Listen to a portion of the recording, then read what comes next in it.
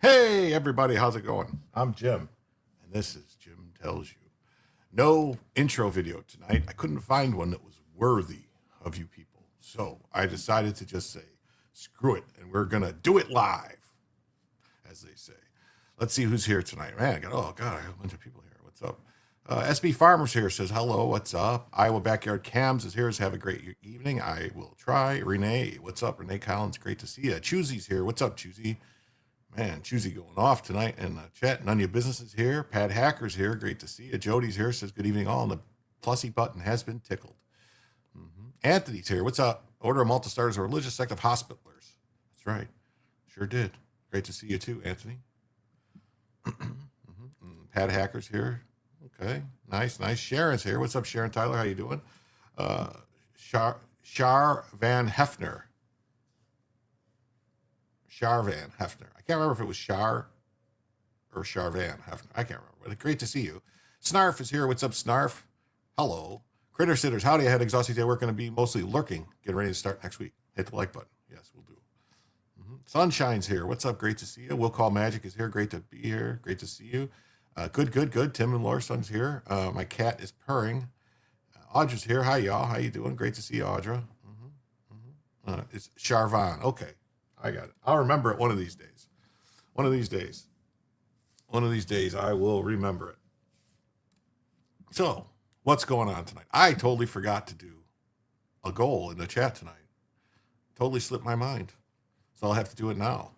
So, as usual with this show, they go about 2 hours, 2.5 hours, unless we hit the goal, which is for every $100 that comes in across all platforms, YouTube, Super Chats, Rumble rants, YouTube memberships or gifted memberships, Rumble gifted memberships or memberships. Or if you notice in the chat, there is a pinned comment in the chat that has a link for PayPal and Cash App and a site called Ko-fi or Ko-fi that someone told me to sign up for. And I've yet to get a single donation on it. So that's strange. But anyway, all donations gets added up. And if we hit $100, I add an extra hour to the show. And for every $100 that comes in, I add an extra $100 to the show. Also, as an added bonus, we have a thing called Bellavision here that if we hit $50 in total donations, we activate Bellavision. Or if any individual donation comes in of $25 or greater, then we activate Bellavision for the evening. And that could be, 5 YouTube gifted memberships. It could be, 5 Rumble gifted memberships. It could be a $25 donation. It could be any number of things. But any of those that come in, we activate Bellavision. And just so everyone knows what Bellavision is, it's here's Bellavision right here. We'll show you real quick. There it is. There's Bellavision. You can see she's off to the side. Let me fix her. Hey, get in your bed. What are you doing?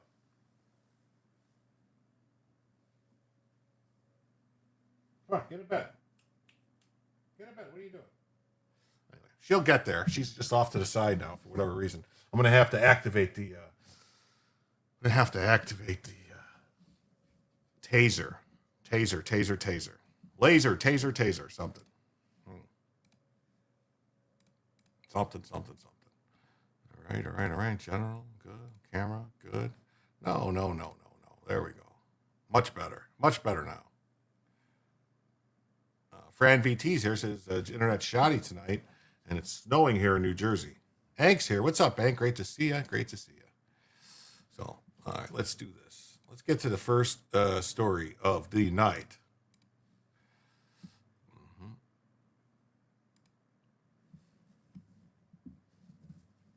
I'm having cord issues again.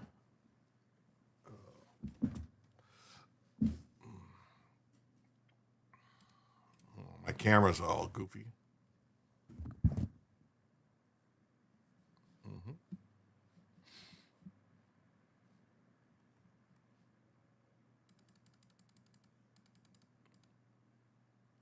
Much better, I think. Right? No? Better? I don't know. I can't get it the way I want it.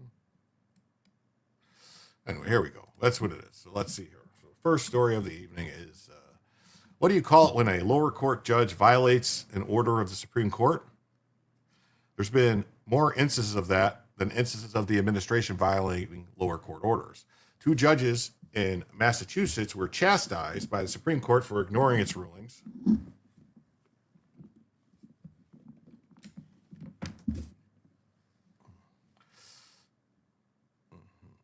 And then you got this. Mike Davis says he's got his latest piece on why Trump-hating Judge Boasberg must be impeached. We're going to get to that in a minute. And then Rep. Klein says we should have impeached Judge Boasberg by now. Pam Bondi says today the Justice Department filed a new mandamus petition against in the D.C. Circuit to stop Judge James Boasberg's lawless activism and defend the POTUS's agenda. Hey, Mama Pillow's here too. Great to see you, Mama. You too, Spuds is here too. Great to see you. Everybody's here. His latest order threatens attorney-client privilege and the separation of powers underpinning our government. All because this administration dared to remove Venezuelan Tren de Aragua terrorists from this country.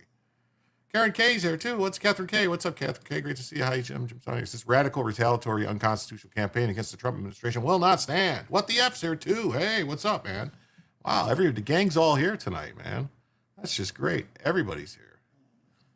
Everybody's here. Please hit the like and subscribe if you haven't already.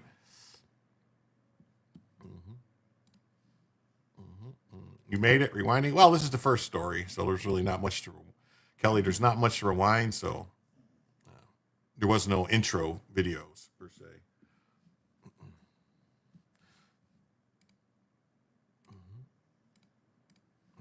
An appeals court halts Boasberg's plan for contempt hearings in the Alien Enemies Act deportation case. Wow. Hey, what's up? On Top Racing's here too.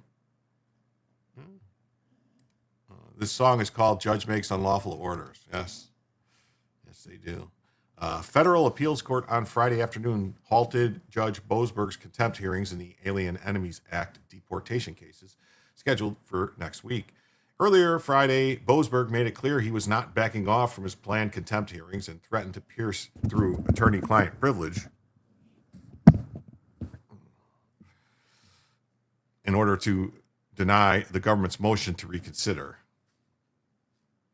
Later Friday, a 3-judge panel on the D.C. Circuit of Court of Appeals temporarily halted his contempt hearings, and Judge Rao and Walker granted administrative stay pending further order of the court. Judge Childs from Biden would have denied the motion for an administrative stay. Oh, hey, and hello from there as well. Great to see you, OTRS Smokehouse.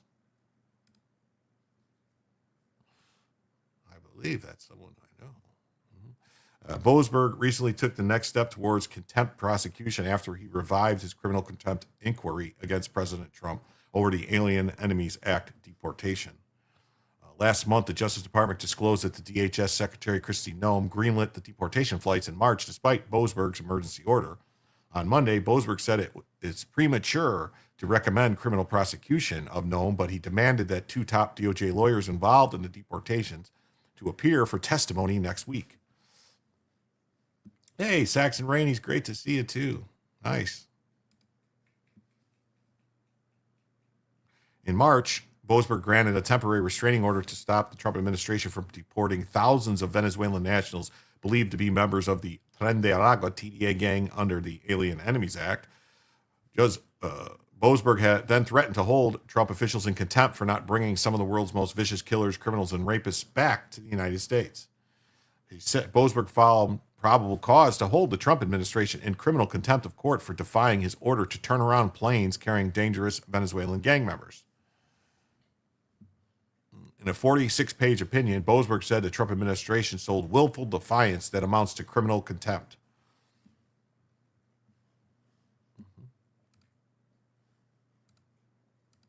Appeals court halts Boasberg's contempt proceedings over deportations. Yeah.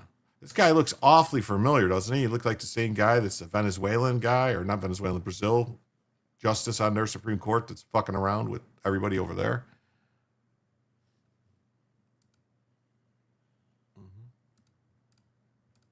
Same thing from the AP Justice Department. Asked appeals court to block contempt inquiry. But they did. And they're also seeking to have him removed from the case. It's a dramatic escalation in the Justice Department's lengthy feud with the judge. Well, who's the one escalating? Is the Justice Department escalating, or is the judge escalating? He was appointed to the bench by Barack Obama, setting the stage for a showdown over the judiciary's power to serve as a check on the administration that pushed the boundaries of court orders. That's actually not the job of the court, is to be a check on the administration. No, it's not their job. If the administration is acting within the rights under the law, that's all that matters. Hey, Pyramid 7's here too. Great to see you, buddy. Yo, thanks for coming by. So let's see this. This is the story that Mike Davis wrote. He says, why Trump hiding D.C. Judge Boasberg must be impeached.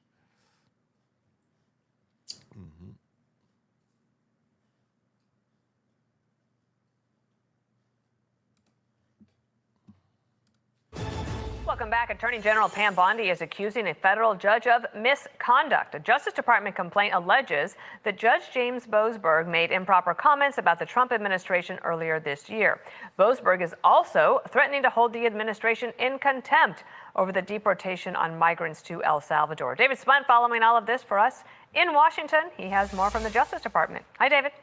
Hi, Dana. Federal district court judges are often not well known nationwide, but when the President of the United States and Attorney General complain about you over and over publicly, well, all bets are off. Last night, Fox News was first to report that at the direction of Attorney General Pam Bondi, the DOJ filed a formal ethics complaint alleging misconduct by U.S. District Court Judge James Boasberg, based in Washington, D.C. Now, he's overseeing a high-profile immigration case stemming from the White House use of the 1798 Alien Enemies Act to deport Venezuelans without court hearings. According to the complaint, DOJ alleges that Boasberg made improper public comments about President Trump at a judicial conference in March in front of the Chief Justice of the United States, John Roberts. It reads, while there, Judge Boasberg attempted to improperly influence Chief Justice Roberts and roughly 24 other federal judges by straying from the traditional topics to express his belief that the Trump administration would, quote, disregard rulings of federal courts and trigger a, quote, constitutional crisis. Attorney General Pam Bondi posting on social media, these comments have undermined the integrity of the judiciary, and we will not stand for that. Now, this is the second time the AG Bondi and the DOJ have gone after district court judges. Earlier this year, DOJ filed a complaint against another federal judge for alleged misconduct in a case challenging the White House policy barring transgenders from serving in the military. We reached out to Judge Boasberg. No comment from the judge or the court this morning, but this complaint will go to one step higher on the Court of Appeals, the chief judge there. Dana? David Spunt at DOJ. Thank you. Cool.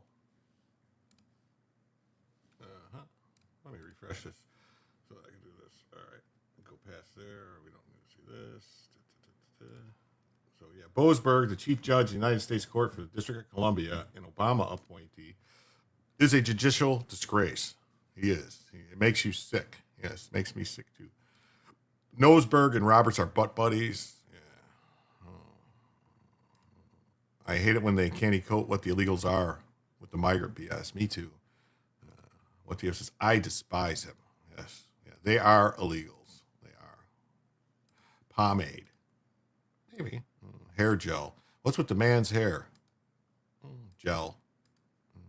Greasy kid stuff. Splooge. Yeah, it could be. Same hair. Men should be bald. Why?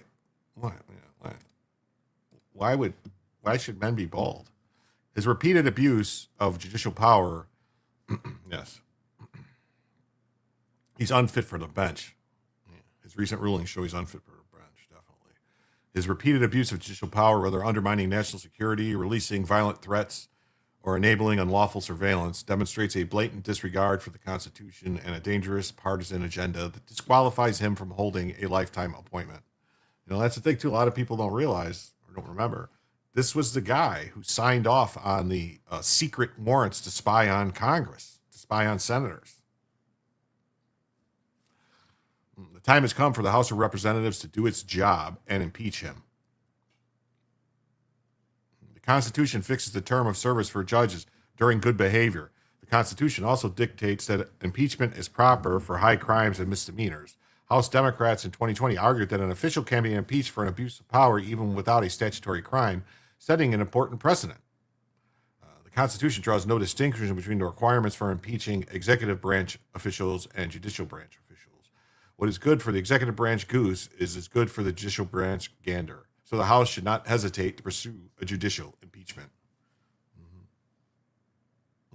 What the F says, it's really nice that you check and acknowledge your chat. Much appreciated. Well, I try. I try to pay attention as much as I can. Congress should take action, definitely. I think it's all part of the show. I think it's part of the whole interaction. You know, the only time I don't is if I could see that they're talking to someone else in the chat, not me, then I'll try to ignore that and not get involved. Chuzi says that multitasking is for almost no one except Jim Tells You, and Vulcans come around the mountain when they come, exiling Knights of Malta and abolish Jesuit order when they come. Yeehaw! Boasberg's first act of misconduct occurred during a judicial conference during the earliest stages of President Trump's second term. Boasberg expressed a view to Chief Justice John Roberts that President Trump would not follow court orders. The president has not violated a court order. Boasberg's claim has no basis and was plainly partisan. Boasberg baselessly told Chief Judge Justice Roberts that Trump wouldn't follow court orders, an unfounded partisan claim that undermines any expectation of impartiality.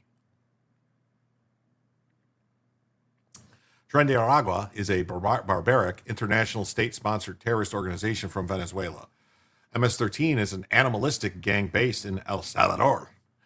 Thousands of these gang members have come to the United States and perpetrated horrific acts of violence, causing death and destruction and mayhem across the United States. In March, the Trump administration deported hundreds of these barbarians to El Salvador, where they were sent to a maximum security prison. Boasberg issued a highly illegal and dangerous order directing the government to turn around planes as they were in international airspace flying over the Gulf of America. In doing so, Boasberg exposed an ongoing military operation and gave an order that could have endangered Americans. Why would we have security in place in the United States to deal with an unexpected influx of hundreds of dangerous terrorists? Because some rabidly partisan judge had illegally opened his courtroom and stunningly attempted to sabotage an ongoing military operation? Rather, the security footprint was in El Salvador. Hundreds of military, intel, and law enforcement officials where the terrorists were expected to land. And there was also a security risk to the personnel on the planes, given that they had a limited fuel supply and were in the middle of the Gulf of America. Boasberg showed a blatant disregard for these serious risks in issuing a highly illegal and dangerous order that he lacked jurisdiction to give. Oh, look at this. Thank you so much, Trumpinator.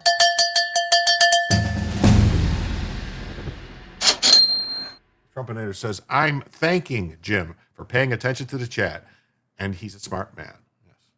I know he said thank you. Thank you so much, Trumpinator. And with that, the first $5 of the evening means that we are now $95 away from the first additional hour of the show, and we are $45 away from Bellavision, which, as you can see, Bellavision is still empty because she's sitting here behind me over here on the rug.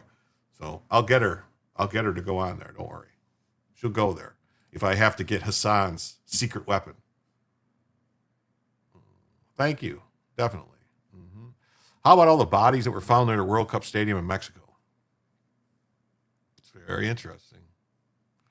Mm-hmm. Unlike the cult leader. Elephant man like cranium. Thank you. Mm-hmm. Tell them Susie sent you. Yeah. Uh-oh. Uh-oh. Wow. 10.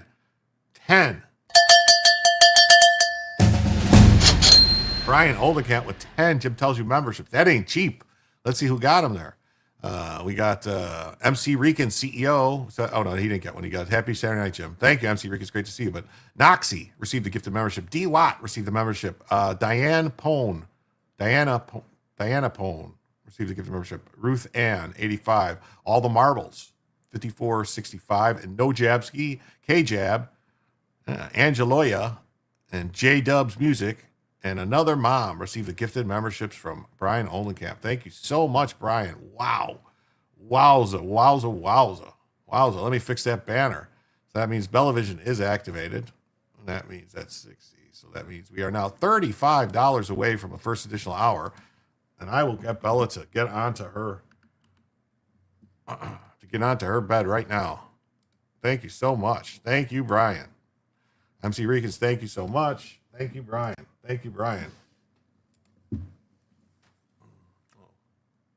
That's my holiday. That's my holiday guy there. We'll do this one. Oh, I like this one better. We'll do this one. Oh. Come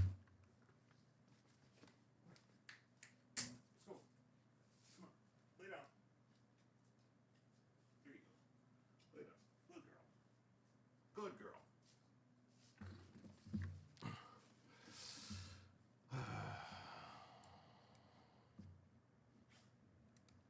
All righty. Thank you. Woo.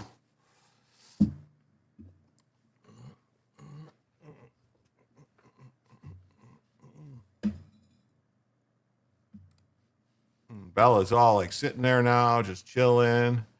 Yes.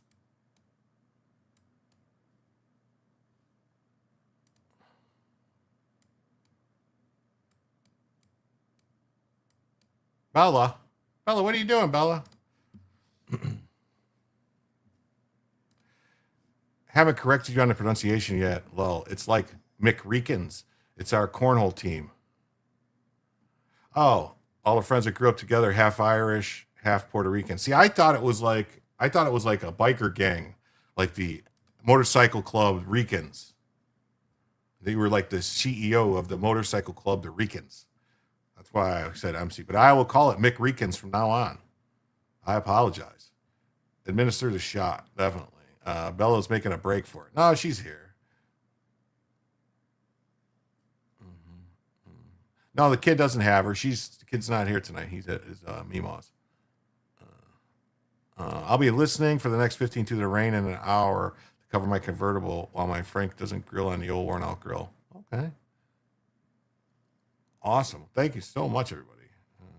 You wish? Okay. Well,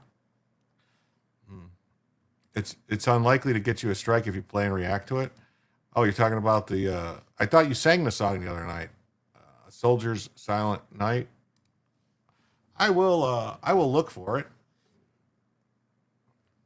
So let's do this first, though.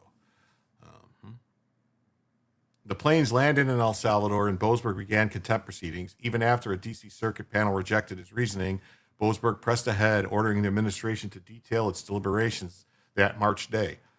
The Justice Department is objecting, asserting that Boasberg is violating the foundational principles of separation of powers by having executive branch officials illegally divulge privileged internal discussions.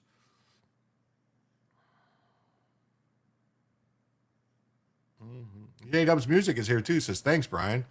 Yeah. Moreover, Boasberg played a key role in Operation Arctic Frost, one of the most dangerous spy scandals in our history as a country. But Biden's special counsel, Jack Smith, who technically wasn't appointed by Biden, he was appointed by Merrick Garland. That's part of the problem why he was not legally appointed, is because it wasn't Biden, it was Merrick Garland.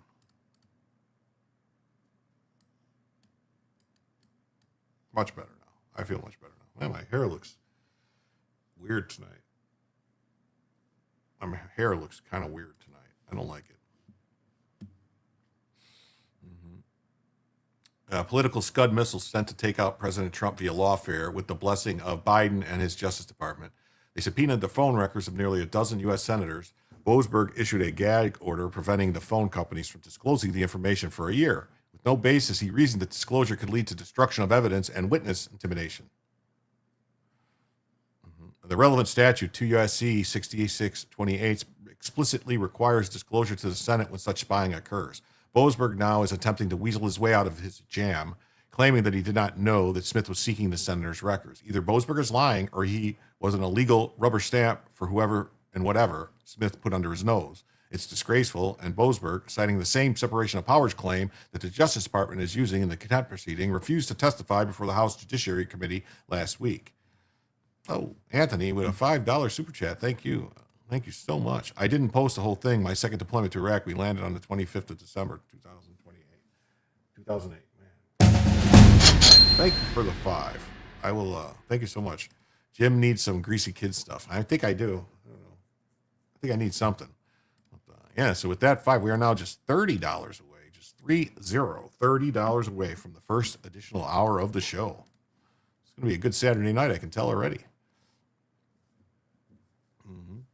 In Iraq. I knew you, when you said your second deployment to Iraq, you landed on the 25th, I kind of knew that meant you landed in Iraq. Finally, Boasberg has shown a flippant concern for the security of President Trump. Nathalie Rose Jones is a deeply disturbed woman. Nathalie Rose Jones, I don't know. She made a social media post threatening to disembowel President Trump. She admitted to the post when the Secret Service visited her. Then Jones attended a protest and was spotted near the White House carrying a knife. Authorities arrested her, and even Democrat-appointed U.S. Magistrate Judge Maxilla Upadhyaya, exercising the most basic level of common sense, ordered her held without bail. Then Boasberg stepped in and overruled Upadhyaya, releasing Jones to go home with electronic monitoring. Hey, Kevin's here. He said, got here late. Did I miss foot picks again? I'm still not over it from last night. No foot picks tonight. What's 6 hours after the shooting? The president of Brown still don't know shit. I mean, I have some of the stuff on that story for later, but I mean,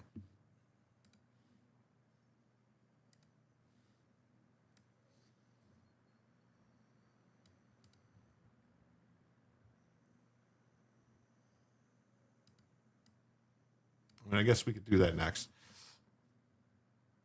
Boasberg has not simply issued ruling to which conservatives disagree. He has engaged in a pattern of impeachment-worthy behavior. Extremely lawless and dangerous partisan rulings that show no signs of ending. He is bolder than ever, refusing to testify to Congress and proceeding merrily along with his absurd contempt vendetta. The House disgraced itself with 2 impeachments of President Trump. It's time for the House to redeem itself by bringing back reason to the impeachment process. Boasberg is more than worthy candidate, and the House should impeach him before they go home for the year. I agree. So let's get this now. This is a little update. A reporter just pummeled the president of Brown University for having no answers on the mass shooting. President, with all due respect, 6 hours after the shooting, and you don't know what was going on in that classroom? How does that happen? Were they taking an exam? Was it a club? I don't know. 6 hours later, you're the president, and you don't know? That's kind of concerning.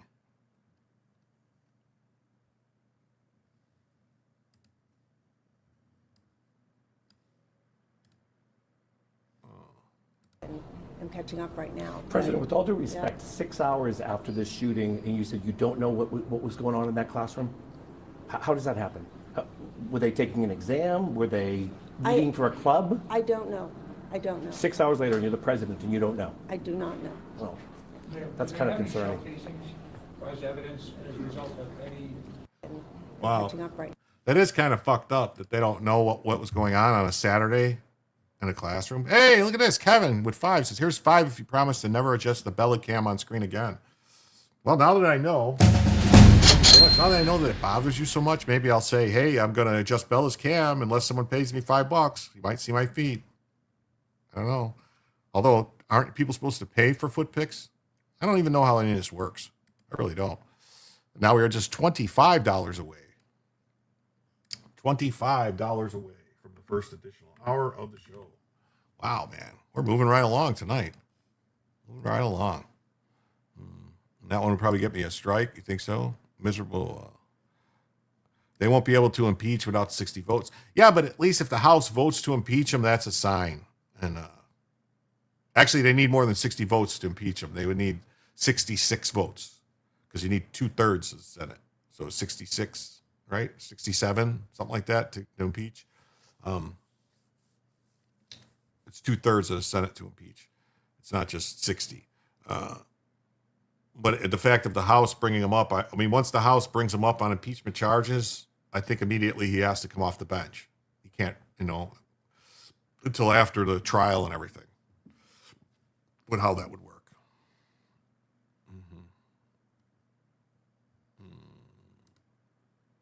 I'm ready for my close-up, Bella. Yeah. Dude said that kind of concerning. Yeah, it's kind of concerning. It's Rhode Island. They were taking final exams. Were they taking final exams? That's fine. Okay. Well, she said she doesn't know. That's the thing that's kind of bothering people. Yeah, pay to adjust is good. You forgot it was 2/3 a great reminder. No problem. My brain is full of all types of useless information. Too many rhinos in the Senate. Yeah. Basically, Democrats is what they are. If Trump gets impeached, I think he'll be gone. Maybe. I don't know. That would be Trump will get Nixon. The war will start. That's the thing is I think there would be too much of an uproar from the people. Like, I mean, look at Indiana. Basically, the whole shit with Indiana.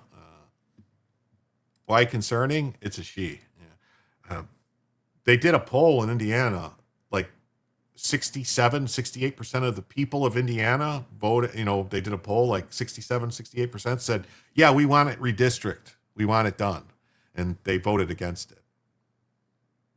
I mean, that's notorious for what Republicans do. The establishment Republicans. Voting the opposite of what the people actually want them to do. Notorious for it.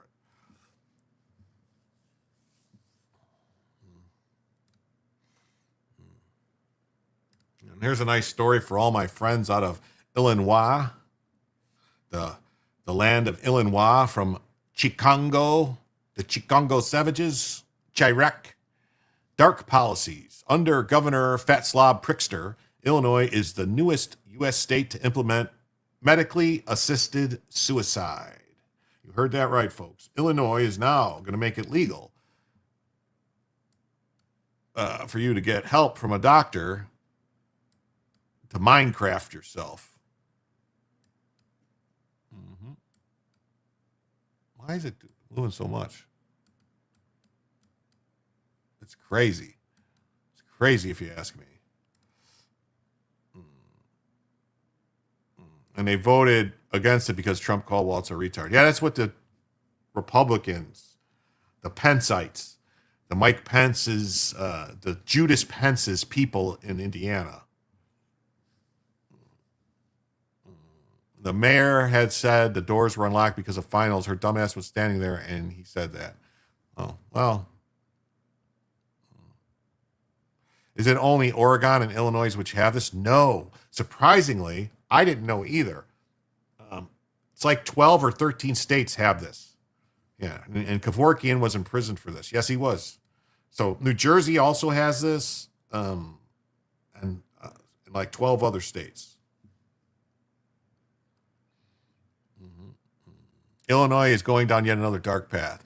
The Democrat governor that Donald Trump calls a fat slob. Hey, I call him a fat slob too. What do you have? Me and Trump have something in common. We both call Prickster a fat slob. Leads a government with a perpetual commitment to death, be it abortion, be it by freeing cold-blooded killers onto the street of his violent state, or be it his new initiative with assisted suicide. Richard says the shooter at Brown was an N-word, obviously. If he was white, you would know everything about him. Generally, that's normally what happens. You know, if it's like it was a white guy, they would have immediately had his picture out there. They would have said, oh, he's connected to the right, and he's this and that, and he's right wing, he's white. Surely enough, as is the case anywhere, the policies are first presented as only for special circumstances, only to quickly be escalated into the context that safeguards aren't even enforced.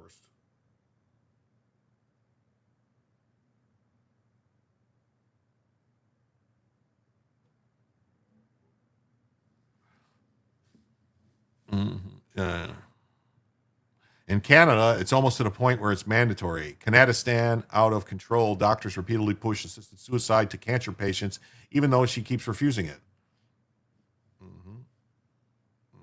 Hey, Karino, what's up? I kicked myself out, couldn't get back in without opening a new window, lol. Oh, I'm sorry to hear that.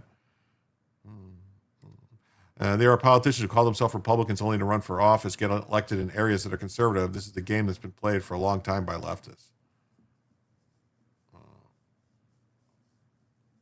What's it say? A Soldier's Silent Night was written by a Marine while deployed, read by a Marine chaplain, and set to the background music of Silent Night. That's a song that should be safe to play. Okay, I'll look for it in a minute. Anthony, if you want to find it, if you find it and you find a clip of it like on YouTube or something and you put it in the chat, I'll pull it up. I hope they arrest Boasberg along with the Comey and the rest of the traitors. It would be nice. Only descriptor given is male, 30 years old. The logical conclusion of government-paid health care, they would rather pay a one-time cost to kill you than treat you. From Wikipedia, 12 U.S. jurisdictions: California, Colorado, Delaware, District of Columbia, Hawaii, Montana, Maine, New Jersey, New Mexico, Oregon, Vermont, and Washington. Well, now add Illinois. Add Illinois to that. Now, in the great white above, 5% of deaths are caused by these progressive policies. 5% of the deaths in Canada are from assisted suicide. 5%. Over 13,000 deaths, even with many hundreds of unreported deaths. It's now legal in Illinois. At the end of Governor Prickster's press release, Weasley language that gives the wrong idea for religious hospitals. In the bill, a Catholic hospital can't fire a doctor who promotes it on site or provides the pills off duty. What?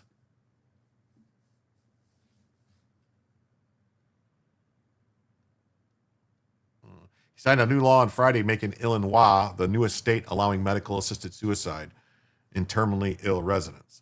Known as Deb's Law, it allows eligible terminally ill adults with a prognosis to live 6 months or less to request a prescription from their doctor that would allow them to die on their own terms. The legislation was narrowly approved by the Illinois Senate in October after the Illinois House passed it in May.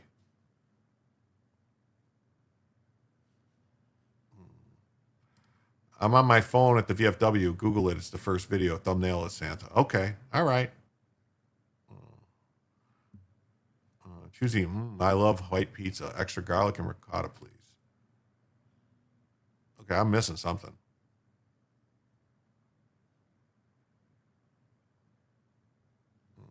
Trumpinator says the Republican Party was infiltrated and taken over a long time ago.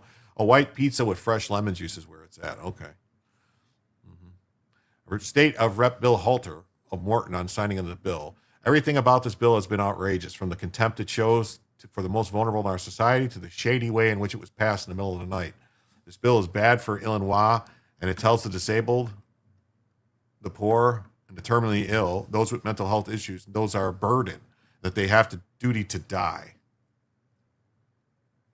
For those who are about to die, we salute you. It's ripe for coercion and abuse by unscrupulous actors. I'm sure that once they kill these people, they're going to harvest their organs, right, to give to other people that have enough money that they don't have to die. Thousands of Illinois physicians, represented by the Illinois State Medical Society, oppose physician-assisted suicide. Physicians have their primary responsibility to preserve life, to heal, and to relieve suffering. First, do no harm. The ancient oath, which has been passed down for generations, has always contained a phrase, first, do no harm. Assisting a patient in killing themselves is fundamentally incompatible with the sacred oath. The bill irrevocably changes the principles, purposes, and practices of medicine in Illinois. They do. That's how they know he was wearing all black and which exit he left through and the direction he went. Oh, so you're talking about the shooter. Okay. Assisted suicide is legal in 12 states, with 8 more considering legislation. I have been deeply impacted by the stories of Illinoisans, or their loved ones who have suffered from a devastating terminal illness, and I have been moved by their dedication to standing up for freedom and choice at the end of life in the midst of personal heartbreak. You know, that's weird, though, because there's the Democrats. This is kind of an aside to talk about this, but I'm going to talk about it. They always make such a big deal about suicides by firearms. You know, like, oh, we got to, just all these people are dying by suicide, so we got to ban the guns. Oh, maybe those, they want a doctor to do it, so why have a doctor if somebody could just do? Does that make sense? Am I on a tangent here? I mean, because when they always bring up the numbers for deaths by firearm deaths, the majority of them are suicides.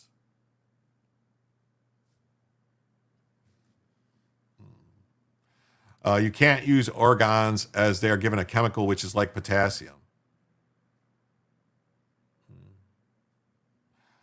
You can't make money when you can't keep them sick.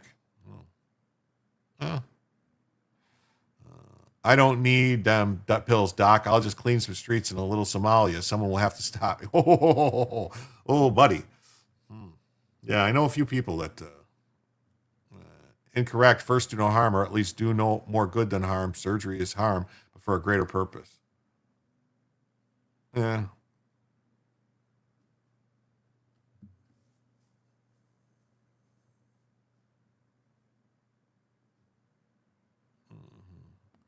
So relatives don't have to clean up the brain matter. Well, I guess I understand that. But no, they just want to get our firearms. That's what I'm saying. They're just using it as an excuse.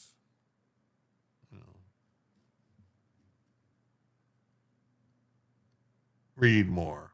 Look at that. Huh.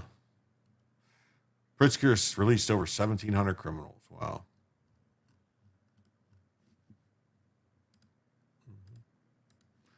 Pritzker approves physician-assisted suicide law for terminally ill patients despite Catholic opposition. No.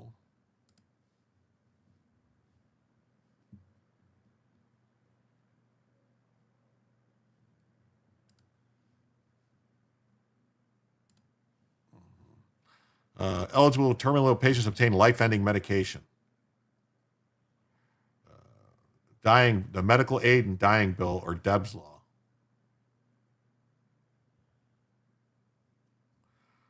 Deb Robertson, a lifelong Illinois resident with a terminal rare illness, the bill is named after her. She knows the end for me could be near, but I'm pleased to have been able to play some role in ensuring that terminally ill Illinois have So this person is still alive, and she wants to die. A Democrat wrote in a news release that legislation would help terminally patients avoid unnecessary pain and suffering at the end of their lives. The ACLU of Illinois applauded the measure. Oh, yeah, ACLU. It's kind of funny because the first, we have, inalienable rights, life, liberty, and the pursuit of happiness. So, I mean, first of all,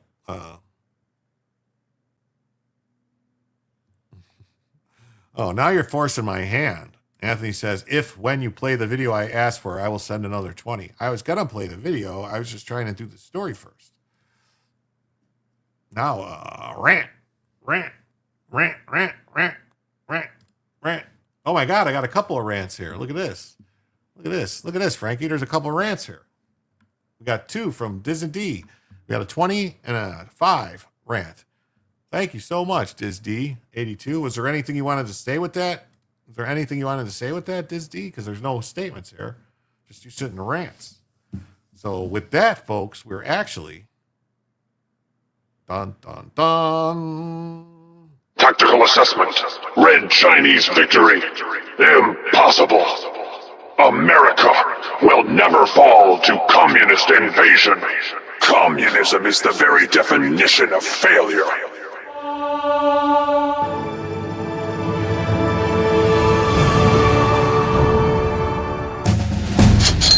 Thank you. With that, we are now hit the goal for the first extra hour of the show, and we are now $100 away from a second additional hour of the show.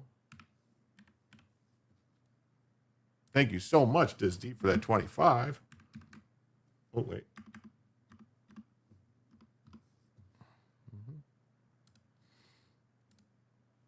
We already got the extra hour. We're only 40 minutes into the show. Just a lurker. Okay. I'm going to play it. And to secure these rights. Okay. I'm going to play it. Just give me a minute here. Anyone remember Logan's Run? The book was way better than the movie was decent. Yeah.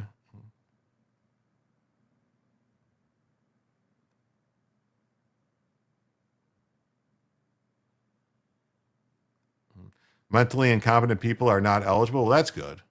That's good. Let's get back to this. While Pritzker's office included a quote from the Chicago Episcopalian minister, Judith Duran, supporting the law. Well, of course, they always get these people that aren't really real reverends or pastors or whatever. They're just like Episcopalian. Other groups, including the Catholic Conference, released statements opposing any legislation that would legalize assisted suicide. Because suicide's a mortal sin, according to the church, according to God. Proponents argue the legislation will end suffering. The Catholic Bishops' Journal wrote in a statement, assisted suicide is not the compassionate solution for those who are suffering. Through palliative care, expanded access to mental health care, and stronger family and community support, providers and families are finding better ways to accompany these people compassionately to truly confer the love for and dignity of each human life. Wow.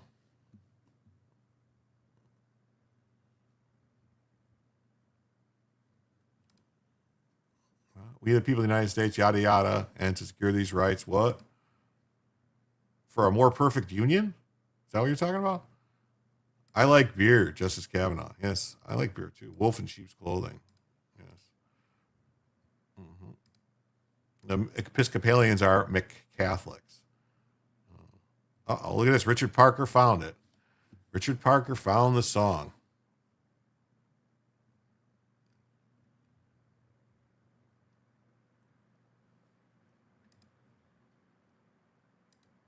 I write the song. So.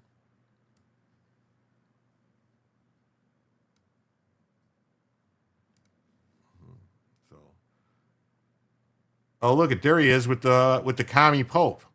Another commie pope. What do you know? Who's the lady all dressed in black?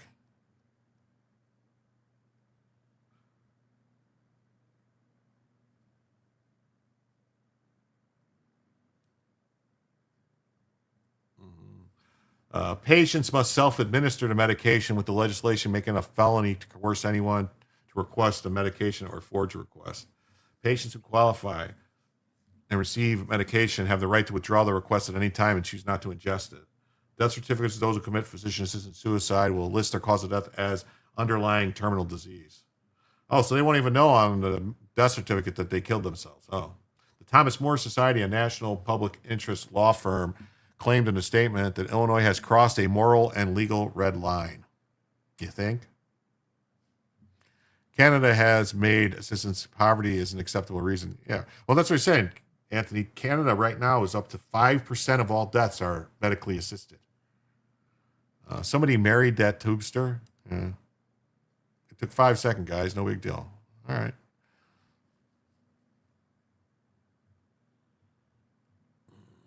While physicians, healthcare providers, and pharmacists are not required to participate, the bill requires physicians who object to assisted suicide on moral or religious grounds to refer patients to providers who are to participate in ending their lives. So this then a doctor's responsibility to refer them. How's a doctor supposed to know? The state is forcing doctors to become active participants and cooperators in patient suicide, no matter if their faith, ethics, or Hippocratic oath forbid it. This is unconscionable coercion, plain and simple. No doctor should be ordered by the government to participate directly or indirectly in a process that deliberately ends human life. I'm on a phone. I couldn't figure out how to get the link. Don't worry, I got it. It's right here.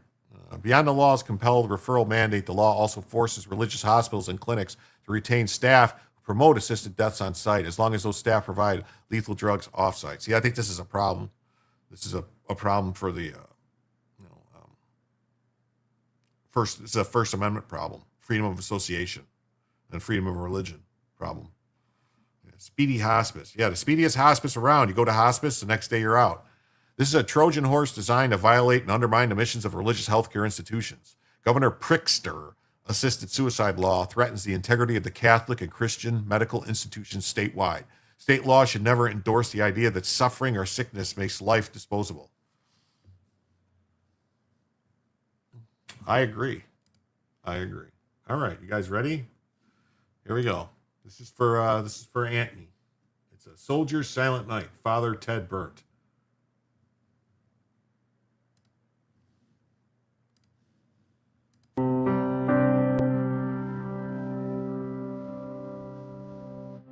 It was the night before Christmas. He lived all alone in a one-bedroom house made of plaster and stone. I had come down the chimney with presents to give, to see just who in this dwelling did live. I looked all around, a strange sight to see. No tinsel, no presents, not even a tree. No stockings on the mantel, just boots filled with sand. On the wall hung pictures of far distant lands. Medals and badges, awards of every kind. A sobering thought came alive in my mind. This house was different. It was dark, it was dreary. I had found the home of a soldier. I could see that most clearly. The soldier lay sleeping, silent, alone, curled up on the floor in this one-bedroom home. His face was so gentle, the room in such disorder, not at all how I pictured a United States soldier. Was this the hero of whom I'd just read, curled up on a poncho, the floor for a bed? Then I realized the other families that I saw this night owed their lives to soldiers who were willing to fight. In the morning around the world, children would play. Grown-ups would celebrate a bright Christmas day. But they all enjoy freedom each month of the year because of soldiers like the one lying here. I couldn't help but wonder how many lay alone on a cold Christmas Eve in lands far from home. The very thought brought a tear to my eye. I dropped to my knees. I started to cry. The soldier awakened. I heard his rough voice. "Santa, don't cry. This life is my choice. I fight for freedom. I don't ask for more. My life is my God, my country, my core." The soldier rolled over and drifted asleep. But I couldn't control it, and I continued to weep. They kept watch for hours, so silent and still, as both of us shivered from the cold night's chill. I didn't want to leave him on that cold, dark night, this guardian of honor, so willing to fight. Then the soldier rolled over, with a voice soft and pure. He whispered, "Carry on, Santa. It's Christmas Day. All's secure." One look at my watch, I knew he was right. Merry Christmas, my son. May God bless you this night.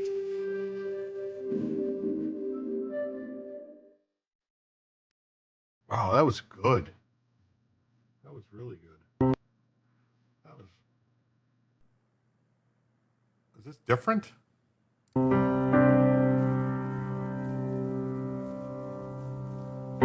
It was the night before Christmas. Oh, this is just a different one, right?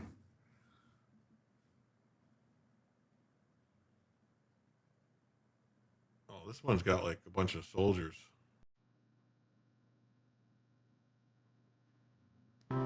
He lived all alone in a one-bedroom house made of plaster and stone. I had come down the chimney with presents to give, to see just who in this dwelling did live. I looked all around, a strange sight to see. No tinsel, no presents, not even a tree. No stockings on the mantel, just boots filled with sand. On the wall hung pictures of far distant lands. Medals and badges, awards of every kind. A sobering thought came alive in my mind. This house was different. It was dark, it was dreary. I had found the home of a soldier. I could see that most clearly. The soldier lay sleeping, silent, alone, curled up on the floor in this one-bedroom home. His face was so gentle, the room in such disorder, not at all how I pictured a United States soldier. Was this the hero of whom I'd just read, curled up on a poncho, the floor for a bed? Then I realized the other families that I saw this night owed their lives to soldiers who were willing to fight. In the morning, around the world, children would play. Grown-ups would celebrate a bright Christmas day. But they all enjoy freedom each month of the year because of soldiers like the one lying here. I couldn't help but wonder how many lay alone on a cold Christmas Eve in lands far from home. The very thought brought a tear to my eye. I dropped to my knees. I started to cry. The soldier awakened. I heard his rough voice.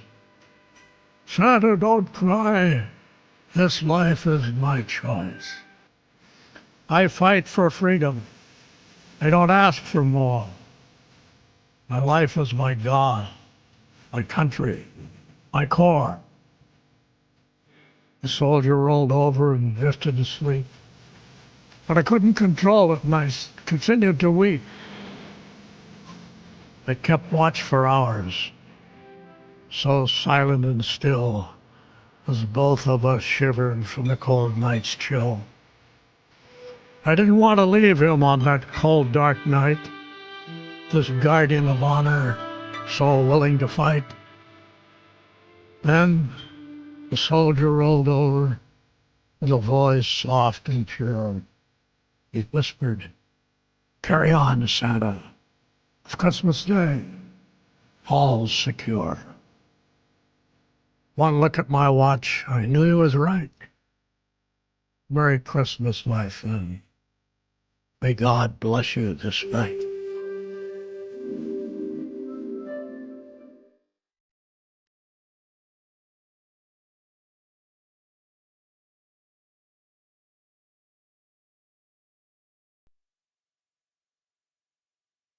Sorry, I was muted.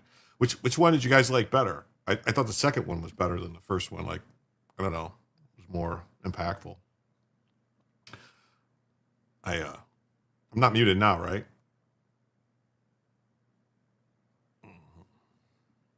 Anthony, you didn't have to do all that, man. You didn't have to do. Thank you so much, but you didn't have to do this along with the 5 gifted memberships earlier. With the 5 gifted memberships from Anthony earlier. Let's see who got those. It was Rachel Nelson received a gifted membership. Sylvia's 7-Eleven, Mr. Salty, Isaiah H, Sunshine. No, you didn't. I'm sorry. It was. How does that do that? Redeemed Patriot, and then he came in with another 20, which was completely completely unnecessary to come in with another 20. Instagram is disconnected? What? But thank you so much for the other 20. I appreciate it. That's yeah. It's where's something else I wanted to bring up.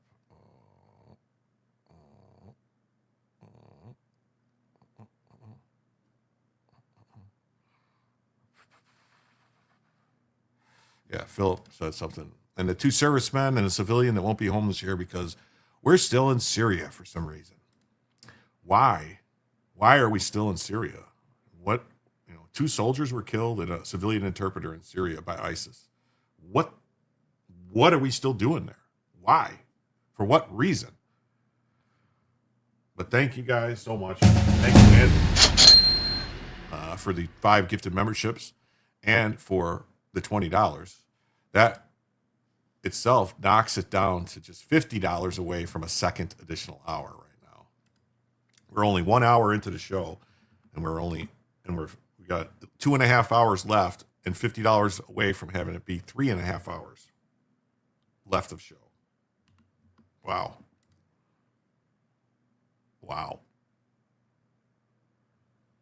Thank you guys. Thank you all. And to all my brothers out there who served, thank you for your service.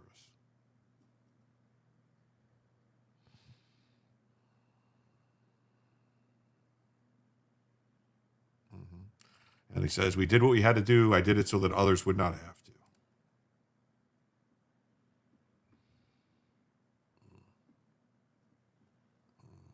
Chevron, I think, Jim. You're talking about Chevron oil? Oh, the oil. Okay, that's why we're still in Syria, Chevron. Yeah, all gave some gave all.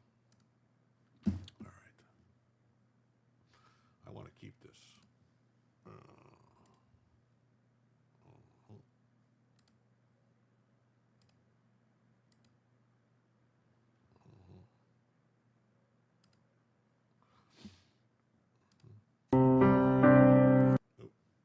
want to keep this one too.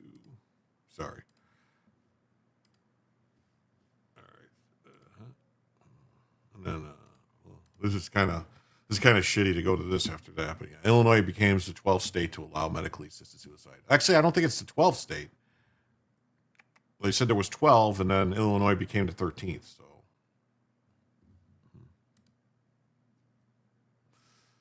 On to this story. Trump administration says that sign language services intrude on Trump's ability to control his image. So a couple weeks ago, there was a ruling because they kicked the American Sign Language people out. They didn't want them standing next to Trump signing whenever he's talking. They wanted one of these people there at all times. Whenever Trump talks to the camera, he's got to have a sign language person there. And he said, no, I don't. That's ridiculous. Why would I have to have a person there?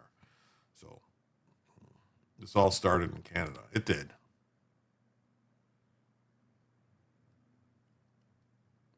The Trump administration is arguing that requiring a real-time American Sign Language interpretation of events like White House press briefings would severely intrude on the president's prerogative to control the image he presents to the public. Part of a lawsuit seeking to require the White House to provide the services. Department of Justice attorneys haven't elaborated on how doing so might hamper the portrayal President Trump seeks to present to the public. It's not not for a judge to decide either, really. But overturning policies encompassing diversity, equity, and inclusion have become a hallmark of the second administration. Starting with its very first weeks back in the White House, the National Association for the Deaf sued the Trump administration in May, arguing that the cessation of American Sign Language interpretation, which the Biden administration had used regularly, represented denying hundreds of thousands of deaf Americans meaningful access to White House's real-time communications on various issues of national and international import. Yeah. Hey, how about the black lady that did the fake sign language? Well, yeah, that's the thing. Obama had sign language people, and they all turned out to people that were just going. And they weren't actually doing sign language. It was a fucking scam because nobody knew what they were doing.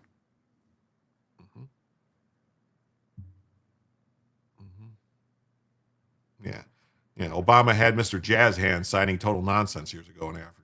Yeah. Exactly. That's what I'm saying. You know,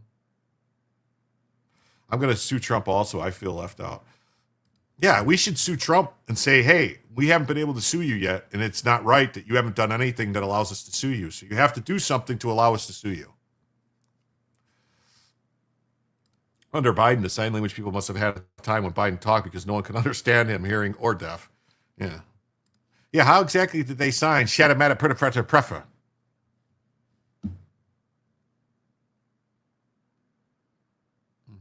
In June, court filings opposing the association's request for a preliminary injunction, attorneys for the Department of Justice are required to provide sign language interpretation for news conferences which serially intrude on the president's prerogative to control the image he presents to the public. Also, writing that the president has the prerogative to shape his administration's image and the messaging that he sees fit. He hasn't deported enough people, so let's sue. Oh, maybe we should sue him and say he's got to deport more people. We could do that. Too bad we don't know a lawyer. Oh, look at this. The U.S. labels Maduro-tied Cartel de las Solas a terror organization. It's not a cartel per se. So this is the AP saying it's not really a cartel. Yeah, we have closed captioning nowadays. Sign language is retarded. Yeah, I know that they can watch the Daily Moth. Yeah. Andrew. Oh, yeah, Andrew would be great at it. Here's the thing. I don't know. I've heard people claim that some people learned sign language and never learned how to read. You know, if they can't actually read, they read that they don't know how to read. I've heard that. I don't know if it's true or not. I don't know.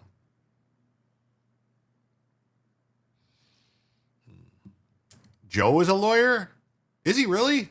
I didn't know that, Salty C. Would you think he'd sue anybody about Trump ever? Like he'd file a lawsuit about Trump? This is a joke. I know he did. Government attorneys also argued that it provides the hard of hearing or deaf community with other ways to access the president's statements like online transcripts or closed captioning. The administration has also argued that it would be difficult to wrangle such services in the event that Trump spontaneously took questions from the press rather than a formal briefing. See, Mama Pillow says that sign language is useful for my autistic grandson. He's mostly nonverbal. He's learning to read and write still.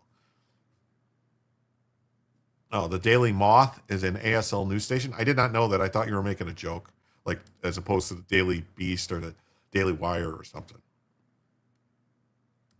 Yes, he's a. Oh, okay, I get it now. Oh, now I get it. Now I get it. Let's sue the folks that are suing Trump. In their June filing, government attorneys questioned if other branches of government were being held to the same standard if they didn't provide the same interpretive services as sought by the association.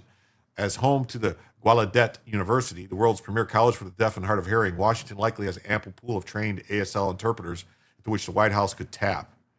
Muriel Bowser has made ASL interpretation a mainstay of her appearances, including a pair of interpreters who swap in and out. Check out the what? I don't know what that is. What's going on? Am I missing something?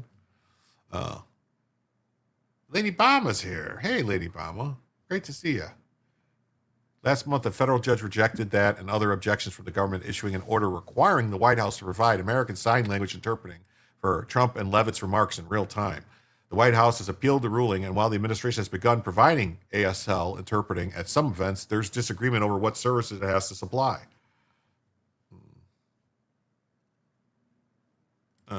My friends started credit classes in sign language in Florida in the 90s. I don't have any, that's the thing is, the Daily Moth also does sports news. That's awesome. I don't have any problem with the people doing the sign language. I mean, I understand what he's saying, but maybe what they should do is I have a compromise, and maybe this would work.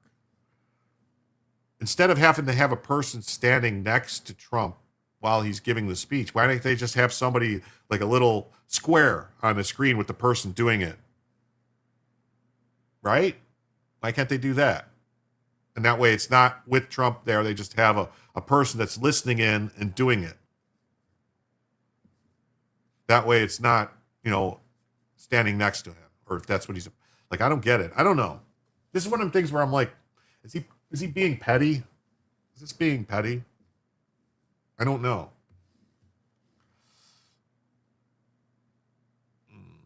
Obama says, I feel that the suing is wasting my tax dollars, so I don't see why not.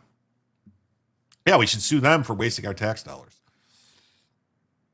On his first week back in office, Trump signed a sweeping executive order putting a stop to diversity, equity, and inclusion programs across the U.S. government, which that's what we voted for, and putting his own imprint on the Pentagon. Defense Secretary Pete Hegseth in January issued an order stating that DE policies were incompatible with the department's mission, which is, I dated a deaf girl for a few weeks in my younger days. I don't sign. You're exactly right, Jim. This week, Marco Rubio ordered diplomatic correspondence to return to the more traditional New York Times font. Yeah, they made a big deal about this, and I don't understand why. They changed from Calibri to New York Times, to Times New Roman font, whatever it is. I don't know what's the big deal. Argued that Biden's 2023 shift to the sans serif Calibri font has emerged from misguided diversity, equity, and inclusion policies produced by the predecessor. They probably had mistranslation ASL. Why don't they just hire a Magna sign interpreter? Maybe. Interpreters can be distracting. So Meg Kennard covers national politics for the Associated Press.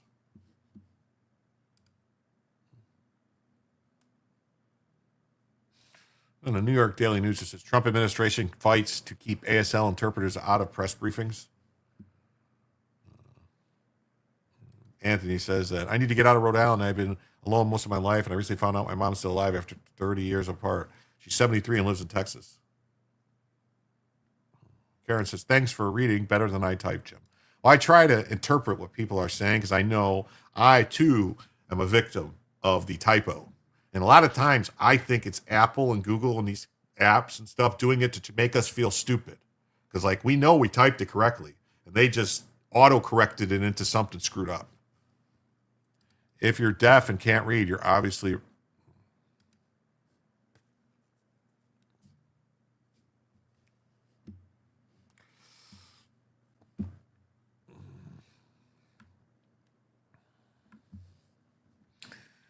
they're going to keep fighting for this. And then the Department of Justice argued allowing them would severely intrude on his prerogative. So we'll see.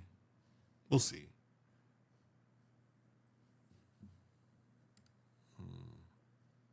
Politico just says, White House ASL interpreters intrude on Trump's image. Okay. Now on to Indiana. Says, but I was told that Indiana Republicans did not want redistricting. Yet, I think we all knew it was a complete lie and that Indiana Republicans wanted to give Democrats 2 free seats. Primary those Republicans over the next few years. Thank you. Here's a poll. 67% of Indiana Republicans said that they would be less likely to reelect their state senator if that legislator voted against redistricting. What? You can't say it's so they're going to be less likely.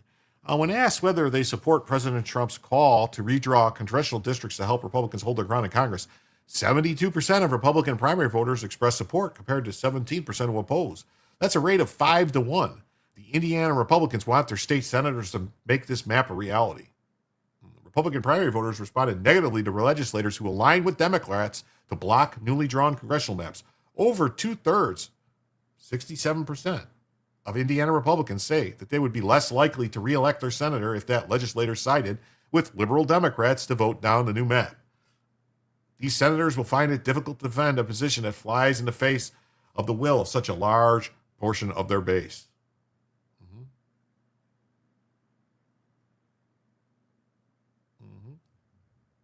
Look at these are the people. This guy Bray has only 11% favorable rating. The president pro temp of the Senate. You got Banks, Young, 46, Braun, Daniels, Trump, 82%. Oh, wow. It's almost like, wow.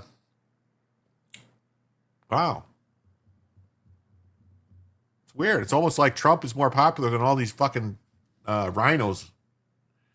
They should have asked about Pence. Because, Mike Pence is from Indiana, and these are his boys who are resisting. That's right. That's who it is. It's Mike Pence. This is Mike Pence's last Judas move against Trump. Uh-oh. Be right back. Just heard a weird sound outside my house. It alerted the dog, so it's got to be something. Well, don't go out there unprepared, is the word I will use. Be prepared. Oh, yeah. Grab your piece first. Always. Okay. Be prepared. I get furious when I'm doing voice to text and I say because and cuz shows up instead. Oh, God.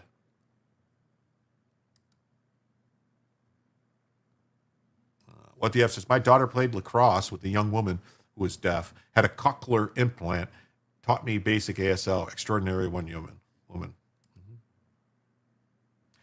They should not have the delete button next to the send button.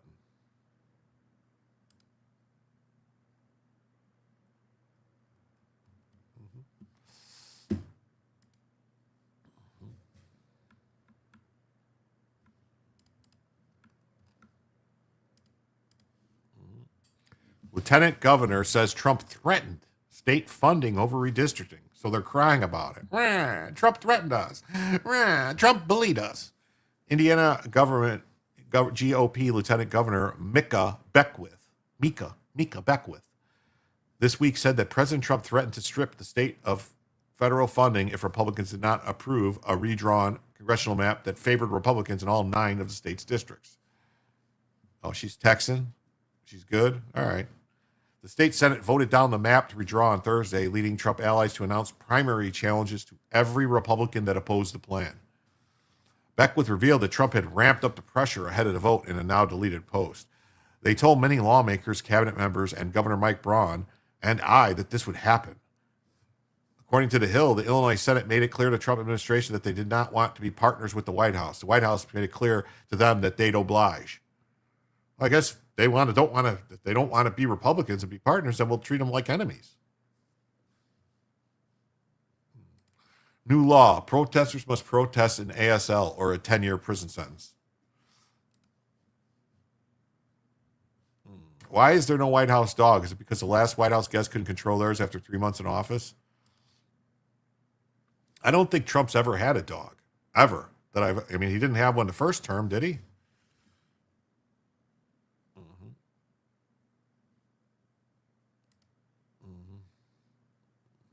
Hail, teaching sign language is great for all.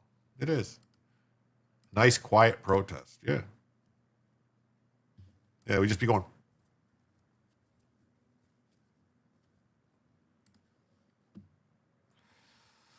Several Republican-led states have moved to redraw their congressional maps amid pressure from the Trump administration to give the GOP an edge in the 2026 midterms. Flooding Indiana with libs from Illinois and Louisville. Indiana's always been a weird place, man. Trump likes cats. Dog rule. The redistricting, a proposal that had the support of Governor Braun and cleared the State House, it did not secure enough support in the Senate.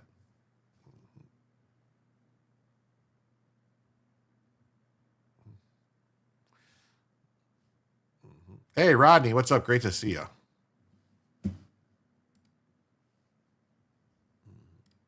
We got this story from Politico, or the Real Clear Politics, I think, right? Yeah.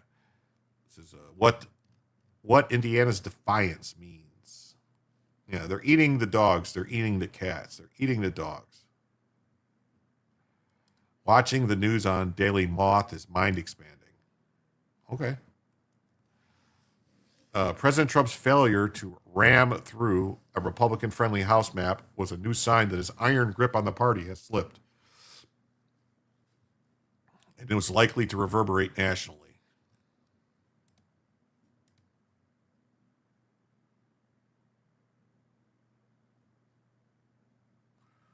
Huh.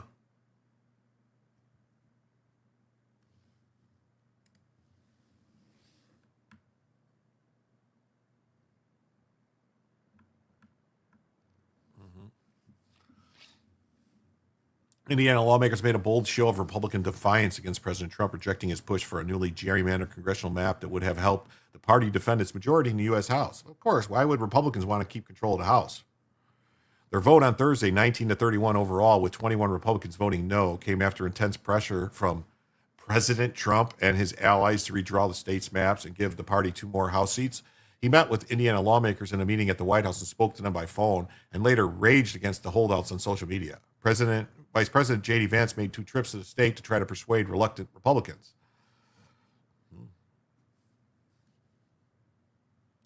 Trump had a parrot, but it told all the girls they were piggies, so he gave it to Kristi Noem to deal with. Don't they learn? I don't know, man. Someone's going to have to learn them. Now the failure of President Trump's gambit in the deep red Indiana is likely to reverberate around the country as the party head into the 2026 midterm elections. Here are 6 takeaways from the vote, its national implications, and what comes next. More Republicans are daring to cross Trump. They're not crossing Trump, they're crossing the voters, the people. You have to use closed captioning for Daily Mouth News, just like any other foreign language.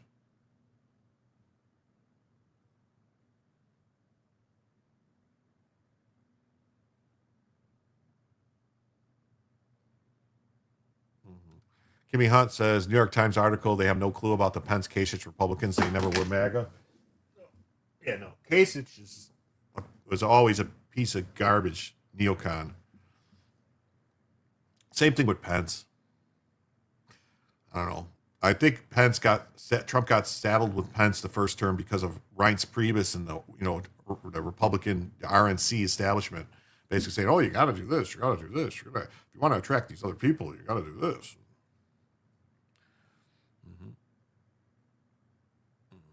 Defections have been rare for much of Trump's decade-long reign over the Republican Party. When they occurred, retribution came swiftly, public condemnations, often a primary challenge, then party exile. Still going to happen. I hate to break it to these people. They're going to get exiled. Just like Reagan got saddled with Bush. Yeah. Bush was the head of the CIA. Bush was going to, basically, Bush, they tried to make a convention fight over that. And by Reagan taking Bush as the vice president, it stopped the convention fight. In Congress and across conservative media sphere, cracks within the president's MAGA movement had appeared on the issue after issue, including the Epstein files, military action in Venezuela, healthcare, tariffs, and redistricting. Well, I got to disagree with you there. There's no crack in the MAGA base on the Epstein files. We don't give a fuck, really. If anybody did anything with Epstein, get the information out there and arrest them. Arrest Bill Clinton now. That's my thoughts.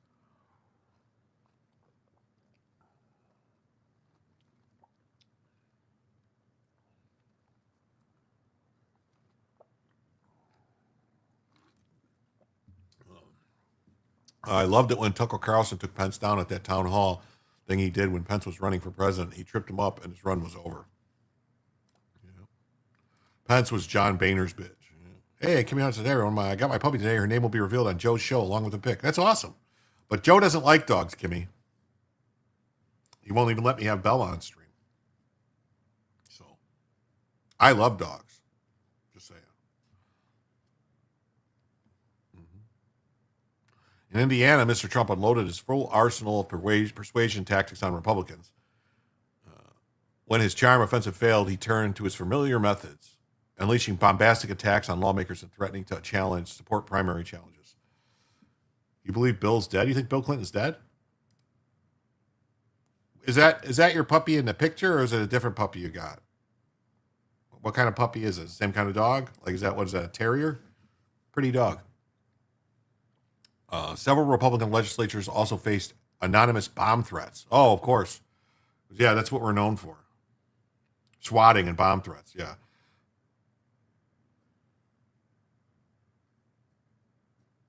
Speaking of reporters in the Oval Office, President Trump downplayed the results, saying, "We won every other state," and added that he hoped Roderick Bray, the Senate President pro tem who opposed the redistricting, would lose in his next primary.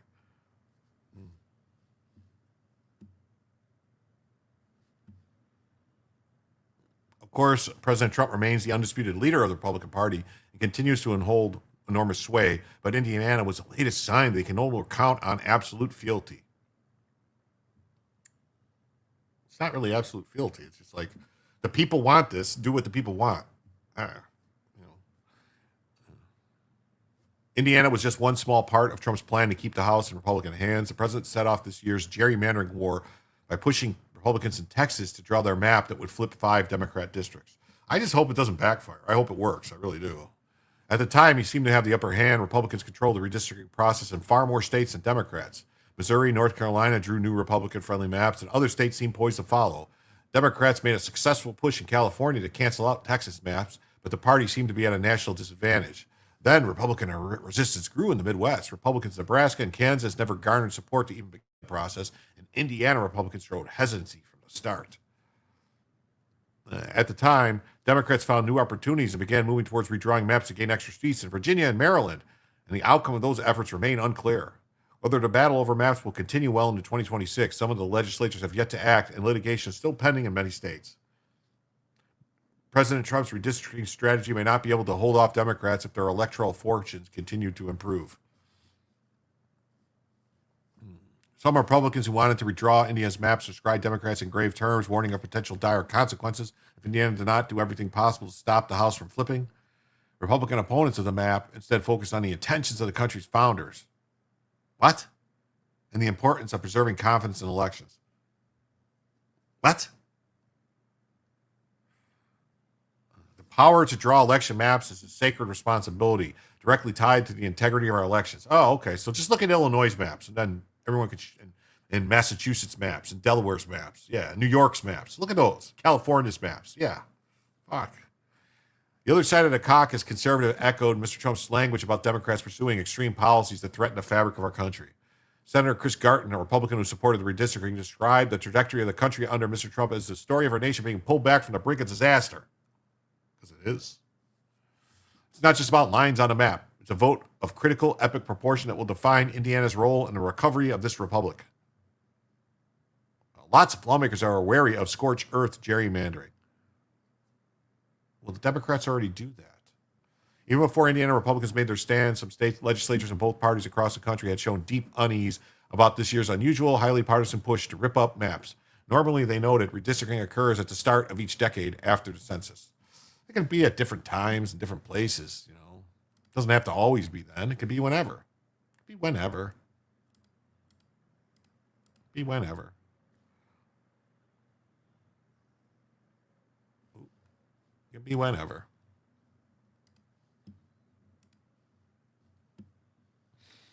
It can be whenever.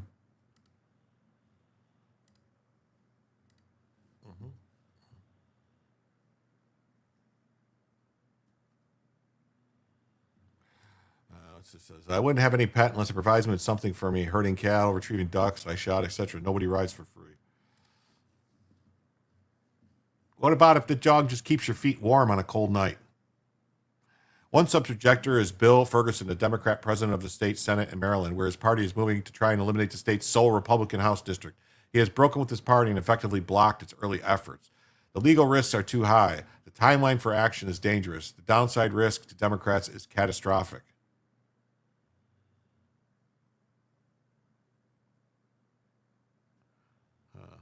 In Kansas, several Republicans refused to support a special session. I would rather just stand on principle and stand on my morals and ethics. Oh, that's great. Morals and ethics. Have the morals and ethics when they're carting you off to the gulag. I want to be able to look myself in the mirror and sleep at night. Drawing a new map requires a tricky political calculus, and it can create dangers for a party. This year, Republicans have generally tried to ensure that President Trump won by at least 10 percentage points in 2024 in every district they draw to be theoretically safe for them. I don't even think 10 points is enough in some of them. So. Oh, Anthony says, sorry, I'm a bit upset tonight. I hope you understand. I mean well. I often feel misunderstood, which is why I sometimes repeat things and go overboard. I hate when songs are too repetitive. No, you're fine, Anthony. We love you here. We're glad you're here. Sail, the power of wind. Cool. I have a dog that provides other family members with affection, allowing me the ability to ignore them so I can do my own thing. Well, that works. What's up, ID Crisis? Great to see you. Yep, it's all good, Anthony. You're good. You are amongst friends. Democrats had an especially strong year of election results with unexpected margins of victory in New Jersey and Virginia governor races and strong showings in special elections. In New Jersey, Hispanic voters who had drifted towards President Trump in 24 appeared to snap back towards the demon rats.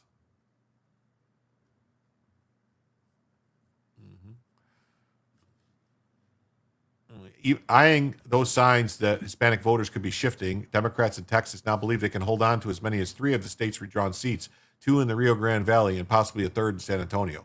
In Indiana, Mr. Bray, the Senate President pro tem, has echoed those concerns as part of his opposition, fearing both the narrower margins in the new districts and a drop-off in Trump voters without the president on the midterm ballot. And that's always a risk. It really is. Hey, look at this. We got Kimberly Campbell says Indiana was going to redistrict, but the loonies on the left called them with death threats. One Republican is actually resigning because of it. Wow. Thank you for that $5. And with that $5, now we are just $45 away from a second additional hour of the show. Just $45 away. Thank you so much. Wow. Thank you. Just like Terry says, Anthony, don't apologize. We are all friends here. All are welcome. Thank you, Kimberly. While Trump allied Republicans in the House in Indiana had hoped to end up with a 9-0 advantage, if you really got too cute, you could find yourself at 6-3. Oh. Hanging over national redistricting arms race is a pending decision from the Supreme Court on the fate of a key provision of the Voting Rights Act. During oral arguments, the court's conservative justices appeared poised to weaken the provision, which effectively bars racial discrimination through legislative lines or voting practices. Such a decision could lead to an expansive round of redistricting that would significantly benefit Republicans. An analysis by the Times found that Democrats would be in danger of losing a dozen majority-minority districts across the South. The districts should just be, they should just, in my personal opinion, there shouldn't be any fancy drawing. There should just be like, here's the state, start in the top left corner and work your way this way until you get enough people. That's a district. Then you go, work your way, get a person, bump, bump. It should be normal looking shapes. That's it. And then whatever happens, happens.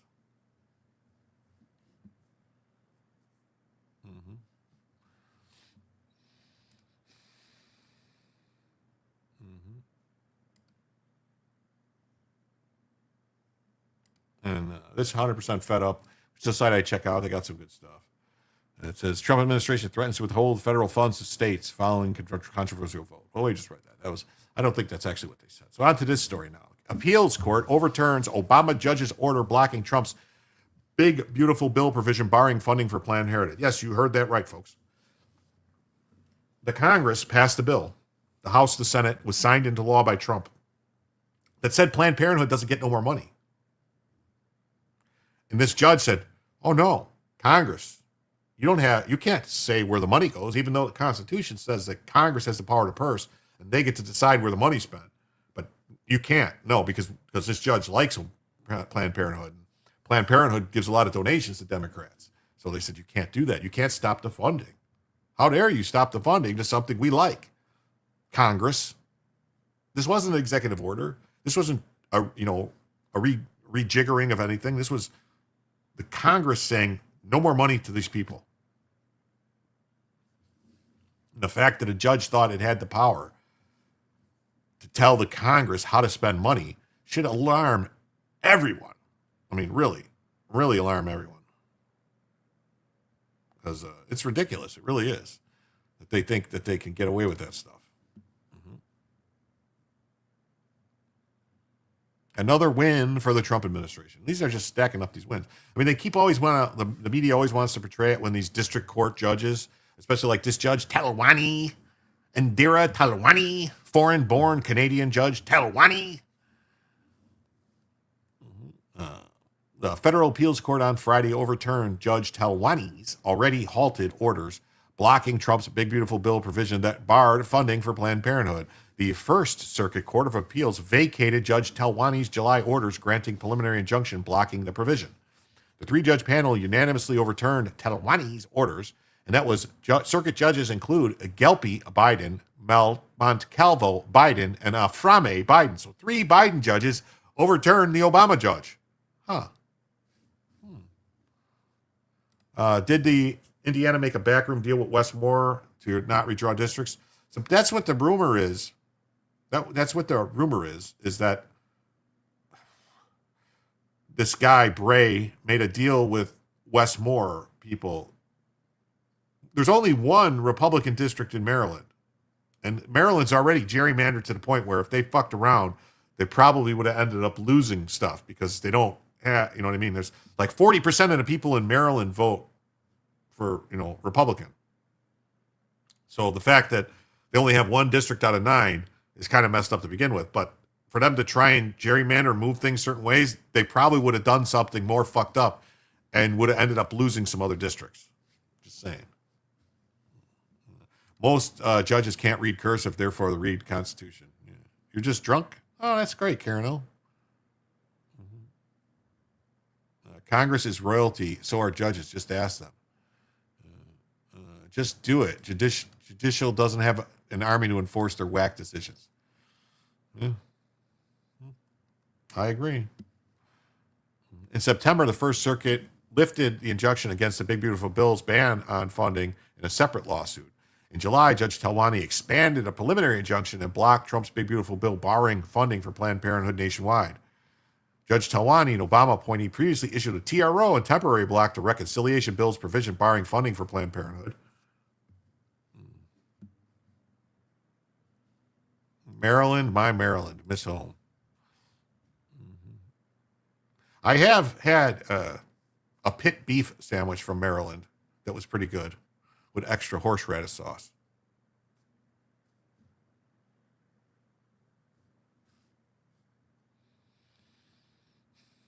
Planned Parenthood previously sued the Trump administration over its funding cuts written into the newly passed reconciliation bill. It's a law. It's a law passed by Congress.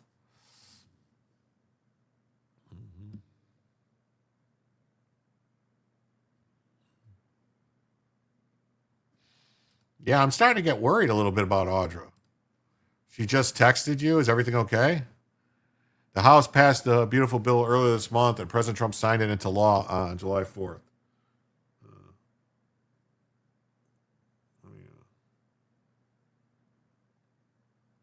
Crabs.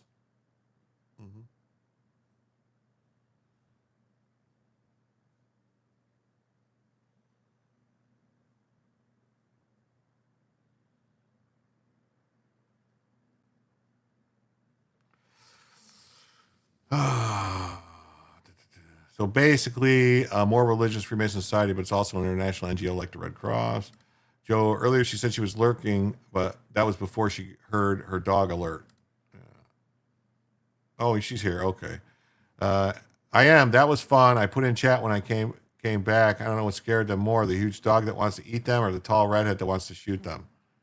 Oh, wow. Okay. Everyone deserves access to high-quality, affordable health care. That's what we've been fighting for the last century, and we've never stopped since the president of Planned Parenthood, except for the babies they murder. Just saying. We'll be suing the Trump administration to stop this unlawful attack. See you in court. She already checked in. Her black dog ate someone's ass, and all is well. Okay.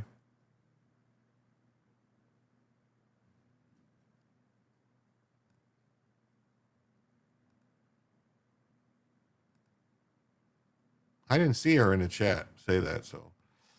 Oh, there it is. Oh, there it was. Mazikeen is pure black and you can't see her, so surprised. Needless to say, they won't be back. Okay, didn't see that.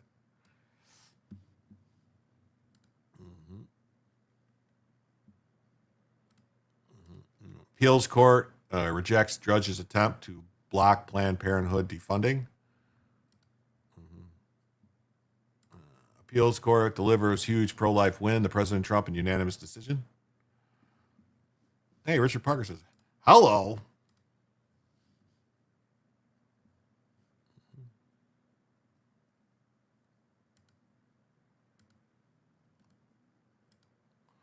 All right, here we go. Let's talk about some smellias. So the smelly community has been engaged in massive systemic fraud against American taxpayers for years. The scope of this fraud eclipses anybody's worst nightmares. It could very well end up being the greatest financial fraud scandal in American history. Yes. He's right about one thing. It's not brand new. The Somali community has been engaged in massive, endemic, systematic fraud against the American taxpayer for years. We're going to discover ultimately, and we are in the throes right now of a full-throated, all-hands-on-deck federal investigation, is that the scope, scale, size, and sheer magnitude of the fraud eclipses anybody's worst nightmare. Look, according to official government records, 90% of Somali households with children are on federal welfare. The real number is probably 100% because federal records always undercount. So you're talking about a population that has been imported into Minnesota in which virtually every single member of that population is receiving welfare from the federal government. This could very well end up, Laura, being the greatest financial fraud scandal in American history. He's right about one thing. It's not brand new. The Somali community has been engaged in... Wow. That's crazy, right? Because the Treasury, IRS are going to crack down on the smelly community fund transfers. That's right.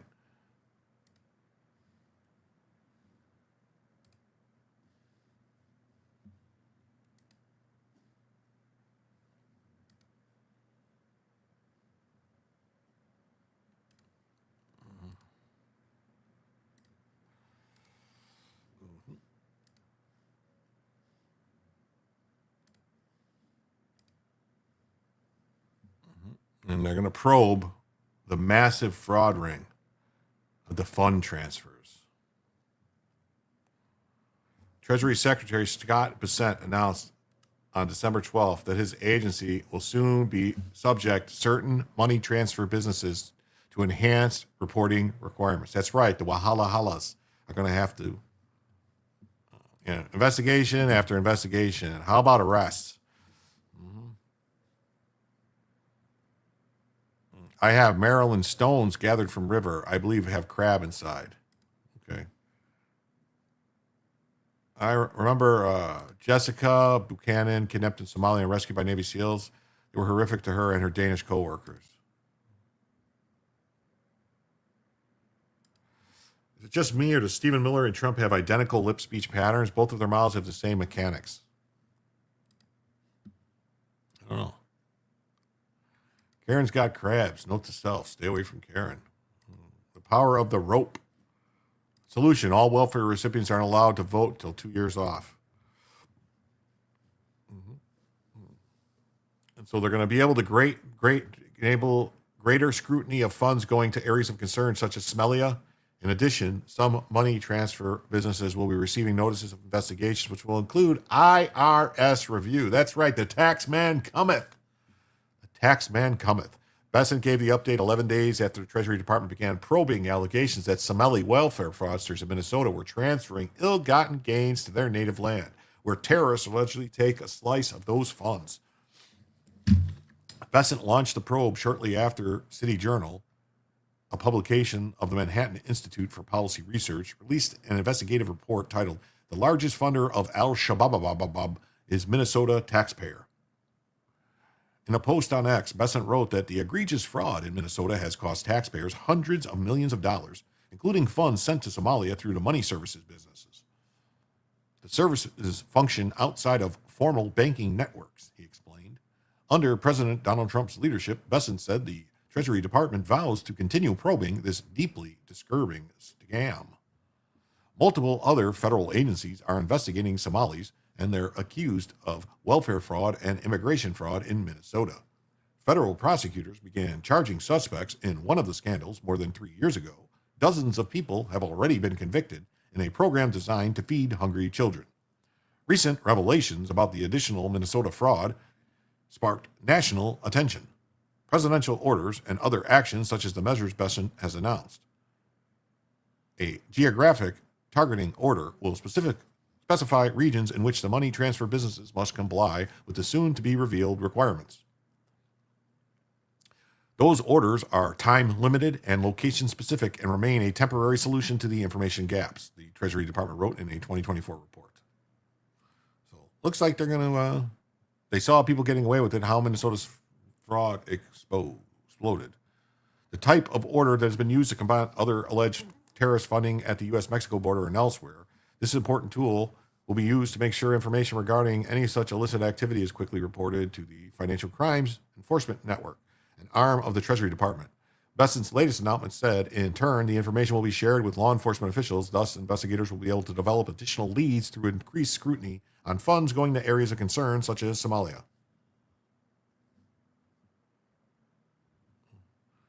What's it say? Sin is Jim is watching you midstream. Drinking water. Thanks, Jim, for the super chat. Hey, no problem.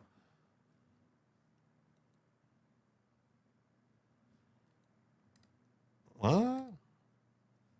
I don't know what he's talking about.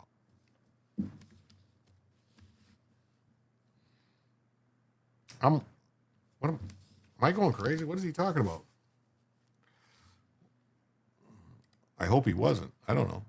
Additionally, Treasury personnel are on the ground working hard to uncover the facts. Adding, under President Trump, we will not stop until we fully investigate, analyze, and permanently end this massive fraud ring. The high risk of money laundering and potential links to terrorism has long been a concern related to informal money transfer methods such as Hawala networks, the type used in Somalia. The Corporate Finance Institute.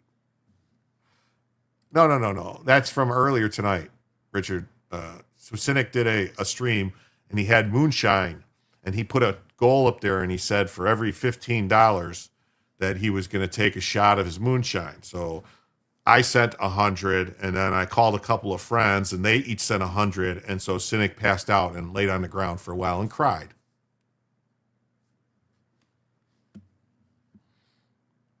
Hawala, originating from the Arabic term for transfer or trust, is an informal method of transferring money without any money physically moving from one place to another. Each sender delivers cash to an intermediary called an hawalalander in his home country along with a password. That hawalalander contracts a second hawalalander in the recipient's location, trusting that the sender's agent will cover the owed funds later. The second hawalalander pays a recipient who provides the correct password. Transfers complete quickly, sometimes within hours, avoiding time lags and higher fees of traditional banking systems. Yes. So Sin is drunker than Anthony. Probably. Y'all shouldn't have done that to Sin. Shame on y'all. Yeah, well. Hawala launder equals money launder. Yes. Similar ancient money transfer methods are used globally. They predate Western banking systems and existed as far back as 5800 BC, according to the Treasury Department. While these informal systems can and do provide legitimate services to many customers, criminals exploit them for their security, and anonymity, and versatility. Under the Patriot Act, a terrorism prevention law enacted in 2011 after the 9/11 attacks. It's weird, though, that the Patriot Act was written in the 90s, though. My family made moonshine. My dad made cars run faster so they could run it through the backwoods of the Ozarks. Yes.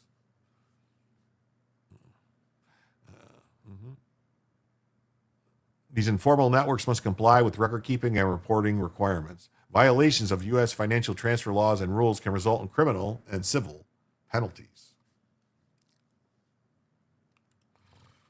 What do we think? Are they going to actually crack down on this, or is it going to be like a thing where they go, oh, we can't crack down on it because that would be racist, that would be Islamophobic? I don't think so.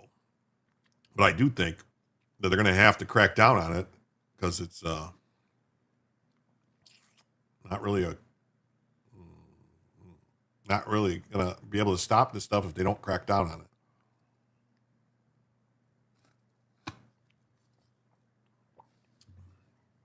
Moonshining is how my dad got into racing. Well, that's how they all did.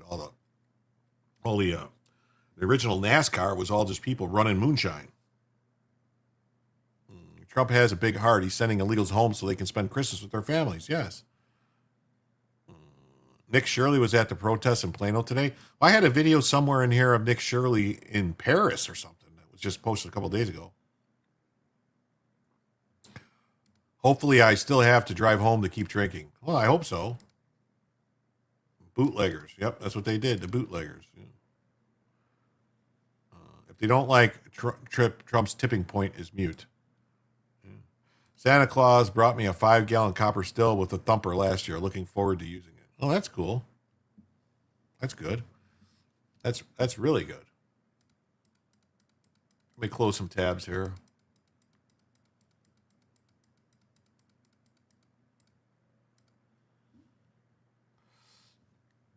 We're going to just got a couple more articles about the same thing. We're just going to breeze through them real quick.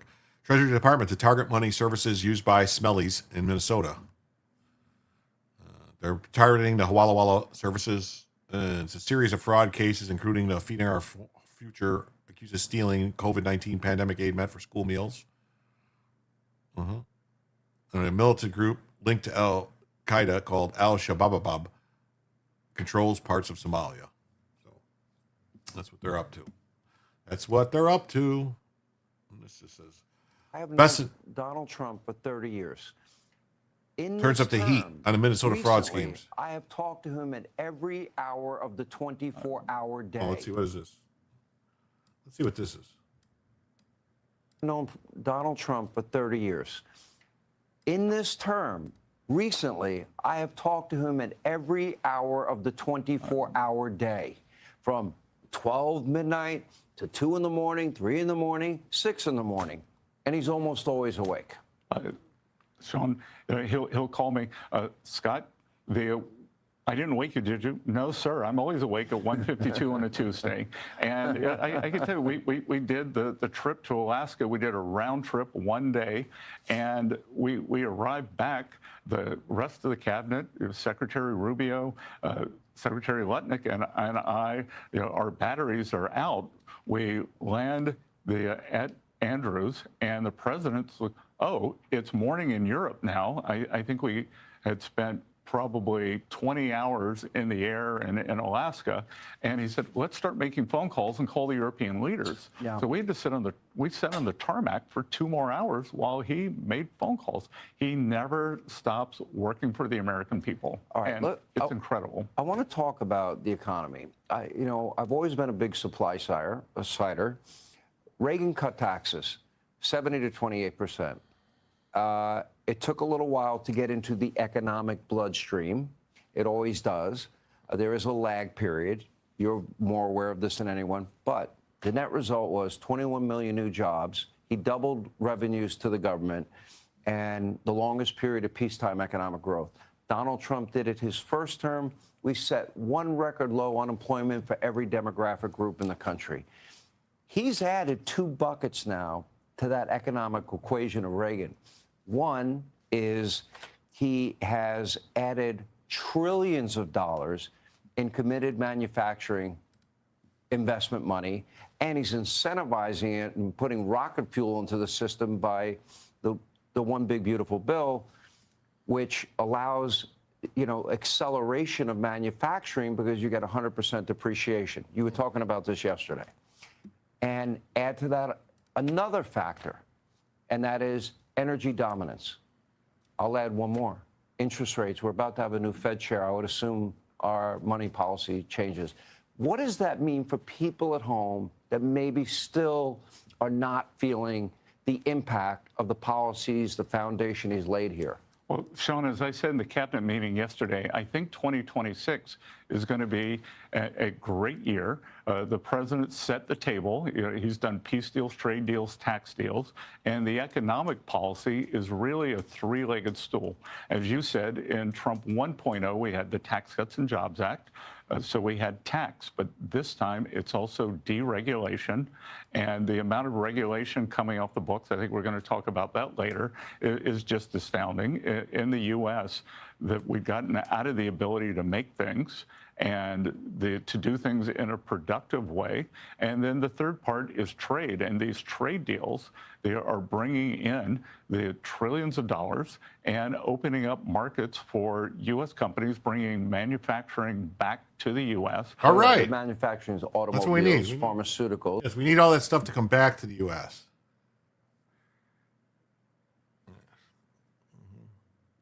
We need to bring it back to the U.S. Let's see here. Yes, don't forget, cars cannot route from Motorola. Yes. My neck hurts. Careful driving home, please. Yes. I can't get Mazikeen to come in the house. She's posted up in the dark gardening where no one can see her. Well, that's good. That's what she's supposed to do. Salty, I don't think that shit shows up in your blood. Pretty sure it's in your feet. The diabetes, it's in your feet. Trump isn't normal, you guys know, just like me. Jiminy Christmas will bring an avalanche of holiday cheer and goodwill down upon all those who denounce his northern reign. That's right. Radio service in the Ozarks was always terrible. Yes. Satellite radios rule. Yes, Mazikeen is the best girl. That's who. The neck hurts. The chat helps ease the pain. Bankrupt China. Yeah, that's what I say.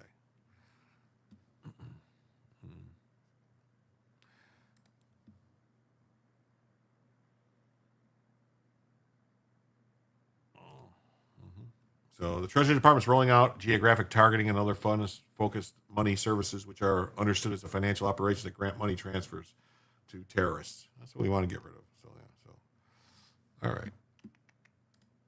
Okay. All right. All right. Are you guys ready? But see, lead in the foot. Oh, lead in the foot. Oh, okay. Lead in the foot. Okay. Not lead in your blood, lead in your foot. Okay. I get it. Now I get it. Tim Walz blames white men for the widespread fraud in Somalia. That's right. If these evil white men didn't make it so easy for the Somalis to rob us, the Somalis wouldn't rob us. It's our fault. The government's to blame. And what's surprising is Tim Walz is not the only one who made this argument. You know who else made this retarded argument? Reason Magazine. The libertarians, the lawbritarians said, yeah, the Somali community is not to blame for stealing the money. It's the government to blame for making it easy for them to steal the money.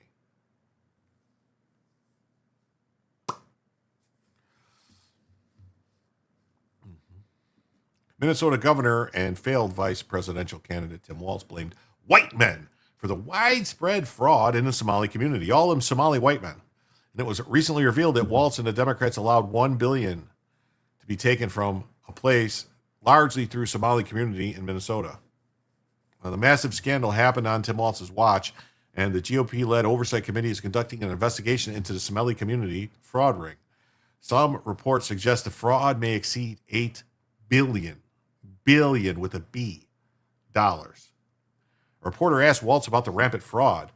And do you want to hear more from the members, the communities, the leaders of Somali communities that say we need to look at ourselves and hold ourselves accountable? Walz shifted the blame to white men and said the Somalis are secondary victims. It's not law-abiding citizens. If that were the case, there's a lot of white men who should be holding a lot of white men accountable for the crimes they have committed.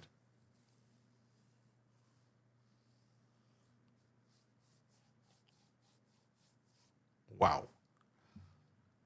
I think what you're seeing here is that they're secondary victims in this by signing them up. They say, oh, well, I had no idea I was in this program. So white men signed them up.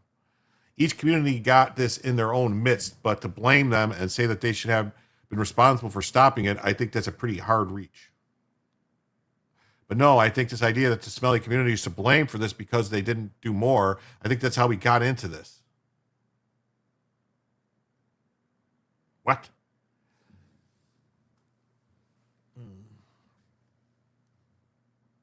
Yeah, And Ilhan Omar blamed the FBI for not investigating the fraud earlier, and so it ballooned. Yes. There wasn't an issue with us white people till COVID allowed these Muslims to keep us locked in our home and allowed them to come right in and take over.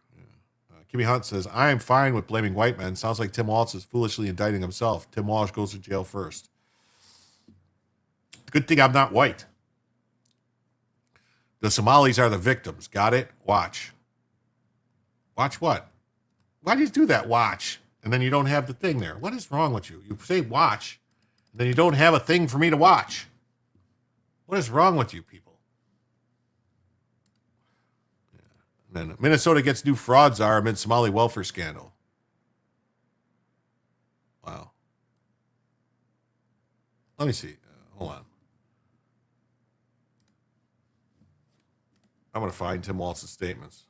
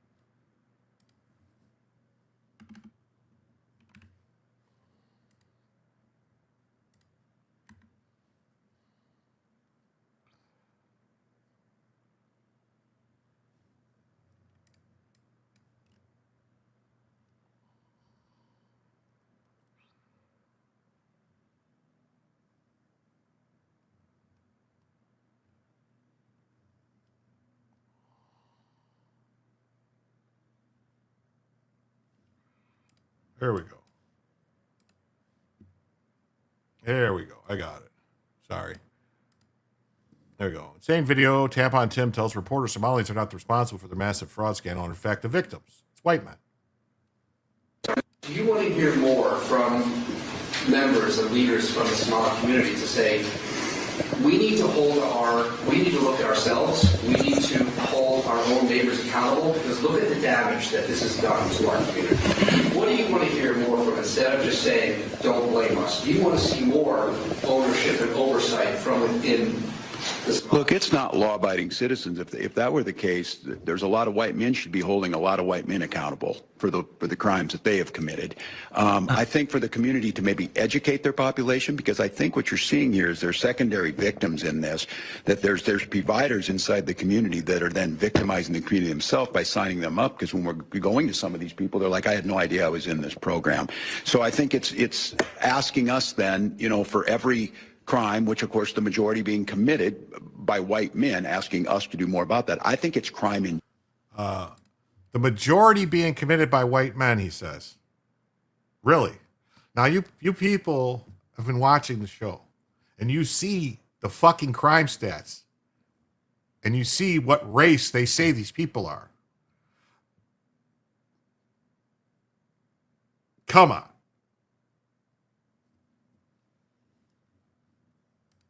us then, for every crime, which of course the majority being committed by white men, asking us to do more about that. I think it's crime in general. And I think the biggest thing on this is just making sure that we're educating the population. And again, this is 80 people or so that have been convicted in this, maybe some more in that. Soft bigotry of low expectations. I guess I shouldn't be surprised. I guess I shouldn't be astonished at this point. It's just there's something so flagrant about it. The question was actually a great question. Should we be expecting more from these Somali leaders? What have we seen from the Somali leaders? Have we seen any of them come out and say, this doesn't represent us, this isn't us, we reject these people? Has the fraud been discovered by the Somali community? Are they the ones that reported it? Why did he say white man? Because Tim Walz just said the majority of the crime committed is from white men. The white man commits the majority of the crime. I honestly don't think that's even true. I think if we had an honest accounting of the racial makeup of criminals in this country, we would find out that not per capita, I'm talking just strictly numbers, that white men would be committing less crime than other ethnicities, let's say. But is that even true? I don't think it's true. We've shown every night I go through the crime reports and show you all these illegal aliens that are being arrested that they're listing as white, and they're clearly not white. We can see the pictures of people who are black, and they're listing them as white. They do that simply to skew the numbers so that you can say, oh, look, white people committing these crimes. It's like, oh, the white people, look at these races, and it's a lie. It's not accurate. Not accurate. It's not accurate. All right. Let me start another goal here on the old super cheaper chippers for another hour. And right now we are.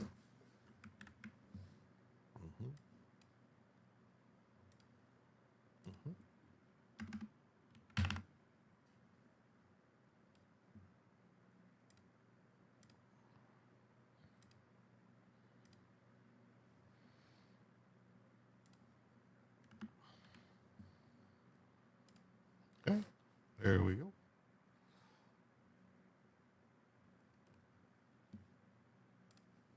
Okay. All right, sorry about that. I noticed that the January 6th bomber is proof of one. Yeah, they called him white, remember? Yeah. Missed something. Guess I should rewind. You didn't miss nothing. One of the fraud organizers was a white woman. Yeah. I didn't even see that.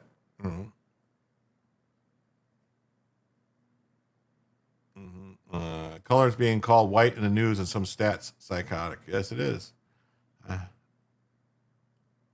One is the loneliest number that there will ever be. I'm not white. I'm salmon. Let's see this real quick. Are they the ones that exposed it? The fellow Somalis in their own community? Or does Ilhan Omar come out and say, actually, the reason this fraud happened is because there weren't guardrails? It's not the Somali people's fault. It's your fault for letting them screw you over. So the Somali community, in a very obvious way, is providing cover for the people in their own community that commit crimes. Saying, oh, it's not their fault. It's actually the government's fault for not stopping them from doing this. That was Ilhan Omar's response to this. See, maybe this is actually highlighting a key distinction between white people in Minnesota and Somalis in Minnesota. You don't have to tell white people to police ourselves. We're very good at that, actually. There's no barrier to doing that.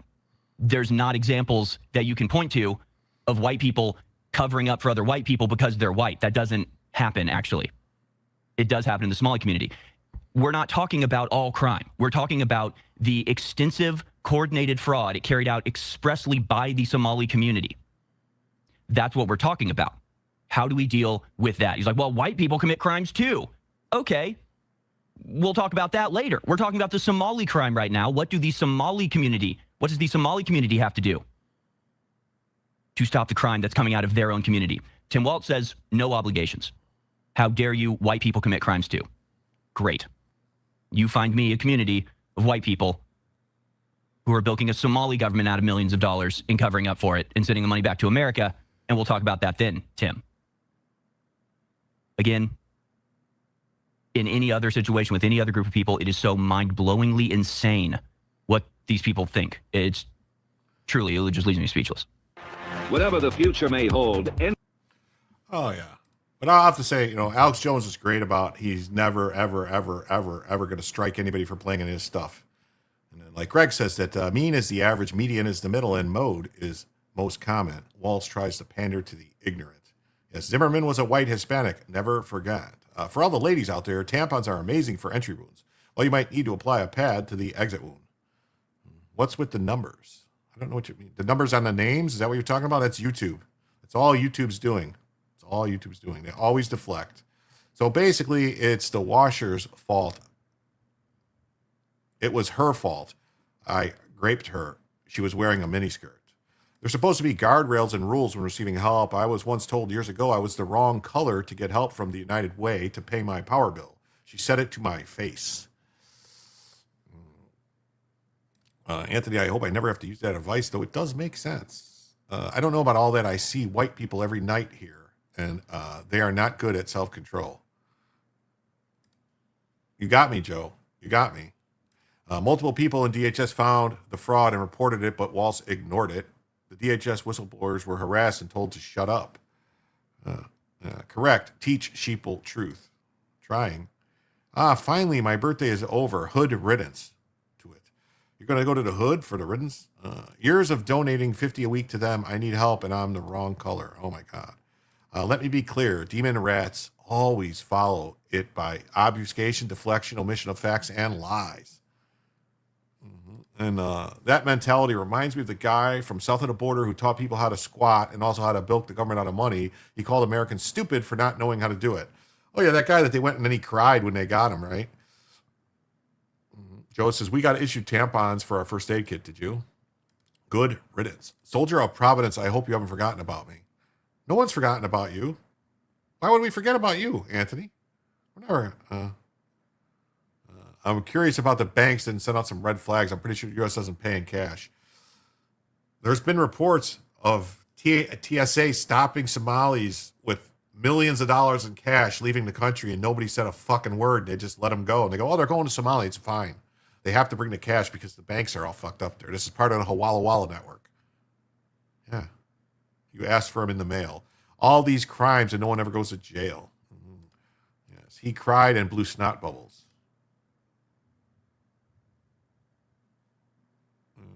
Yeah, that guy. That's the guy. Yes, he cried and blew snot bubbles. It was funny. Yeah, same thing with the unlubricated condoms to keep dust out of the barrel.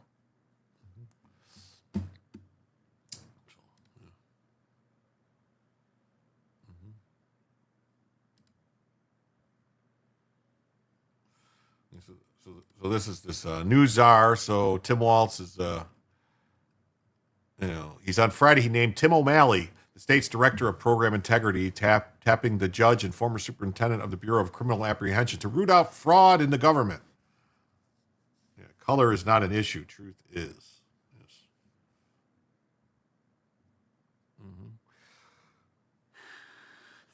Says O'Malley, who once worked as an FBI agent and spearheaded reforms in the Archdiocese of St. Paul and Minneapolis. Oh, great.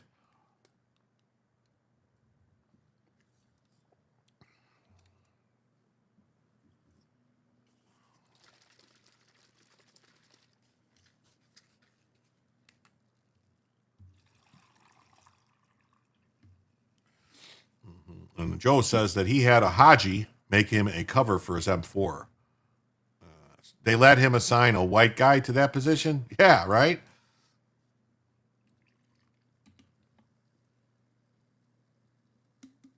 That's weird, right? When is Tampon Tim's reelection again? It's coming up. It's coming up next year. I guess we should audit them daily so we know they're not defrauding us. Seems like the only way it won't be our fault, right? He will be involved across the agencies to oversee taxpayer funds are not misappropriated. Walz also announced a partnership with Waypoint Incorporated, a Minnesota firm made up of former law enforcement and federal agents focused on forensic accounting and investigations. They will develop a comprehensive fraud prevention strategy. This just sounds like a way to pass the buck and make it be somebody else's problem, not his problem. Like, oh well, I hired all these people to do all this stuff, so if they don't do it, it's not on me.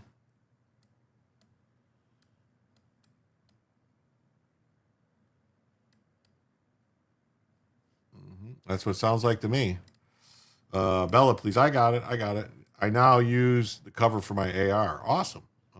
Looks like brown shooter is not a Dindu. It's not. Bella adjustment. Got it. O'Malley could be smoked Irish. You have something on it, Gundam? You got a link for what he looks like? He was so proud of O'Malley that he'd be working to protect Minnesota taxpayers from fraud and government programs. Today, we're building on the work of the last several years and strengthening Minnesota's defenses against fraud. What? If you commit fraud, you'll be caught and prosecuted.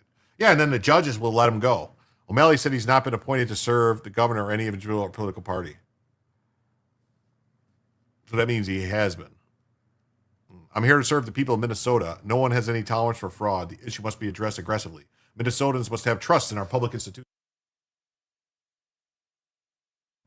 We'll see. Waypoint will spearhead the creation of uniform investigative protocols, a cross-agency fraud prevention strategy, legal data sharing mechanisms to detect multi-program abusers, and methods for auditing and probing misconduct.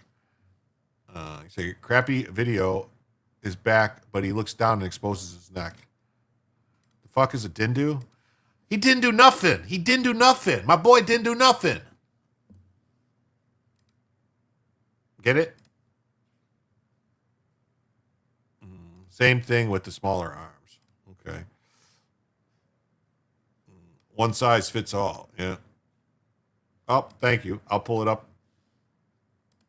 This is what I really like about you guys are great. You know, I'm going to say you guys are the best chat because you guys always come through with when I need something. You guys always come through when I need something.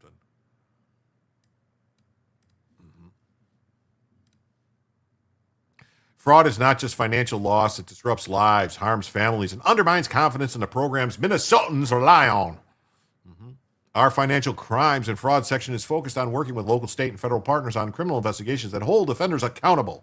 And we're working with the Office of the Inspector General Coordinating Council to develop stronger barriers and stop fraud before it occurs.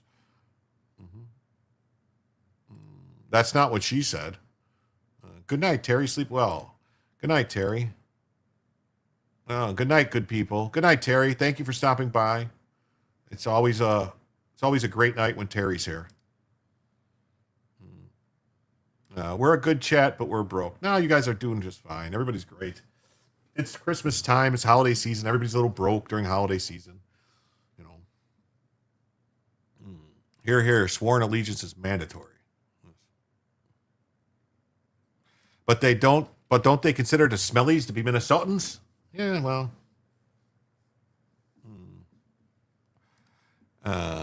Kentucky street shooting? What? Hey, Jay Livgott's here. What's up? Good night, John boy. Was there a shooting somewhere in Kentucky? Are you talking about this? What? Shireen Gandhi, Minnesota Department of Human Services temporary commissioner, said the Minnesota Department of Human Services had no room for fraud. We had $8 billion room for fraud, it looks like. We're intently focused on solutions, strengthening program integrity, and tightening oversight of services. Our job is to protect Minnesotans who need services. But that's a lie because they threatened you when you found out about the fraud, and they threatened you that they would call you racist if you did anything about it, and you fucking backed down and didn't do shit. Our job is to protect Minnesotans who need the services. Their lives shouldn't be a political football. You made it. The Brown. Yeah, we got it in a second, the Brown. O'Malley, who is currently serving as an interim chief judge at the Court of Administrative Hearings, led to child protection and clergy accountability efforts in the Archdiocese beginning in 2014. He will start serving in his new capacity next month. The appointment comes amid federal scrutiny of organized welfare fraud in the state, with authorities investigating schemes involving networks from Minnesota's smelly community that allegedly stole vast sums of money. It's not Minnesotans, Minnesomalians. Kentucky State University. Are you talking about that one? That was, the Kentucky State University. Kentucky was recently attacked as well. That was a dispute between. It looks like there was a fight, and the guy I saw some video of it, and I have it somewhere. I have the video somewhere. I'll have to look for it. There's a video that someone took out of a window of the fight. Kind of almost maybe could have been self-defense, maybe in Kentucky. Possibly, maybe. I don't know. Andrew Bronco would have to look at it. And AK Log Cabins is here and says, woohoo, I was the 100th to hit the like button. Well, thank you. That's awesome. That makes me feel good. Really does. And the Smellies need services. They do. Yes, Levy, I'm loving your channel. Me too. The white guy in Minnesota will investigate and say it's all his own fault for being white.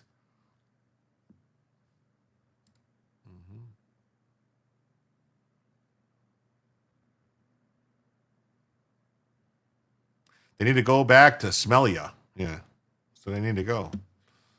The Treasury Department is investigating allegations that stolen funds were spent to smelly terrorist groups. At the same time, the House Oversight Committee is examining whistleblower allegations of the ignored fraud activity and an alleged cover-up. That's right.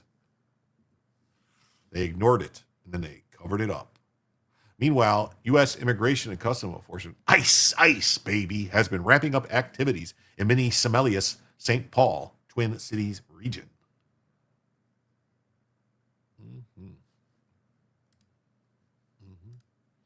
Multiple dead, several wounded after a mass shooting at Brown University. Authorities released a video of the Brown shooting person of interest. So they still haven't arrested the guy? Huh.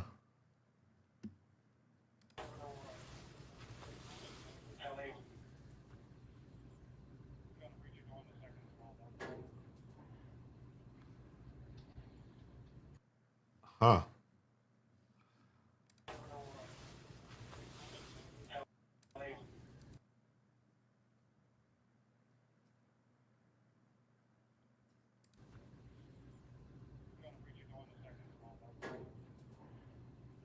Could be a white guy. Could be a white guy. Authorities released the footage on Saturday of a person of interest in a deadly mass shooting.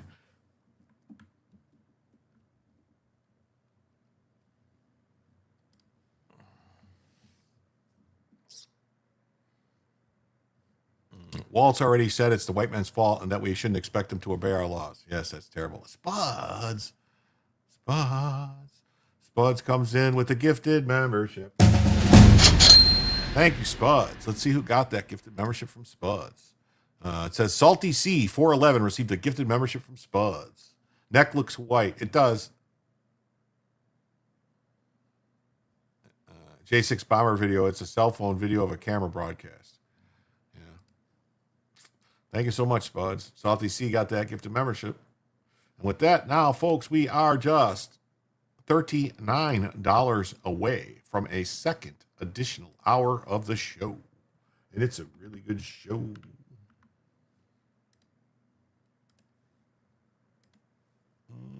Yes, thank you, Spuds. Hi, Rich. I've been working while lurking all week. Hey, Wood Tick Mike's here. Just lazy. TBI makes it impossible to watch shows and chat.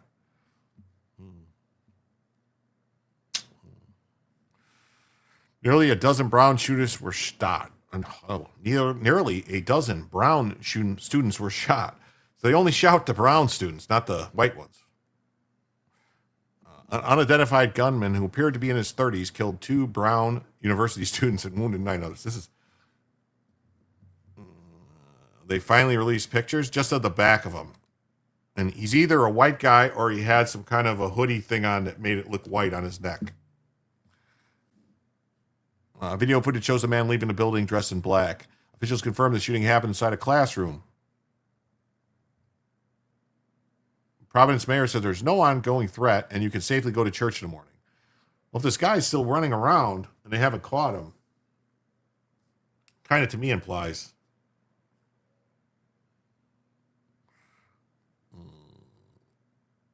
Providence Mayor Brett Smelly said there's an ongoing threat following the Brown University shooting. No ongoing threat that left 2 students dead and at least 9 others injured. The gunman remains at large. Wow.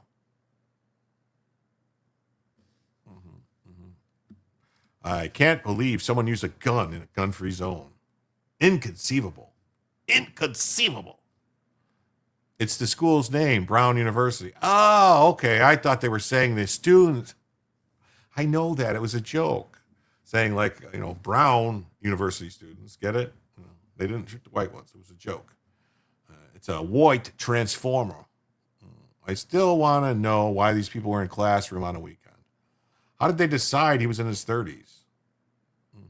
Richard's like, oh, what's up with all these redheads? You girls are driving me crazy. It was the gun's fault. It was the gun's fault. Thanks for being here tonight, Star. Nice to see you.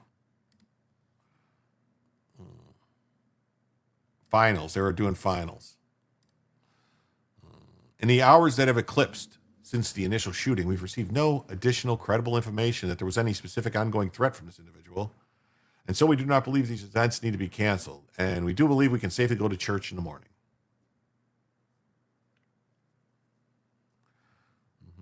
We do believe you can safely go to church in the morning in order to provide additional sense of safety and comfort and confidence. Wow. It's finals weeks and Brown holds a test on Saturday. Okay. You can't prosecute the man when the gun did it all. Isn't that what we're always told? I got to show you something. Hold on. Let me see.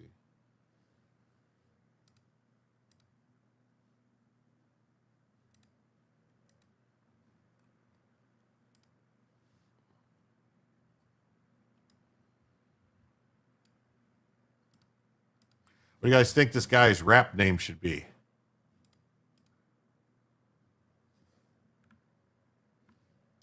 What do you think his rap name should be?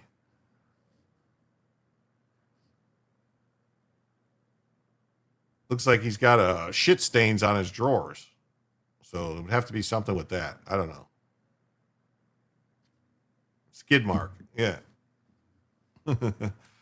Skid marks. Untapped. Mm-hmm.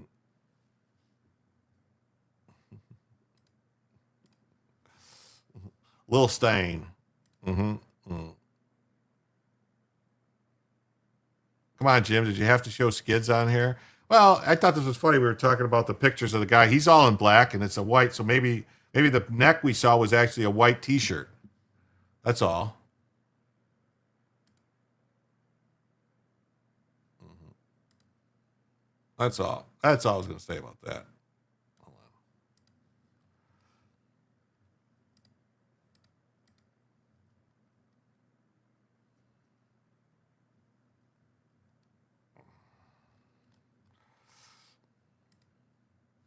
Oh, let's do this one first. All right. So, Justin, conservatives are demanding an immediate retraction or potential lawsuit against MS Now, which used to be MSNBC, I think it was, right? MSNBC.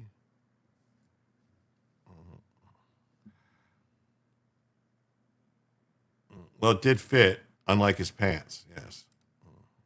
Hey, Elf's here. What's up, Elf? How you doing, Elf55? Great to see you. Didn't someone on Twitter claim he yelled Aloha snack bar? Maybe.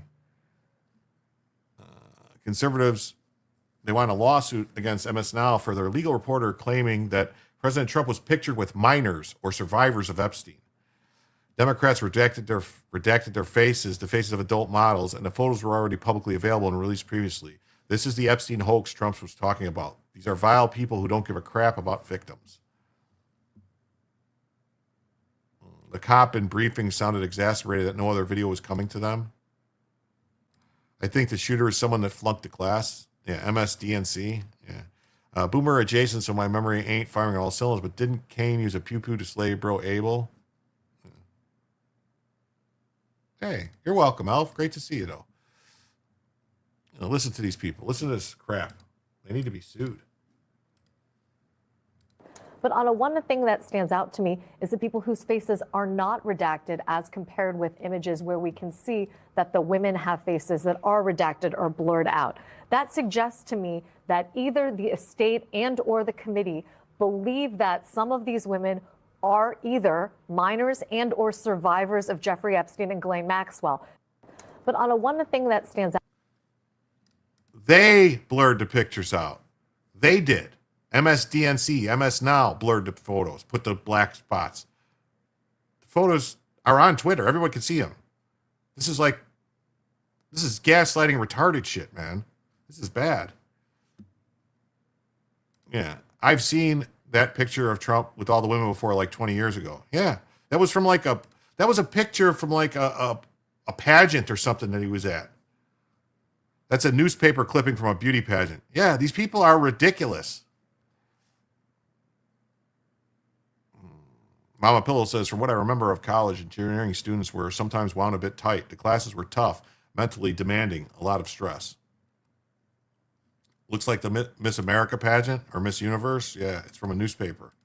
Yeah. This is crazy, though, that they do this shit. It's nuts. Yeah, Tim Walt says, this rampant Somali fraud, we should hold the white men accountable. On Friday, he asked about the widespread fraud, and he said there's a lot of white men. We should be holding a lot of white men accountable for the crimes that they've committed. Yeah, we saw that. See for yourself. Yeah. Rumble refused to connect. white men should be holding a lot of white men accountable. We saw that. Way to sidestep, Tim. Sure, crime is bad, but it's not white men in Minnesota that stole billions of dollars and sent it back to Somalia to fund terrorism. Nope. Liar. Luckily, we are battling retards. The thing is, the picture is not for us, but for the low information idiots. Yep, that's true. Didn't Trump run Miss America or Miss Universe at one time? Yeah, he owned it. He owned it until 2015. He sold it in 2015.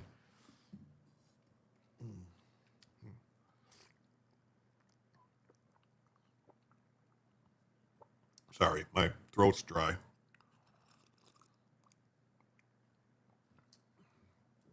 That's the Swedish bikini swim team? Maybe.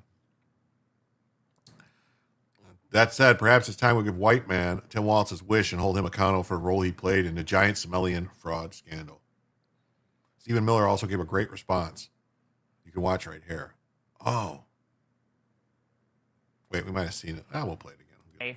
For daring to highlight the massive fraud happening in his state. Watch this. I think this idea that the Somali community is to blame for this because they didn't do more, I think that's how we got into this. And that's, again, I know we're not going to lose the whole plot here. All this work that's being done, Donald Trump brought this to the attention like this is something brand new. This is not brand new, and it's been being worked on.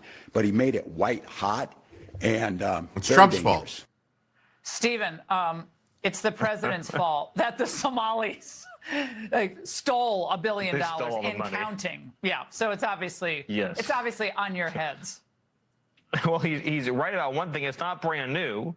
The Somali community has been engaged in massive, endemic, systematic fraud against the American taxpayer for years. We're going to discover ultimately, and we are in the throes right now of a full-throated, all-hands-on-deck federal investigation, is that the scope, scale, size, and sheer magnitude of the fraud eclipses anybody's worst nightmare. Look, according to official government records, 90% of Somali households with children are on federal welfare. The real number is probably 100% because federal records always undercount. So you're talking about a population that has been imported into Minnesota in which virtually every single member of that population is receiving welfare from the federal government. This could very well end up, Laura, being the greatest financial fraud scandal in American history. Wow. That's crazy.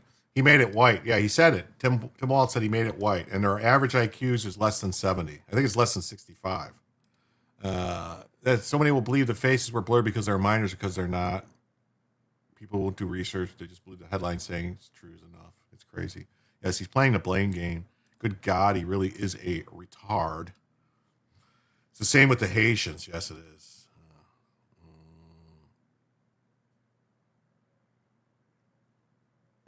Jim tells you, and some of the moderators are talking themselves 25 minutes behind. What are you talking about? How am I 25 minutes behind?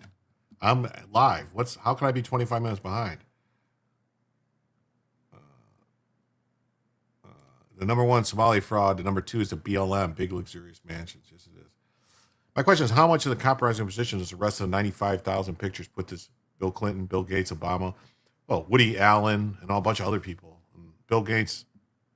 You didn't realize Bill Gates hung out with him? Him and Bill Gates and Jeffrey Epstein were like, supposedly that's why, two peas in a pod. There were two riders in saddle. The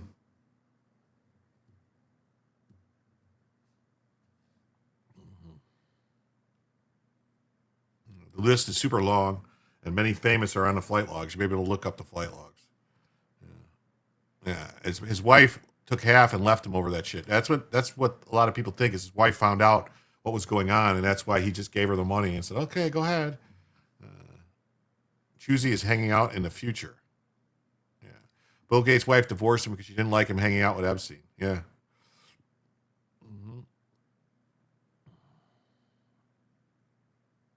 Karen says, I feel pain. My broken neck says so. I don't think we've ever seen this much blatant corruption in America.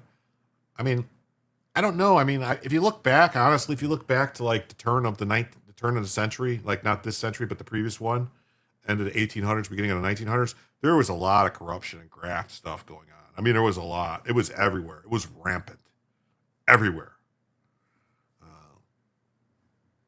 I don't know. I don't know if this is definitely more fight. This is a higher figures, but as far as percentage wise, I don't know. I honestly don't. I think it's always been this bad. We just didn't know.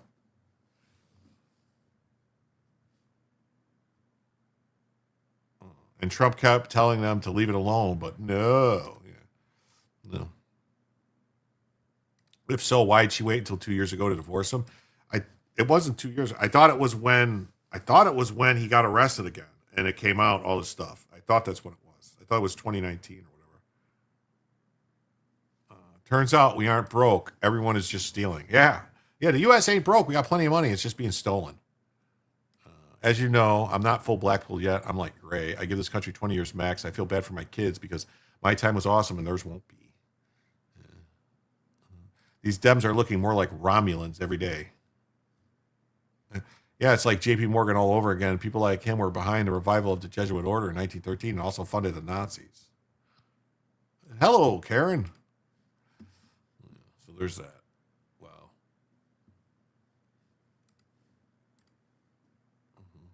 Stephen Miller responded that could be the worst and greatest fraud ever.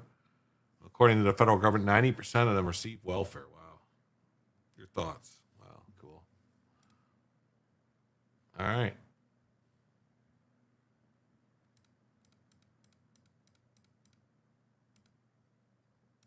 Dun, dun, dun. You guys ready for this? You guys ready for Bisque? Here we go. James Comer, I think his name's James Comer, but Comer orders Clintons to appear for Epstein depositions or be held in contempt.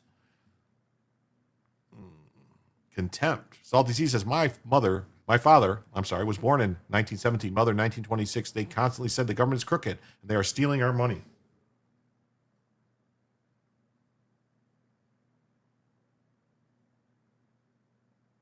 Hold on one second.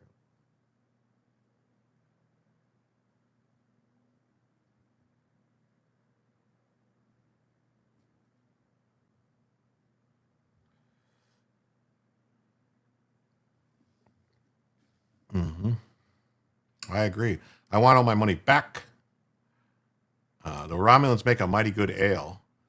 C.S. Lewis, robber baron slavers are easy to spot, but the more pernicious tyrannical regimes are the compassionate types which oppress its victims. Demon rat plantation. Yes. The problem is that no one is really standing in their way. So yes, the country is fucked. All that Al Capone stuff is still going on. We just don't hear about it. Just to think of those on disability could do with just a fraction of the money these people stole. Complaining changes nothing. Keeping the faith that our children and future generations will be left with a better world if we keep fighting. I think our problem started when we moved off the gold standard, get away with the majority of the tariffs, inhibitors, money from the Western central banks. Yeah. I'm going to bed, and some good men will be raised, and they will bring back good times. It's going to get bad. I'm sorry. I thought I said I'm going to bed. Life's a Lemon. Love that song. Yes, correction. We did away with the majority of the tariffs. Yes, I agree. 100%. Sorry, slow. I'm trying. Not a good day. No problem. All right.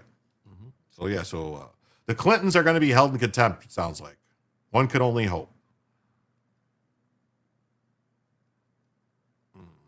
House Oversight Committee Chairman James Comer, I had that right, says he will hold Bill and Hillary Clinton in contempt if they do not appear for their depositions and related to the ongoing Jeffrey Epstein scandal.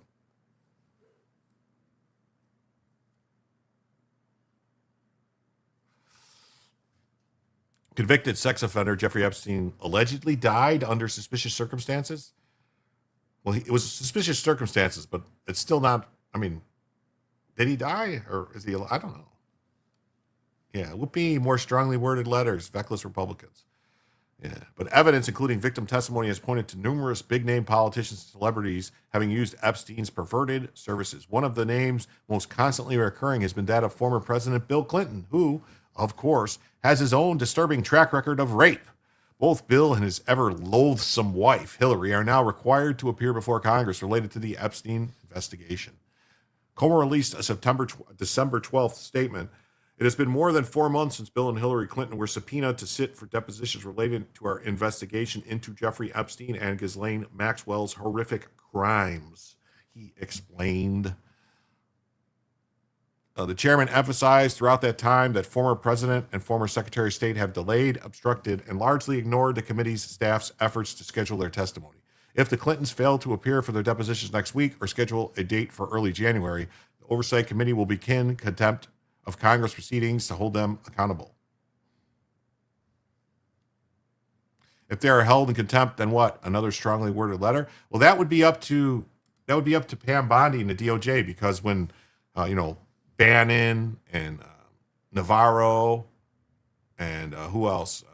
Roger Stone were held in contempt. They raided their fucking houses with SWAT teams at 4 a.m. and went and arrested them. So at a minimum, I think the Clintons would have to be arrested.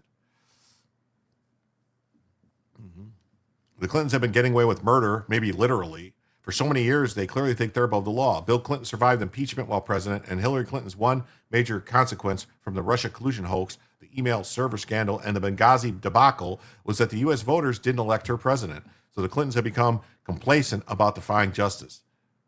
The Oversight Press Committee released a statement. Republicans and Democrats on the federal law enforcement subcommittee approved by voice vote a motion to issue subpoenas to 10 individuals, including former President Clinton and former Secretary of State Hillary Clinton, for testimony related to the horrific crimes perpetrated by Epstein and Maxwell. They issued the subpoenas based on correspondence with the attorneys. It appears the former president and secretary will be the only individuals that intend to defy these subpoenas. Epstein visited the Clinton White House over a dozen times, a major red flag, and Clinton has reportedly flying on Epstein's infamous plane flight quite a few times. I thought it was 24 or 26 flights on the plane. Trump's poll numbers dropped earlier this year when he claimed the Epstein scandal was sort of a Democrat invention, and though it was primarily a Democrat scandal, Republican voters and victims alike pleaded for transparency. Yeah, perp walked the Clintons. Definitely.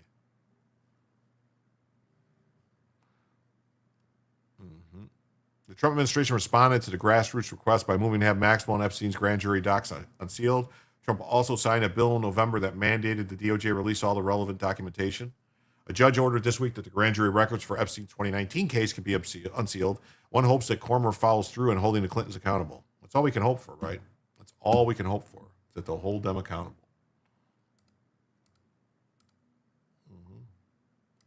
James Comer warns Clintons must appear or face contempt of Congress. Time's up.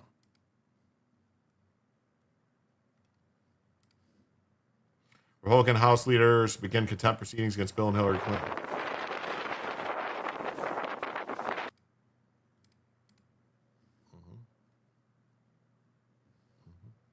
TSA dissolves union contract again.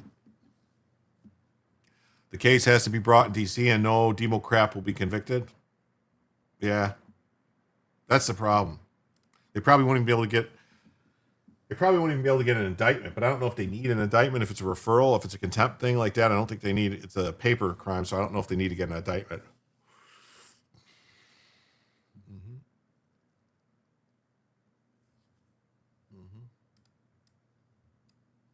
Minnesota and their fraud on visas and their programs, 50% of them are fraudulent, which means that wacko Governor Walz either is an idiot or he did it on purpose.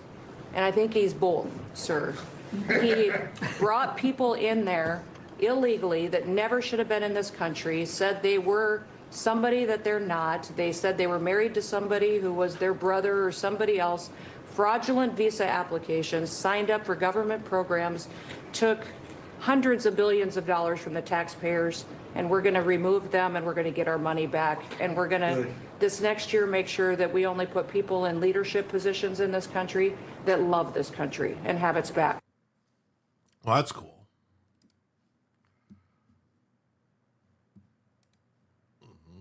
Transportation Security Administration said Friday it's ending the labor agreement covering airport baggage screeners. The move came despite a federal judge blocking the agency's early attempt this year. The TSA said it would disregard its 2024 collective bargaining agreement next month. The labor contract signed last year was scheduled to run until 2031. Homeland Security Secretary Kristi Noem concluded that the allowing the collective bargaining and exclusive representation for screening officers undermines efficient use of taxpayer funds and limits the flexibility needed to protect air travelers. Guantanamo Bay once housed the YMCA. Funny how Trump using that song in his rallies. Lock them up. Yes, we are at war.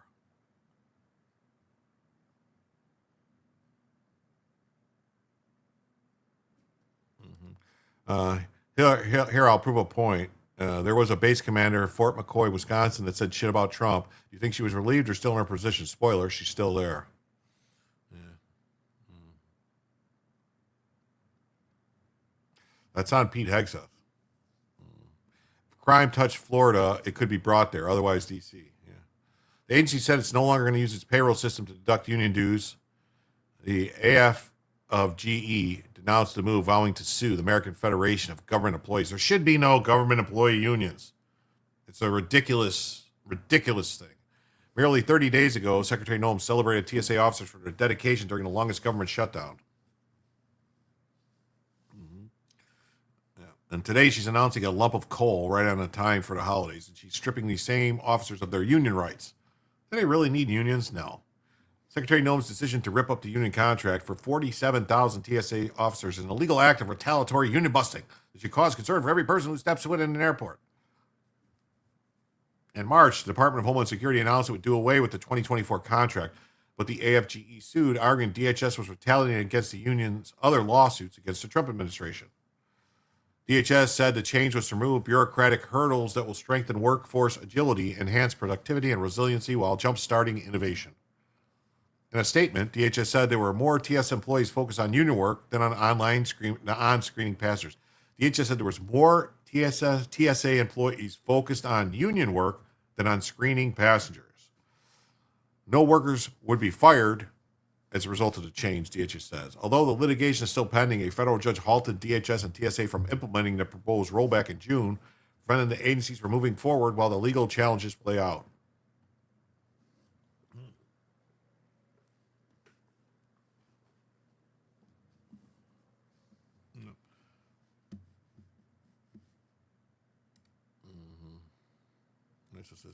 TSA renews push to end collective bargaining agreement for airport screeners. TSA administration moves to nix TSA union contract again. Oh, now look at this. Then the rhinos in Utah, the Mitt Romney Utah rhinos, repeal the ban on collective bargaining for teachers, firefighters, and police unions. So there was a ban on collective bargaining for teachers and basically no union representation for government workers in Utah, but then they repealed it. Utah has repealed a collective bargaining ban passed earlier this year that prevented labor unions serving teachers, firefighters, and police and other public employees from negotiating on behalf of their workers. They are listening to everything. We can't organize a militia without them being honest, like stink on shit. Utah is the next to fall like Colorado did. That's what I think. Yeah, Spencer Cox on Thursday approved the repeal of a policy that experts call one of the most restrictive labor laws in the country. The state's Republican-controlled legislature originally approved the policy in February, saying it was needed to allow employers to engage directly with all employees instead of communicating through a union. Thousands of union members from public and private sectors rallied outside Cox's office for a week, urging him to veto the bill, which he decided to sign. Pushback continued in the months after it became law, with the legislature ultimately deciding on a reversal during a special session this month. Republican State Rep. Jordan Tusher, the original House sponsor, said the repeal allows us to step back to lower the temperature and create a space for a clearer and more constructive conversation. So you pussied out and got paid off by somebody is what he's saying. He maintained that it was a good policy that's been overshadowed by misinformation and unnecessary division. So now you're going with a bad policy? The decision comes as Utah Republicans are prepared to defend their 4 U.S. House seats in the 2026 midterm elections under a new congressional map that creates a heavily Democratic-leaning district in Salt Lake City area. why they did that. Why did they create a district that leads heavily to Democrats? Oh, because they're not really Republicans. Repeal helps Republicans appease the many police officers and firefighters that often lead conservatives and who are frustrated by the ban. State employees were still allowed to join unions under the law, but the unions could not formally negotiate on their behalf for better wages and working conditions.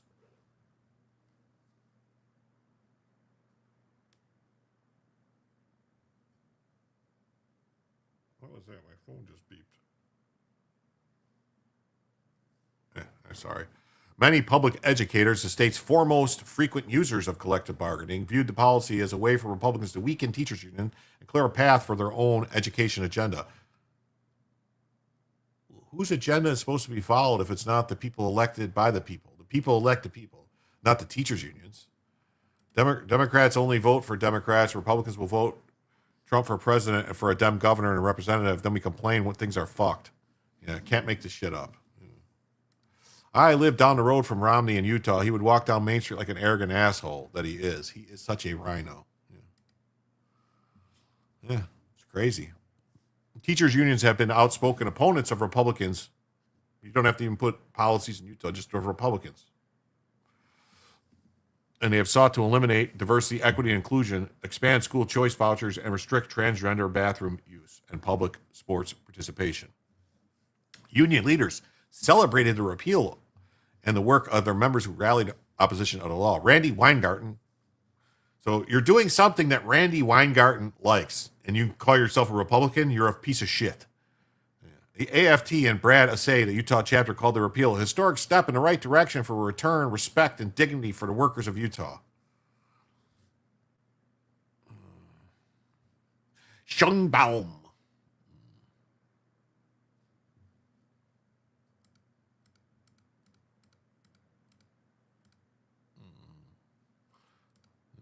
And they're mad at Grassley, too.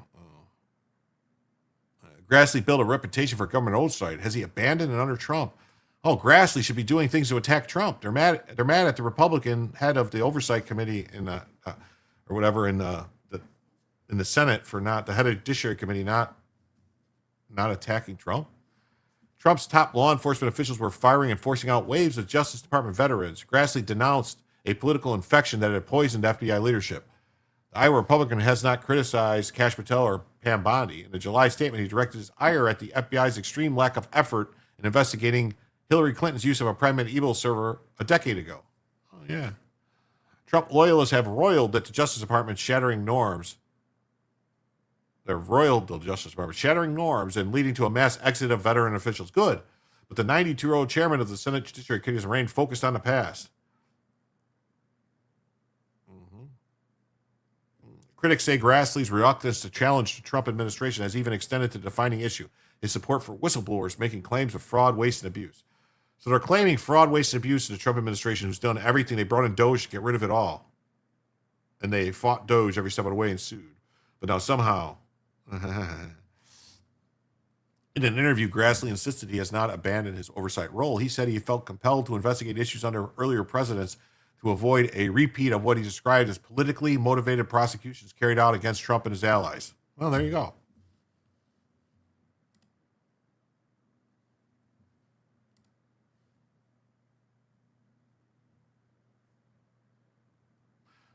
Now, I don't understand this, and I hope Joe's still here, because this doesn't make any sense. I saw this story, and I thought that I had to, find out what the hell they're talking about here. It says GAO report denounces that the IRS fails to supervise tax benefits in Puerto Rico.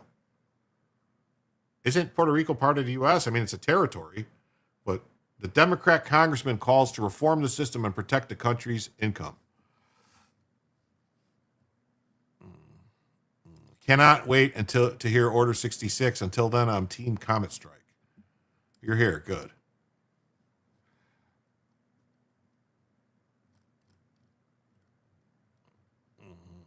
A report from the Federal Office of Fiscal Responsibility, GAO, exposed how tax benefits to foreign investors under Law 22 of 2012, grouped in Law 60 of 2019, are costing other Americans, taxpayers, hundreds of millions of dollars per year. In turn, it points to the failures of the Internal Revenue Service to supervise tax exemptions in Puerto Rico.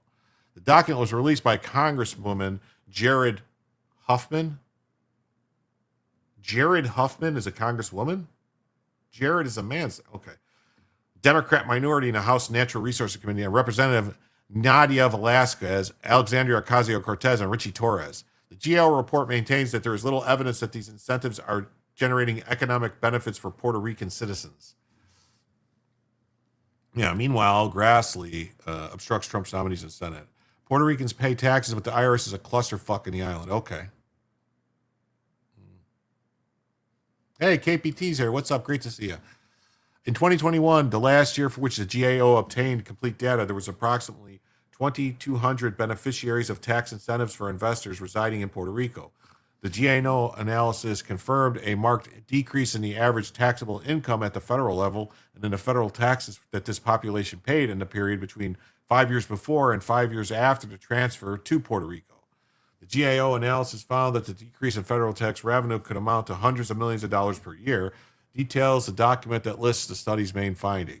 Regarding the IRS, the report mentions that in 2021, a compliance initiative was announced to address concerns of some beneficiaries of the incentive for investors residing in Puerto Rico who could not be complying with their federal tax obligations. Yeah. AOC and Nadia represent New York. I don't know why their involvement in Puerto Rican politics. Yeah, me neither. The campaign only began showing results recently, in part due to the complexity of the high income and high net worth audits. The IRS's lack of prioritization of the initiative and communication gaps between the IRS and Puerto Rico. In 2025, the IRS was unable to obtain complete data on taxpayers claiming Puerto Rico resident investor incentive with Social Security numbers to ensure compliance with federal tax laws. Likewise, the IRS does not have a documented plan to systematically obtain the most current data on Puerto Rico in the future. They're mad people are moved to the island to avoid paying taxes. That's what it sounds like. Magnetic pole shift is already happening. I know. In the future, obtaining such data would improve the IRS ability to ensure compliance. Additionally, the GAO publication mentions the IRS did not analyze references from Puerto Rican government officials who identified U.S. taxpayers whose compliance with the Puerto Rican residency requirement they could not confirm. I don't know. AOC is Puerto Rican, I think. Yeah, but she wasn't born in Puerto Rico. She was born in New York. Trumpinator says, why do I support people like Jim? It's because people like him wake people up with the truth, and that's what's needed to get them to act. Hear, hear. Thank you so much for the $5. With that $5, we are $5 closer to the goal of a second additional hour, which we are $34 away now. $34 away from a second additional hour. Thank you so much. The IRS does not have a plan to prioritize any future references. The GAO analyzed these references along with the IRS data and identified taxpayers with indicators of possible noncompliance with federal tax law. GAO shared this analysis with the IRS, establishing procedures to examine cases of possible noncompliance identified by Puerto Rican government agencies could help the IRS improve tax compliance at the federal level. So they analyze these laws and the export of services to promote transportation of Puerto Rico and investment in the country. Puerto Rico's a territory of the United States. It's not a country. Between 2012 and 2024, almost 4,000 taxpayers received a tax incentive for the export of services from Puerto Rico. The effect of incentives for resident investors and the export of services on Puerto Rican economy is difficult to isolate given the data of costs and benefits are mixed. In part, this is because the beneficiaries represent a small fraction of Puerto Rico's population. Some economic studies conducted for the government of Puerto Rico suggest an increase in economic and employment activity as a result of the tax incentives, while local outlook and migration data suggest mixed results. I'm legally a Puerto Rican resident because I have a home over there. I can actually go there and run for office or vote, make my residential address over there, and not pay taxes, but I'm not a criminal. It's been years since I watched Star Wars. Was a fan before the trilogy. I was older, not just into sci-fi any longer. Hey, Gripper, what's up? What's up, Grip? Great to see you. Awesome.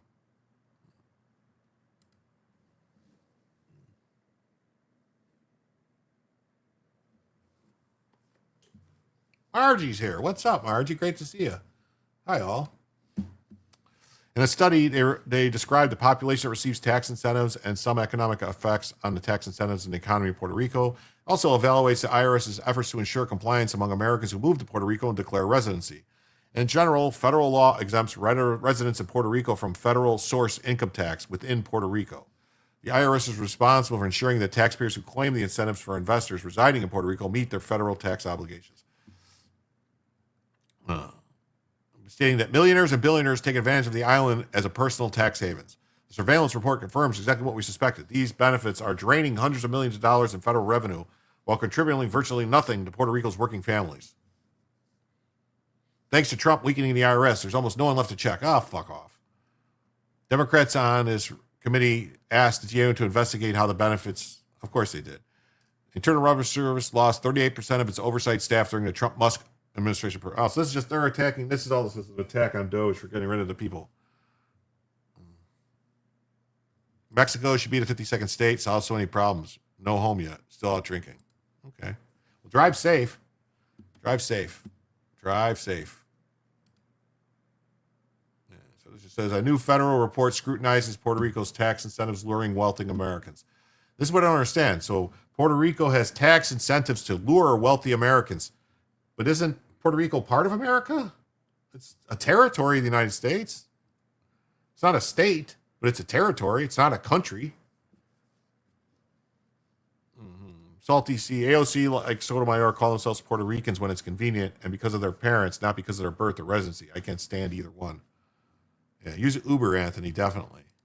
Been down with a nasty viral infection. Put me in the ER for 9 hours. Oh, my God. Well, I hope you feel better.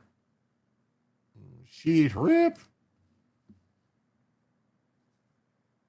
Yes, don't drink and drive. Corn Pop says, don't drink and drive. Get an Uber. Definitely. Rip.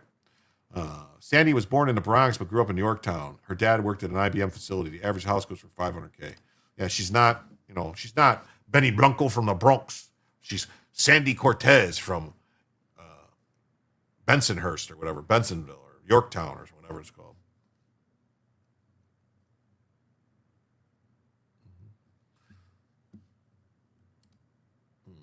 Oh, this is a crime story, which I wanted to cover. So, Savannah woman burned in burn center after nasty acid attack.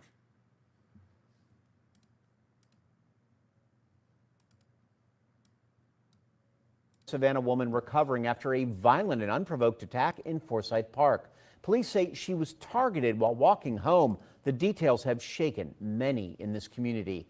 WSCV's Tyler Nicole has more from Forsyth Park with what investigators are now revealing and how the victim's family is coping. Wednesday night is the day Ashley Wazalewski's life changed forever. She was walking home from church through one of Savannah's most popular tourist attractions, Forsyth Park, when she noticed a man following behind her. That man then approached her and threw a liquid chemical on her face, causing severe burns. Now we want to warn you that the following images you're about to see are graphic. You know, that this incident is going to scare or upset a lot of people. It was a normal night for Ashley Wazalewski that turned horrific. She was walking home from a church gathering around 8:15 p.m. near Whitaker and West Waldberg Street. That's when she noticed a man following behind her. He then approached her and threw a liquid chemical on her. And just suddenly we heard this loud distress yell saying help. According to police, when they arrived on the scene, Ashley's clothes were melted and so were her car keys. Witnesses say her screams were terrifying. She was transported to the Augusta Burn Center for treatment. She told police that she didn't know her attacker or have any idea why someone would target her. Assistant Police Chief Robert Gavin says even though the suspect hasn't been caught, they do have a person of interest and there is no threat to the public. One of the things that we are doing is making sure that the residents in and around the parks and that part of town are have that police presence, see the police. They're going to be on foot, horseback, motorcycles, cars, and there's going to be a lot of visibility while we investigate this incident. Savannah Mayor Van Johnson and Police Chief Lenny Gunther both sharing statements about the incident. Mayor Johnson saying this kind of violence has no place in Savannah. I had the chance to speak with Ashley's son, Wesley, this morning about the attack, and he says that the situation is truly traumatizing, and his mother has a long road of recovery ahead of her. He says she's going to need multiple surgeries as well as therapy. They do have a GoFundMe set up for her to help with those medical expenses, and we do have that link on our website. Reporting in Forsyth Park, Tyler Nicole, WSAV News 3, on your side. She's a very attractive woman. And Savannah Chief of Police Lenny Gunther taking to social media tonight saying his team reviewing every lead, piece of footage, and leaving no stone unturned to try to find out the man who carried out this shocking attack. He also points to a more visible police presence in Savannah's public spaces, but says they have no reason to believe more attacks like this one are coming. You're going to see more officers out, and that presence is intentional to provide visibility, reassurance, and a quick response if needed. We also continue to ask for your help. If you were in or near Forsyth Park last Wednesday night, photos or video, please reach out to us. Even the smallest detail could help move this investigation forward. Now, of course, we're going to continue to follow this story closely. You can find all the updates on our website, wsav.com/acid attack. Wow, that is horrible, horrible.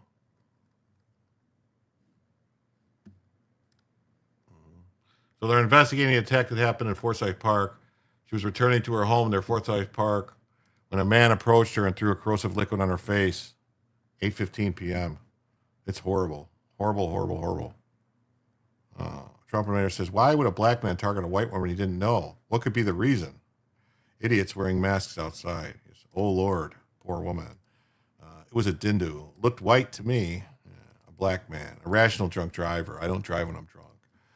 KBT says, I'm in Texas. I've been watching the invasion for decades now. The ground they've gained in Biden's 4 years would have taken 100 years, if not for Biden's American traitors, himself included.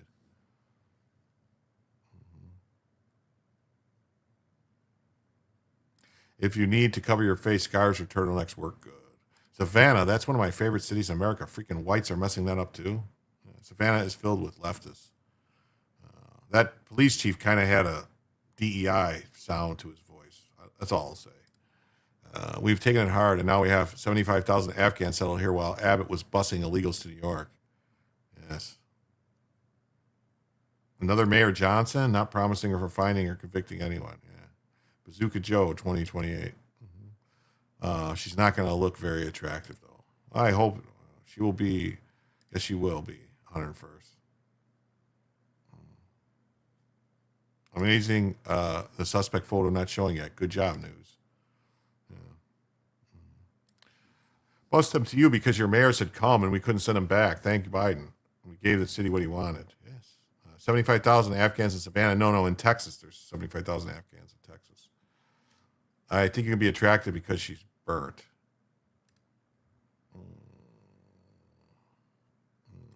What we sent by bus in 1 year, we got every month.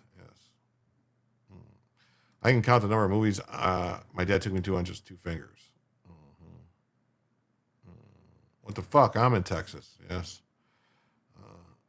I think that burnt woman has a long road to recovery. Yes, it's going to be long. Be right back. Need to restart. Computer's acting up. Yes. Yeah, everybody, anyone who has Windows, be aware. There was a weird Windows update that just went out that screwed up a lot of people's computers. So if your computer is acting really slow, go and look at your task manager and see if there's a whole bunch of the same crap running, like using a bunch of stuff. That means whatever happened, it broke something inside your computer, and it's like running multiple instances of the same crap.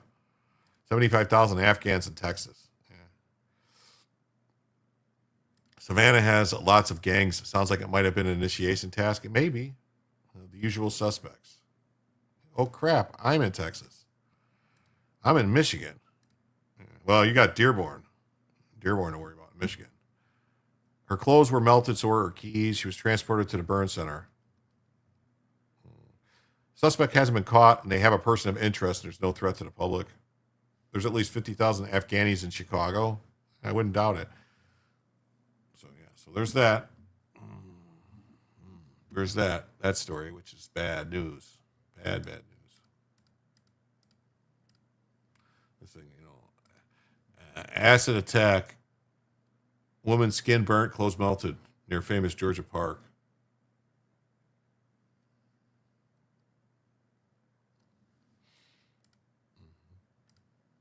Fox News. Right here in the Big Apple's shocking video, which we will show you in a moment, shows an NYU student falling victim to a random street attack. Oh, we're going to look at that in a second. Fox is with these fucking things, man. So I'm going to do this. So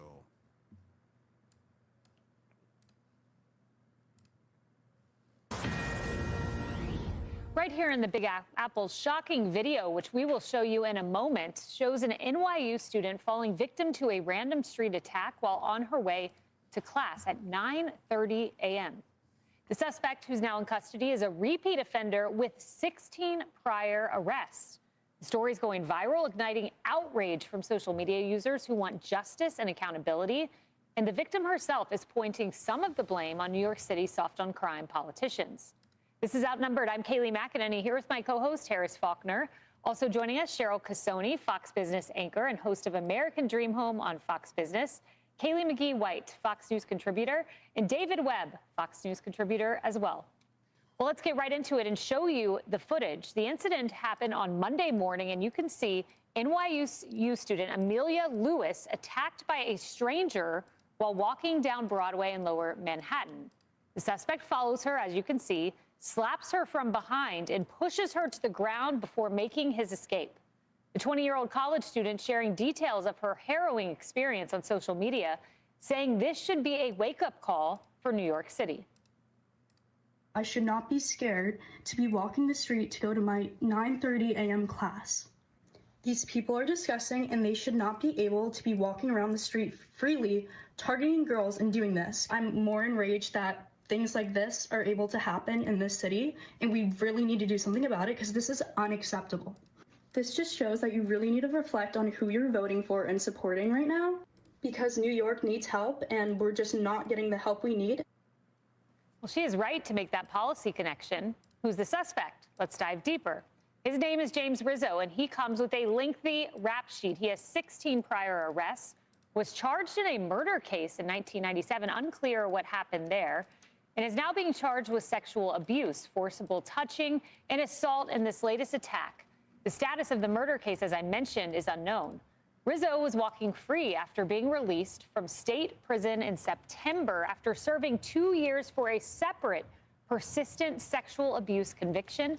And documents also show that he groped a 33-year-old woman in Greenwich Village, then proceeded to ask her, "Oh, you want more?"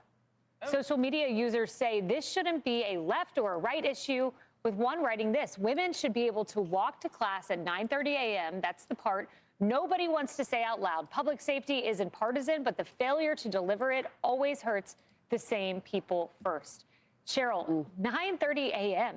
I mean, this should never happen at any time, but the morning you're on your way to class? It's been happening for years here in New York City, and I wish I could say that the attention that's been given to this incident with the student is going to change things here in New York City. I hate to say it, I'm very pessimistic at this point. We have been seeing these random attacks on New York City, whether it's an 88-year-old grandmother or it's a 62-year-old tourist from Denmark or a young college student at NYU. This is part of life in New York City. In my neighborhood, I was looking at the stats from 20 to 2024. Robberies, burglaries up 30%, assaults up 14%, shootings up 250%.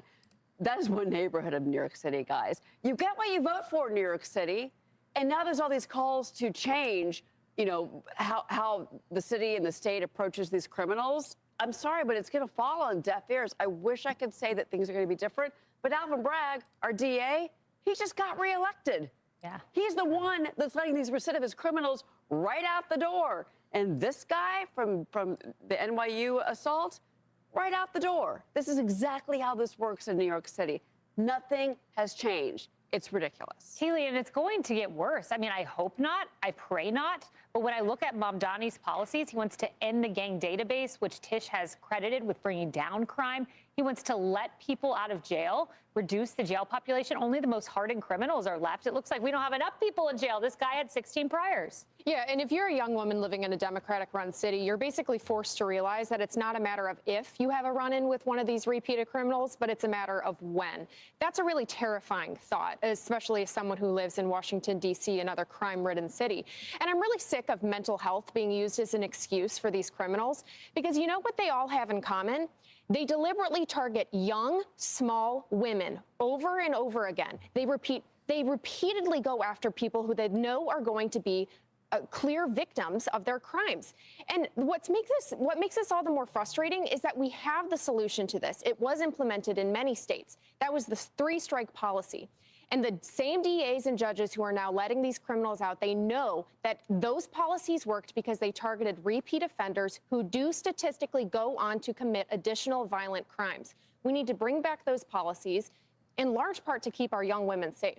Yeah, and you are right to say young women, because Harris, look at this headline. This is Minneapolis. Here's another blue jurisdiction. It's the Fox 9 headline. And you see in a Minneapolis area where a twice convicted sex offender on probation kidnapped and raped a woman at a hotel.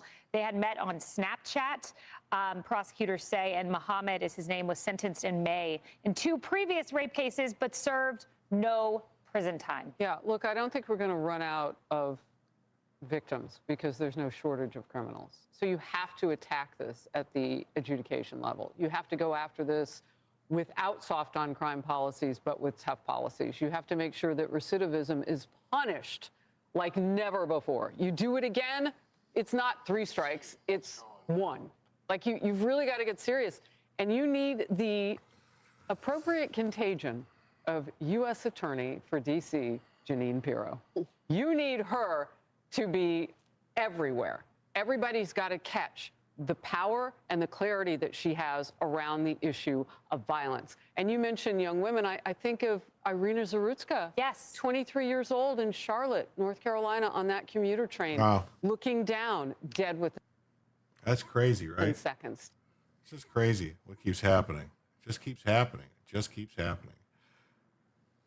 It's happening in New York. It's happening there. Active shooter. This is Assorted. Brown University, 2 people dead, 8 critically injured. Shooter still at large. Students evacuated from a Brown University building as a manhunt for the campus shooter continues.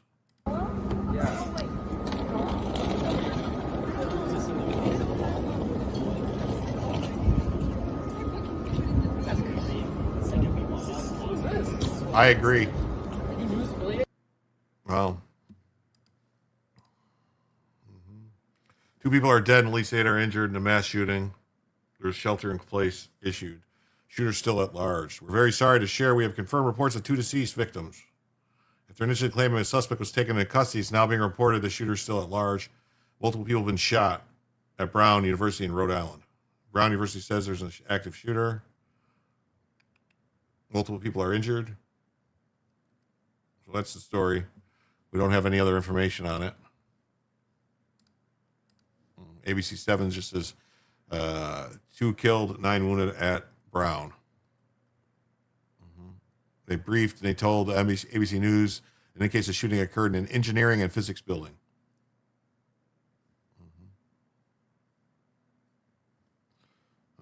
I grew up in Texas. You only get 1 second chance. One of those injuries is in critical condition, while 6 are in critical but stable. 2 other people are unstable, including 1 with non-life-threatening injuries. Rhode Island Hospital is on lockdown, but is still accepting emergency department patients. Smiley said that no one is in custody and a shelter-in-place order has been in effect for the greater Brown University. During a second press conference Saturday, Smiley said authorities will release a video appearing to show the suspect. We saw that video. It doesn't really...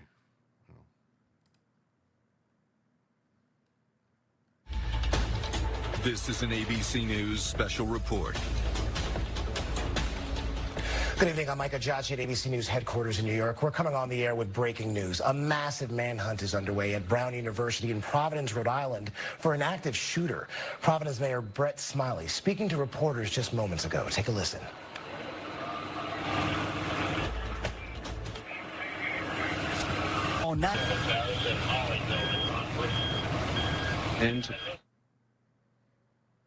4 o'clock in the afternoon, we received a call. 4:05 was when the initial call came in to Brown University of a report of an active shooter. I can confirm that there are 2 individuals who have died this afternoon, and there are another 8 in critical status, those stable, at Rhode Island Hospital. Those are the only injuries or casualties that we know at this time.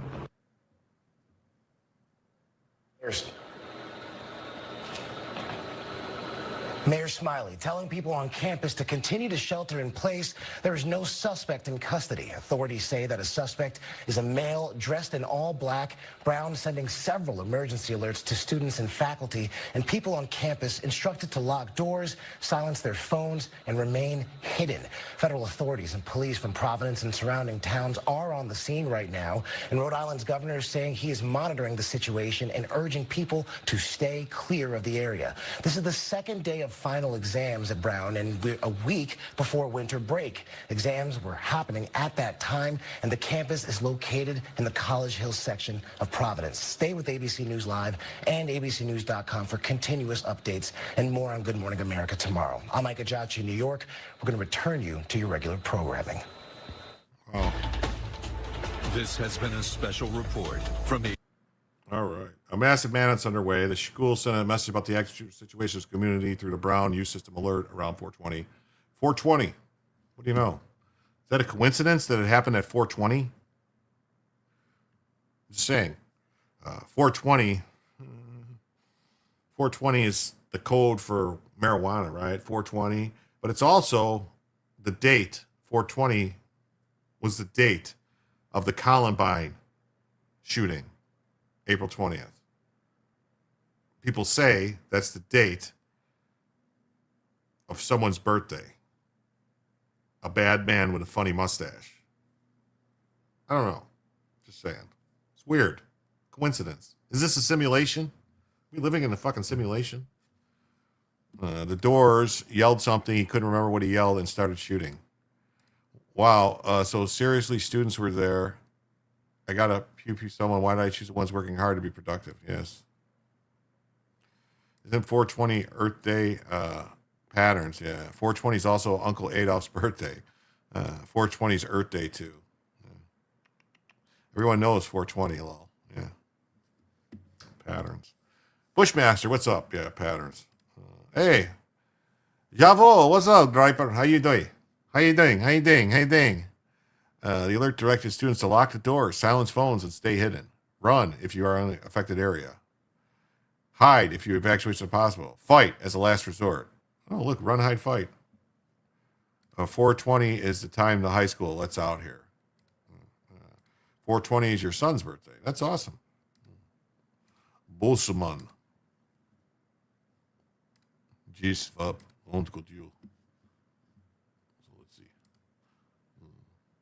NBC News live updates: 2 dead, 9 wounded. I'm sorry, Brown University shooting. Shooter remains at large. Campus massacre: 2 dead, 8 critically wounded in Brown University shooting. Manhunt underway. At least 2 dead, 8 critical condition after Brown University shooting in Rhode Island. Trump tells ISIS we will retaliate after terrible ambush that killed 3 U.S. troops in Syria. You run from a knife, run to a gun. Harder to shoot more than one when a crowd is rushing to you. Yes. The time I wiped my high school get out at 420. Gonna have to pack a bowl now. Were they in a classroom? I think they were in a classroom. They were in a classroom studying for the review of something for a final, and the person just burst through the door and started shooting.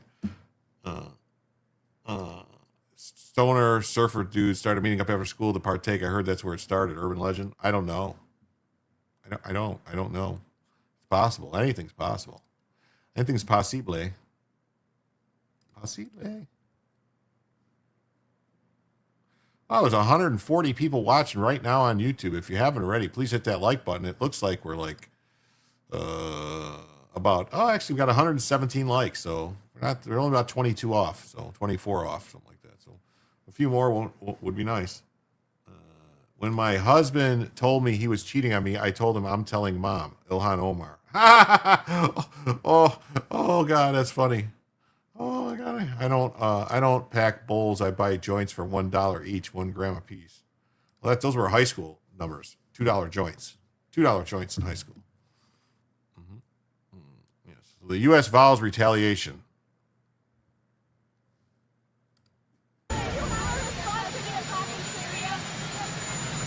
So we mourn the loss of 3 great patriots in Syria. You know how it happened. There was an ambush, terrible. We also have 3 wounded. They seem to be doing pretty well. But we mourn the loss. These are 3 great people. And it's just a terrible thing. Syria, by the way, was fighting along with us. The new president of Syria is, as they told me, and I'm not surprised, he's devastated by what happened. This was an ISIS attack on us and Syria. And again, we mourn the loss and we pray for them and their parents and their loved ones.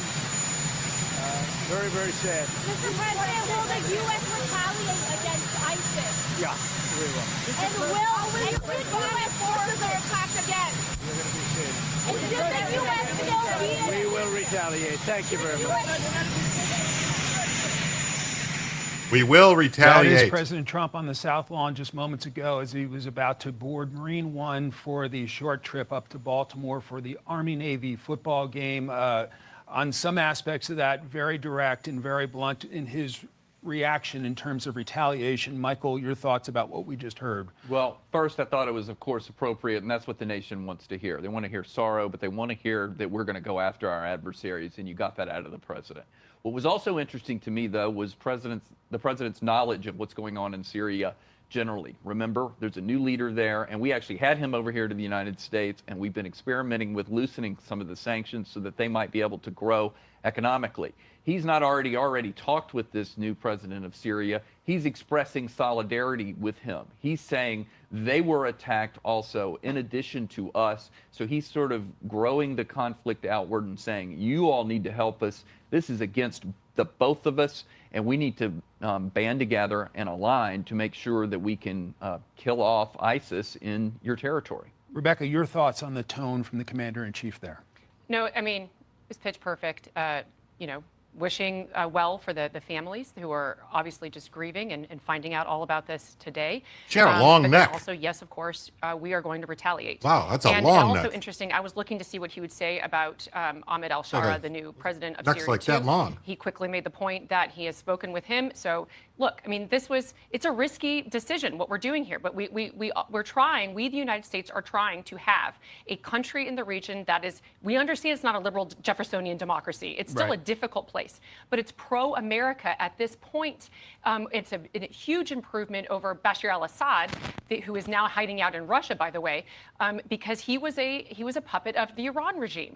And so you do want to have but that also puts a lot of pressure and onus on this new regime to make sure that their area is secure for U.S. forces who are going to be operating there. So I think there's still going to be more to come to hear the consequences and hear what else is going to happen with our relationship with that new regime as well. Michael, what are your takeaways at this hour as we've heard from the president and we await action in the region? I think presidents in these types of scenarios want from their national security teams options. Of course, we can retaliate against Syria, but he doesn't want it to be just something that passes with a bomb or two.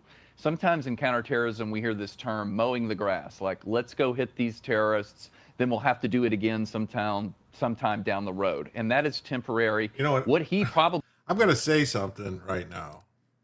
They talk about mowing the grass, but I'm a fan of the daisy cutters. Does anybody out there know what I mean when I'm talking about daisy cutters?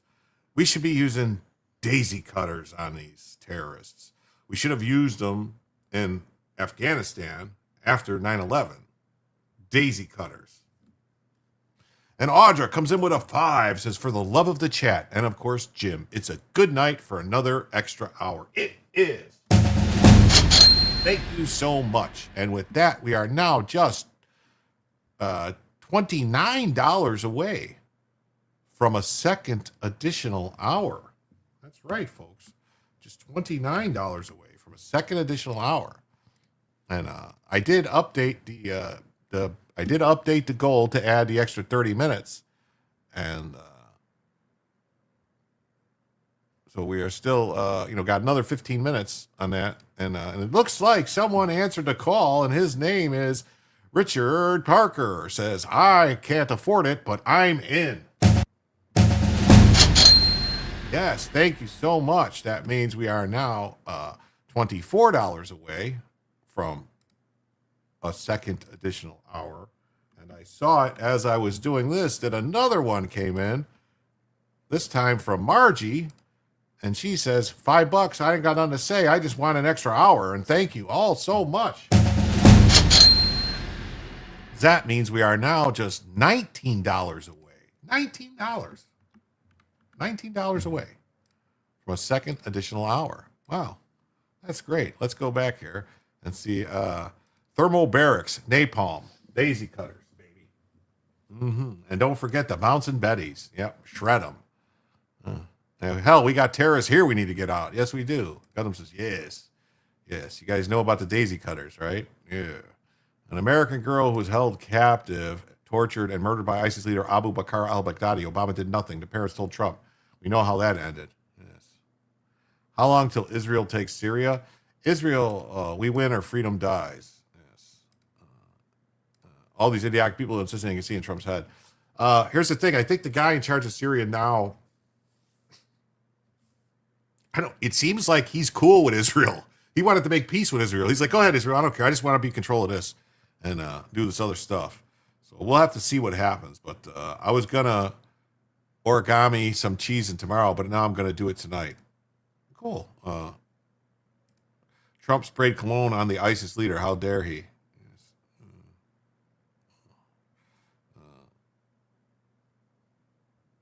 Is the multiple rounds weapon, I forget, daisy cutters? Generally speaking, they have a multiple re-entry vehicles. Yes. Don't give up on me. I'm in the truck heading home to really punish my liver. Okay, don't worry about it. I hate flowers anyway. Oh, Joe comes in with broke ass is my middle name for 2. Well, thank you.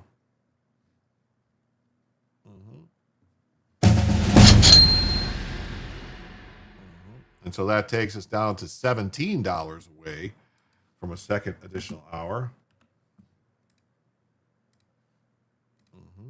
Then Richard comes with another $1. Well, thank you, Richard. That brings us down to 16 away.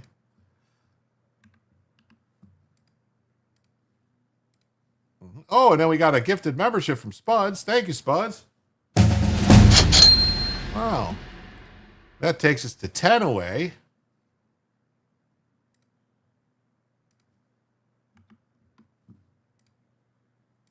And the person who got the gifted membership from Spuds was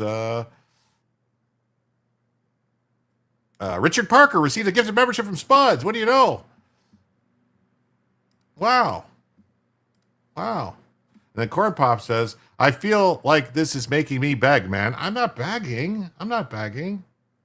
Wow. And then Elf comes. Oh, my God.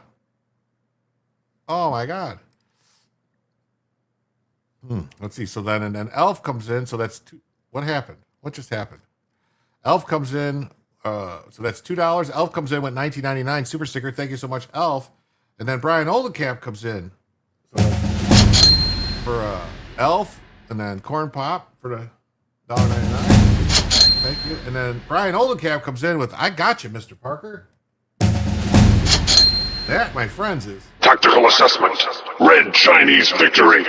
Impossible. America will never fall to communist invasion. Communism is the very definition of failure.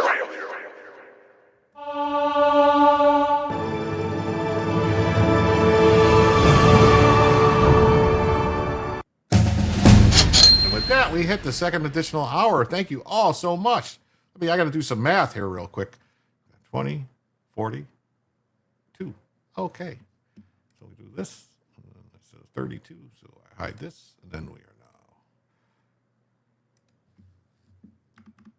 $68 away from a third additional hour.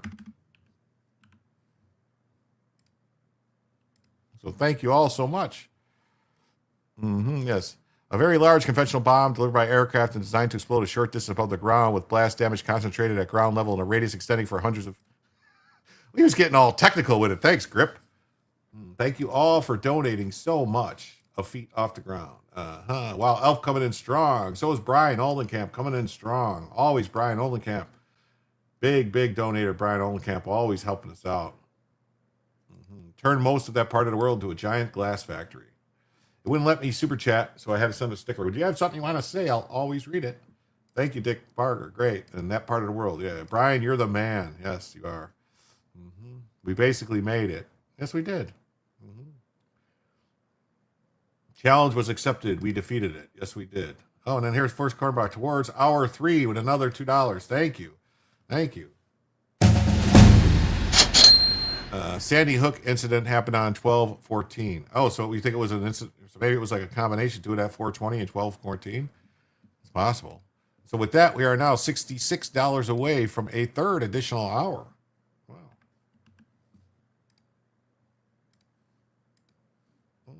Yeah, thank you guys all so much. Did I not get my gift?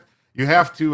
This is what you have to do, Rich. You have to refresh it, and it'll appear.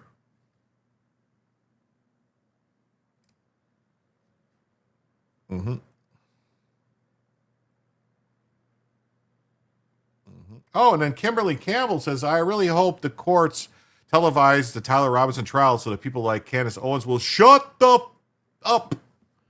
Wow. Oh, he has a wrench. It won't turn green. You're right. I'm sorry. Thank you so much, Kimberly Campbell. And with that, we are now $56 away from a third hour of the show. Man, Saturday night's a good night for a fight, it seems like. Wow. I'm working hard and listening to the show rolling. Well, thanks, Bushmaster. I appreciate everybody who's here. We'll talk to my Vietnam vet friend. I'm helping. Do mods turn green? I forget where a mod. He still has the S. If you look on the screen right now, there's a little S, the supporter S. He has that next to his name now. With Grandpa Jim's. What's up, Jobless Creates, man? It's so great to see you. I've been wondering where you've been, man. I wonder where you've been, bud. Been a while since I seen you. Great. Thanks for coming back.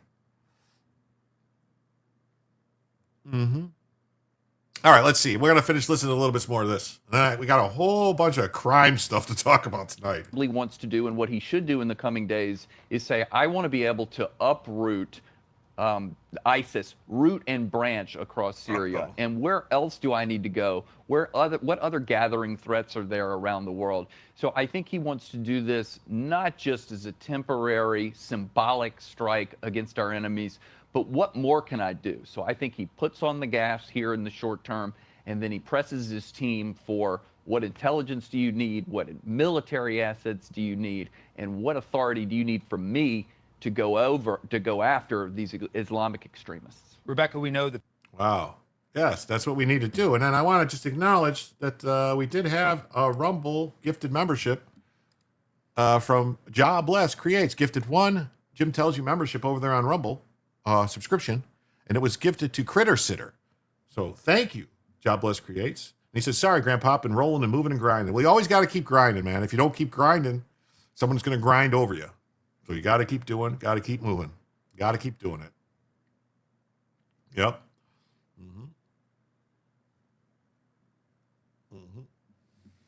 But thank you so much for the gift. And Critter Sitter should thank you too.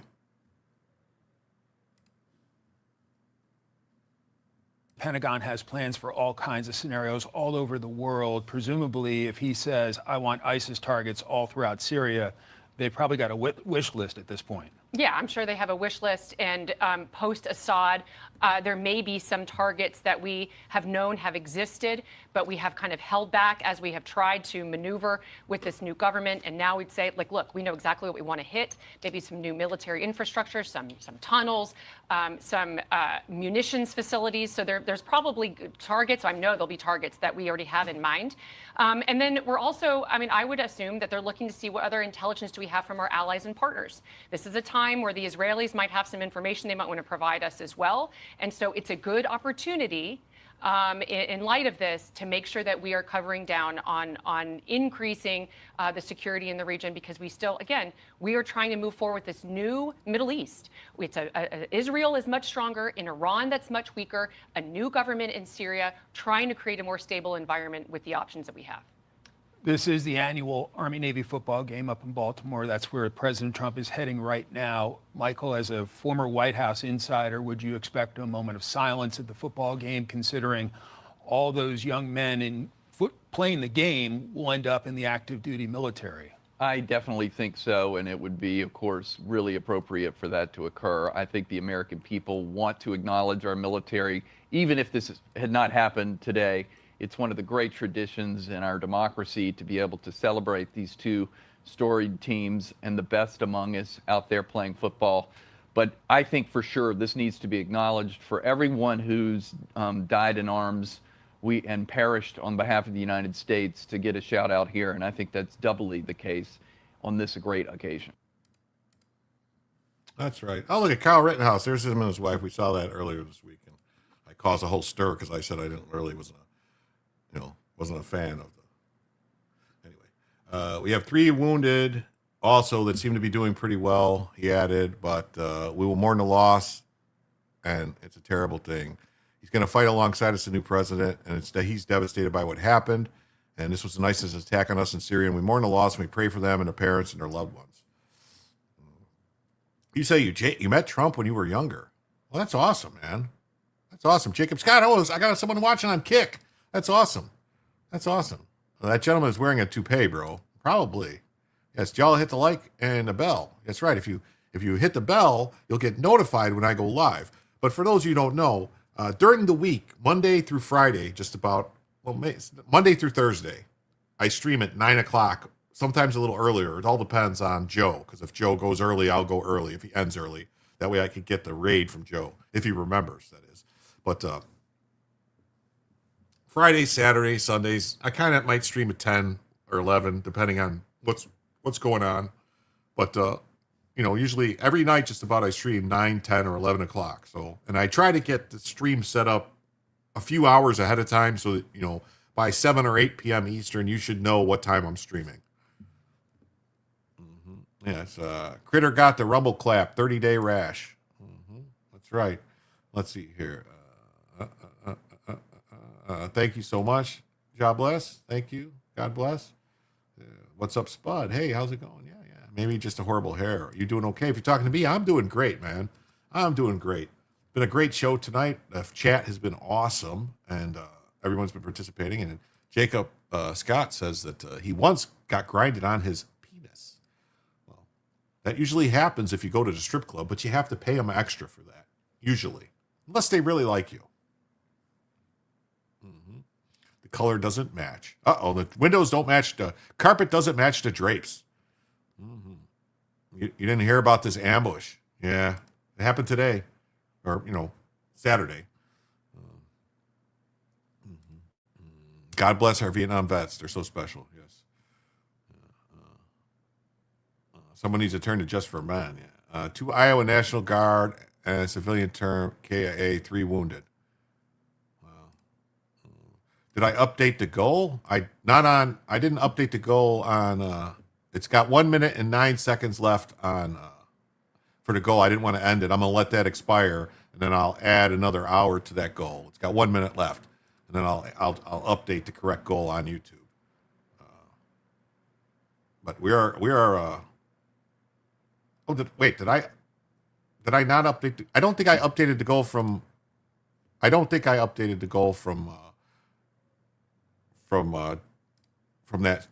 that I don't think I did update the goal from that gifted membership on Rumble. You're right. There.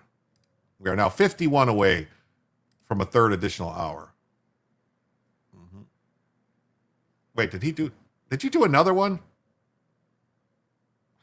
Job Bless Creates gifted a membership to Gripper. Well, thank you. So that's another one I got to do. So that's another 5. So let me do this, and that's another 5. So that's now $46 away from a third additional hour. Oh, so thank you. Thank you for another one. Mm-hmm. He's been better this week. That's good. You need a text secretary to translate your typing before I do the stupid. Don't worry about it. YouTube won't let me say payo. I don't know what that means. I'm over here helping with the algorithm. Well, thanks you. I'm over here now. Thanks, buds. If you have Trump money, women will grind on you. Yes, they will. Oh, and then Anthony's home. Uh-oh. Look at these people. Man. Uh-oh. I got safely home. Time to really start drinking. Starting to snow in Rhode Island. Need to light a fire. Thank you. Thank you so much for the $17.76, which I am going to round up to $18 because I am not doing that kind of math tonight. So we will just say that we are $28 away from a third additional hour. Mm-hmm. And then, oh, look at this. Kimberly comes in with a 20 and says, I got Candace's cult members coming after me because I told her that she's nuts and she's no friend of Charlie. Thank you so much for the 20. And she is kind of nuts, I'm going to say. You're going to be up late tonight. It happens. It happens. It happens. So that's another 20. So we are now $8 away. $8 away from a third additional hour. Wow. So maybe I should just wait and see what happens here because before I go and do it. $1.94 now. Yes. Mm-hmm.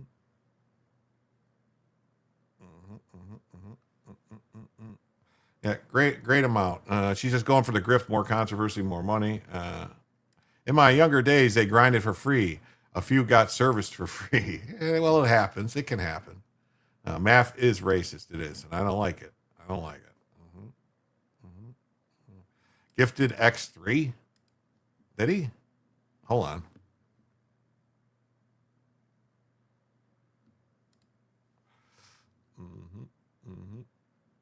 Oh, he did. He did another one.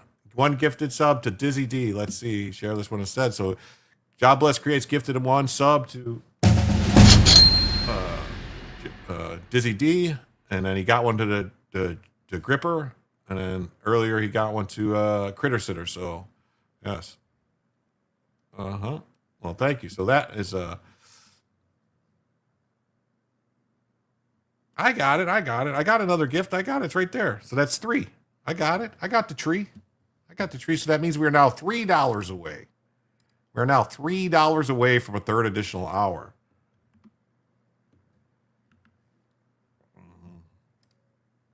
And I'm going to go adjust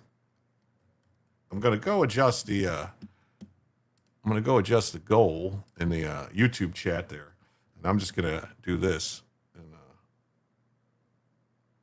I'm going to just put this down for goal ended, but I'm going to start another goal. And I'm going to go ahead and make it for 2 hours. And I'm going to say that we are $103 away from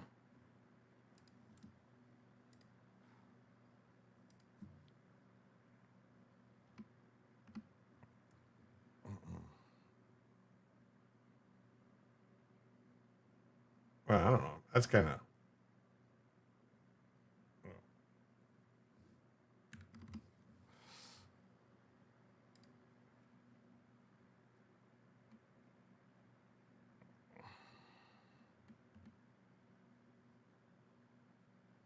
actually, I can't do it like that. I go 103 away from, or 103 away from a fourth additional hour.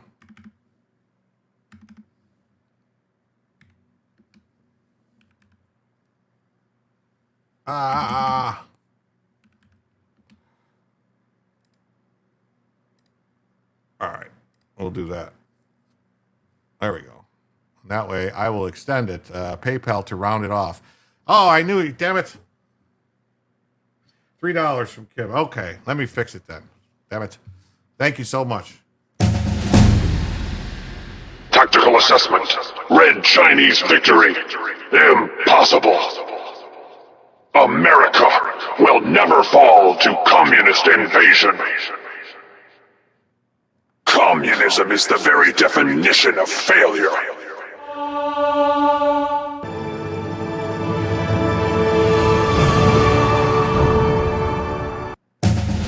Tactical assessment. Oh, wrong button. Sorry. Well, I hit the wrong button there. Thank you so much. So that $3 from Cash App from KPT means now we are $100. I'm just going to fix this. So we are now $100 away from a fourth additional hour.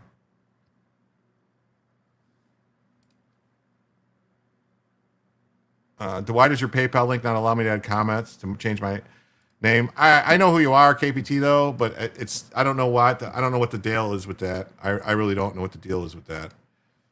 I don't, but I apologize.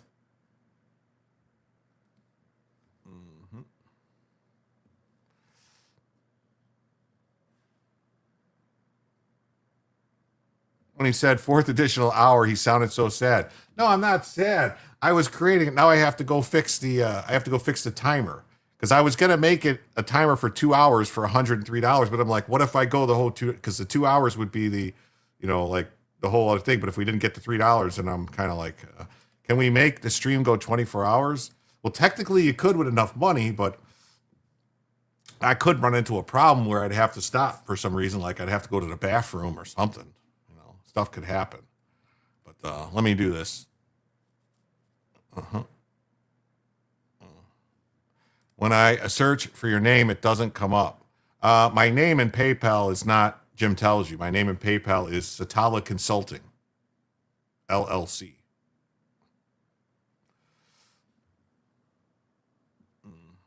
YouTube makes you break it at 12 hours. Yeah. Oh, look at Bella scratching. Yeah, Grandpa Poop Stream is not on my 2025 bingo card, man. Yeah, I know. That's what I'm saying. So 3 Americans, including 2 Army soldiers, were killed in Palmyra during an ambush when the attackers opened fire in the Desert Patrol. 2 Syrian military personnel were injured. Trump vows to retaliate. Today in Palmyra, Syria, 2 American Army soldiers and 1 civilian U.S. interpreter were killed and 3 were wounded. The attack occurred as soldiers were conducting a key leader engagement. Their mission was to support of an ongoing counter-ISIS counterterrorism. Yes, Bella has an itch. Now she's itching her leg. I thought those guys. That's your man. I used to fight him.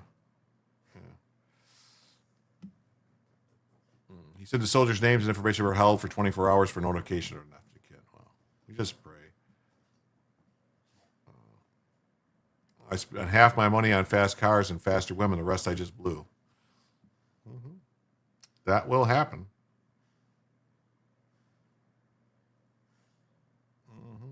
Oh, look at this. Spuds gifted a membership. So now Job Bless Creates was gifted a membership from Spuds. That's what that is right there. That's a Spuds gifted membership. Thank you so much. Thank you so much. And so that means we are now, I didn't fix the banner. So we are now $95 away from a 4th additional hour. Not 34th. What are you doing there?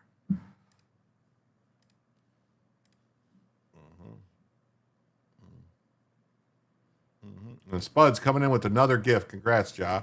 It's win for Spuds. That's right. I mean, $1.99 away from what? We're 95 away from a 4th additional hour. Yep, she's a beautiful girl. She is. Switching back, got disconnected. Home internet. I missed anything? No, you're fine. You're fine. We've already hit the 3rd additional hour, so.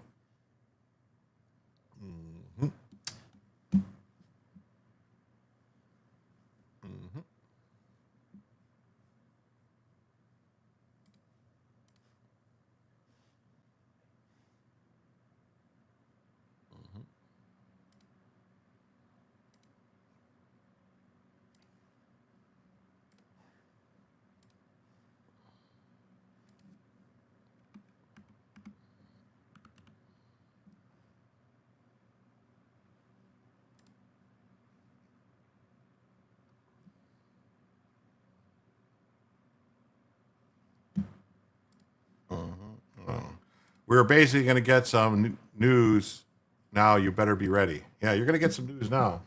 Ghetto strong. Yeah. Nice aim, Spuds. Good job. All right.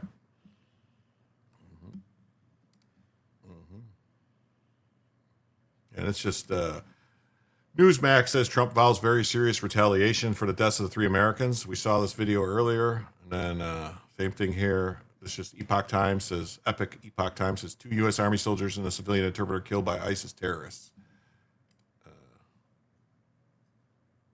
This is the House Republicans unveil vote on healthcare plan next week.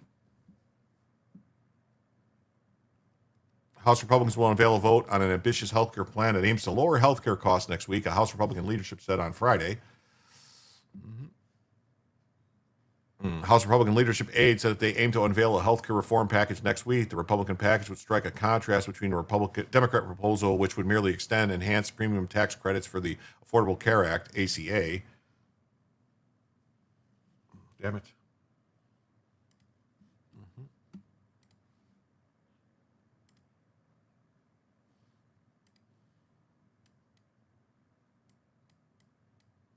Hey, Bella, stop licking your paws.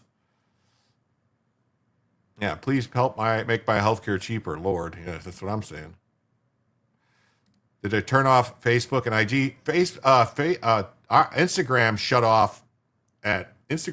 off at 1 hour for some reason tonight. Like, cut it at 1 hour. I don't know.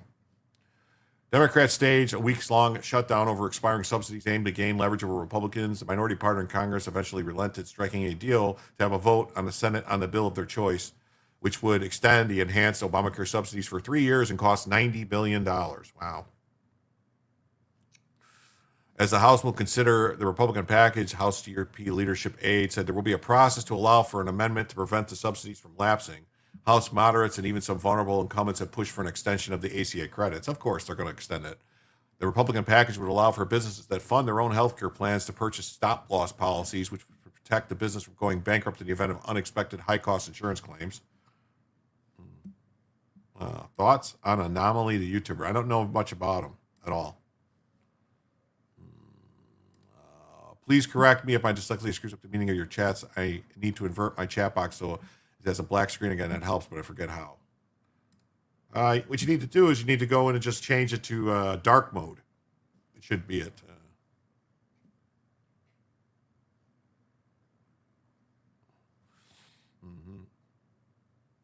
Trump is not the problem. Spineless Republicans are. I agree. The plan would contain cost-sharing reduction payments that would cut premiums by roughly 12%. CSRs were introduced in the House-passed version of the Big Beautiful Bill, but were taken out by objection of Senate Democrats, believing it violated Senate rules. You couldn't find the setting. You'll look again. It depends on what browser you're using, KPT. If it's like Chrome or anything like that, there should be like 3 dots or 3 things on the top right, and you can go into settings there and then change it to night mode. Hey, look at this. It's funny how Dems caused a hike in our healthcare due to Obamacare, then turn around and blame the Republicans for the rise. That's how they do, though. That's how they do. With that, we are now 90 away from 4th additional hour.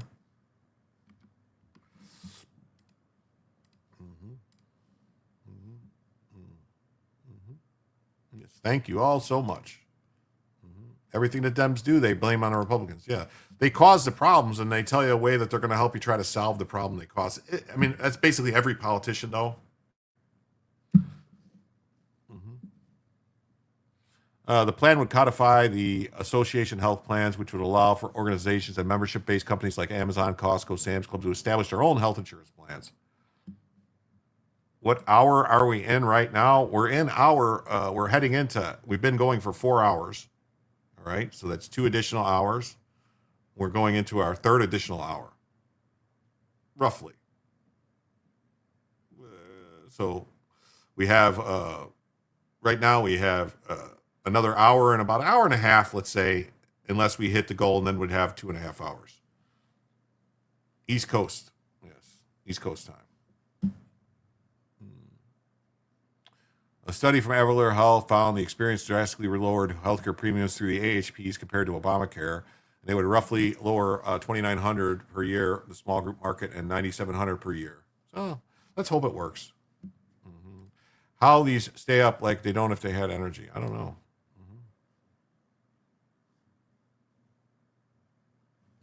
Bella, what are you doing, Bella?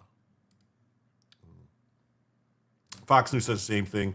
GOP unveils a healthcare plan ahead of the vote next week that as the cost hikes loom. Let's see. Okay, so it's going to be. Let's see if he's going to say something. Coverage got a lot harder to afford, and families are facing a lot of impossible, horrible choices. And Republicans owned every bit of it because of the way they voted today. Shameful. Shame on them. They just want a political issue. They just want a campaign on saying that the reason healthcare costs are going up is because Republicans, which is abjectly false. They created Obamacare. They created the 221% increase in premiums, not Republicans. Lawmakers on Capitol Hill remain divided. Guess that's not news. But the best way to prevent millions of Americans from seeing significant health care price hikes in the new year depends on whether they can get an agreement. And that after the Senate failed to advance either of the two competing plans yesterday. Former Speaker of the House, Kevin McCarthy, I guess, once more into the breach. Here go the Republicans to try to deal with health care. It has been just, to me, a tragedy of communications for almost 20 years. And here they go right back into the trap. That is true. But if you listen to what Senator Schumer was saying, he was literally acknowledging Obamacare has failed. It's made health care too expensive. It's not good delivery. There's not quality. You couldn't keep your doctor. But what we're looking back is now we're on a deadline that the Democrats set up for America. But there hasn't been communicated to the American public. We're a couple weeks away from about 24 million that they're going to see their premiums go up. So do you give an extension while you go and fix it? The difficult part is when you look back when you're in the majority, it doesn't matter who creates it, you're going to own it, so you've got to plan ahead. Shutting that government down for 2 months, which the Democrats did, was a big mistake. But keeping Republicans away from the majority or working on this issue ahead of time now could come back to haunt us. Healthcare is a very difficult issue. It takes up a large portion of the economy. You can't just throw something out a few weeks before and think you're going to be able to fix this problem.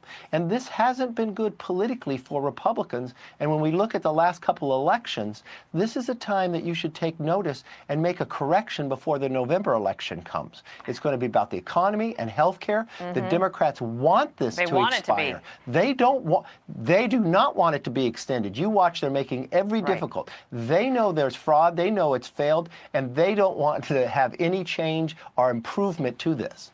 Yes, Speaker Johnson says that they are going to try to vote on a package next week and then to expect more in January and February. And you can imagine President Trump will have to spend some time on this in the State of the Union as well. Also wanted to ask you about this because redistricting is an issue that we started to talk about early in the year. President Trump and his team said, Republicans, we should figure out a way to maximize the number of seats that we can get.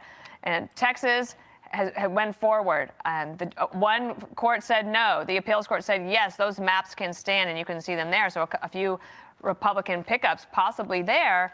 But it hasn't all gone according to plan because California, an effort I know you know well, they're going to go forward. Indiana decided not to do so yesterday. So in the overall scheme of things, how do things look for Republicans or Democrats going into the 2026 elections when it comes to this redistricting effort?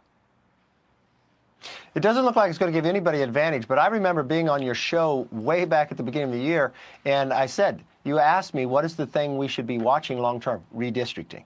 Look, I'm opposed to going about doing the way California did or others. And my very first day in the state legislature in California, I introduced legislation to make it a commission. I think competition is the best way to go. The people should decide who their representatives are.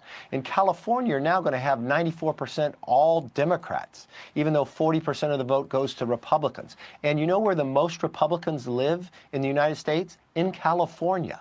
But they're going to lose representation just because Gavin wants to run for president. Go out and put a better idea, get better candidates. Look, when Nancy Pelosi was elected Speaker, I was elected Republican leader. In 4 more years, we became the majority by 5 seats. We won 5 seats in California, not by changing lines, but by getting better candidates. We ended up with the most Republican women, the most Republican minorities. We won seats in New York. We won in difficult places because we had better messengers and a better plan. I always think America wins when there's competition. When you look ahead right now to next November, do you have a feeling on whether Republicans can hold on to the majority in the House and Senate? Look, if I take the New Jersey and Virginia races, then I look at that Georgia state race, it's going to be very difficult. But November's a ways away. You are in the majority. You control what can come to the floor. You control what the agenda can be. Stop the bickering internally. Turn this around. Focus on the economy. Focus on the things that affect people day to day, from their safety, from their education, from their health care. And yes, Republicans can keep the majority. Okay. Kevin McCarthy, great to see you. If I don't see you again, Merry Christmas. Yeah, Merry Christmas. So they released a 111-page plan for reforming health care they hope to vote on next week. We'll have to keep an eye on it. You know, the whole thing with the subsidies, healthcare costs have continued to go up. It's just that the government has been picking up more and more from certain people because those are people that are worried about complaining. But like people like that pay their own insurance that don't go through Obamacare website, oof, we've been getting brutalized. Look at this. We got another 5 from Kimberly. I think they should set up a contract with hospitals to allow them to set up their own health insurance. I agree with that. You know, that makes a lot of sense. You know, with that, we are now at $85 away from a 4th additional hour.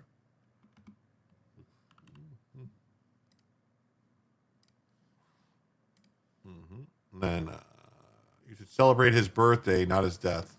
Well, yay, I found it. Good. No, Corn Pop comes in with $1.99. Looking for a good Texas woman. Well, there's a whole lot of them there, Corn Pop. 101st, no, I'm in Indiana. Well, there we go. And that brings us now $83 away. $83 away from a 4th additional hour.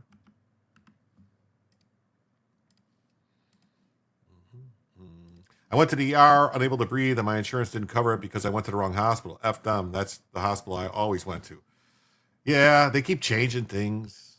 They do. They keep changing things.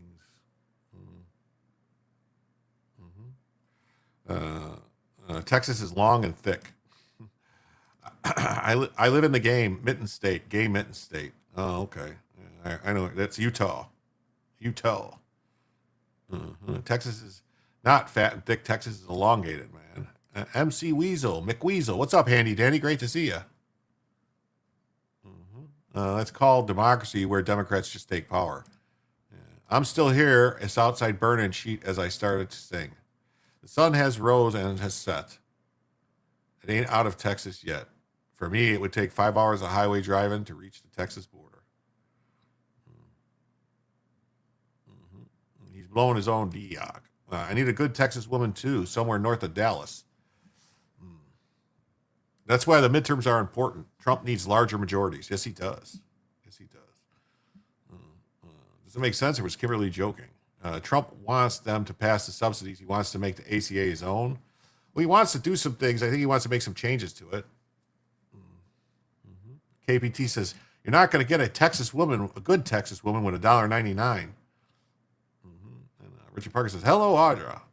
All my exes live in Texas. That's why I live in Tennessee. I don't know. I'm from New England, and that's all I can be. Yeah, we need a good woman from Dallas, and I need no woman from Austin. That's illegal. Wait, no.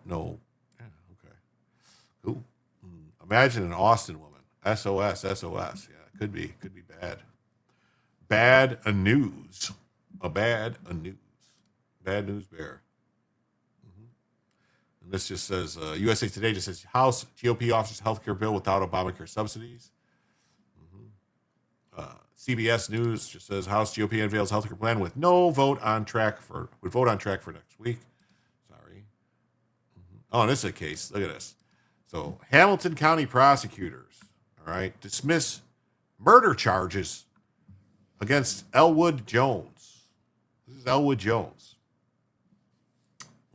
Hamilton County prosecutor Connie Pillich announced Friday that she has dismissed the 1995 murder case against Elwood Jones. This is a result of a months-long intensive review of the trial paperwork, of court filings, and of evidence. Jones was convicted in 1996 for the murder of Rhonda Nathan, a woman found brutally beaten in her hotel room in the Embassy Suites in Blue Ash. He sat on death row for nearly 3 decades. All right? Yes, we just need to get more MAGA in Congress. Here's a thought. Go back to healthcare before Obama destroyed it and made it about insurance only. What we really need to do is we need to get back to where you can have guilds and lodges. You know, anyone remember hearing about the lodge system? Let me fix Bella.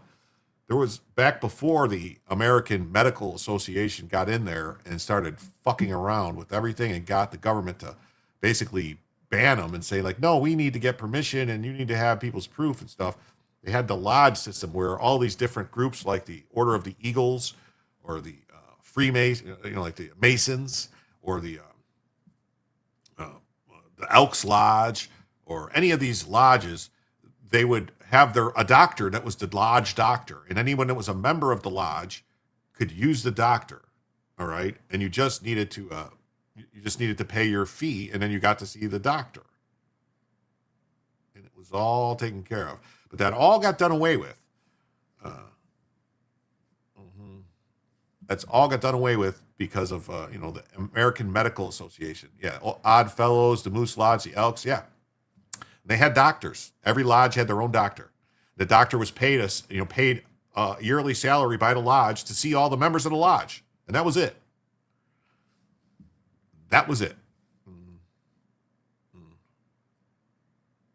If I don't have a message to send, I keep radio silence. Okay.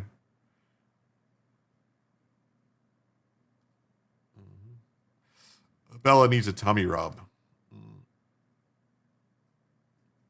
Messages go as such. You, this is me. Message over.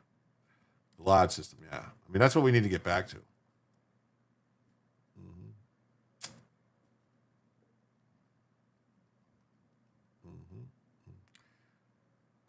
You were born in Methodist General, June of 61. You can contract a doctor to be your doctor for a flat fee. It doesn't include hospital stays. I remember when doctors made house calls. Yeah. It's gotten really, really bad, man. Healthcare's gotten really, really bad. So this guy sat on death row for 3 decades before a Hamilton County Common Pleas Court judge, Wendy Cross, in 2022 ruled that the evidence withheld from Jones's defense attorneys was significant enough that Jones should have a new trial. Ohio First District Court of Appeals denied the prosecutor's office's request to appeal the decision to grant Jones a new trial. The Ohio Supreme Court in December ruled the Court of Appeals to reconsider a request to challenge the decision. At Friday's press conference, Pillage said it took her months to make the decision.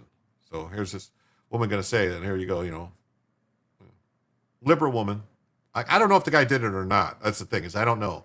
I mean, if he's innocent, and here's the thing, if he's innocent and he sat on death row for 3 decades, that's fucked.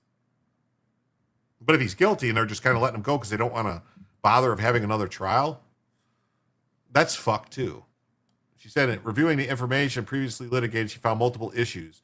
A lack of forensic or physical evidence directly linking him to the murder, insufficient follow-ups on witness statements pointing to other suspects, and a failure to provide Jones' attorney with a large amount of investigative material before trial. So here, let's see.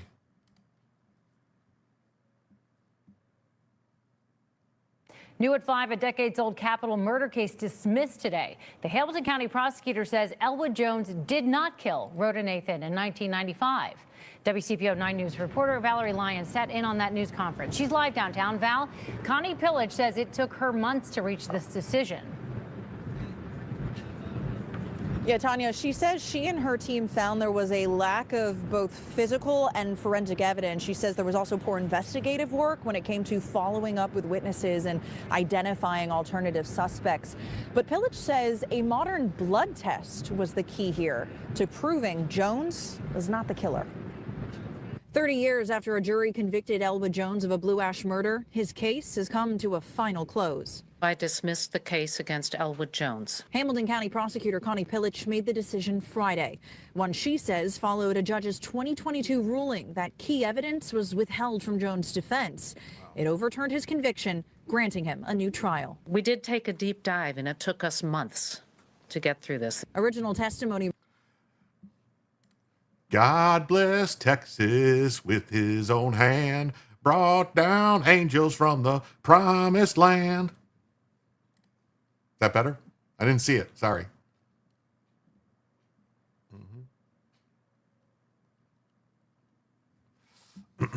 Allegedly. Yes, allegedly. Revealed Rhoda Nathan was brutally beaten to death in her hotel room. Coroner reports showed she had hepatitis B. Uh-oh, hepatitis B. By a very distinguished expert, testified at the motion for a new trial that hepatitis B is extremely contagious.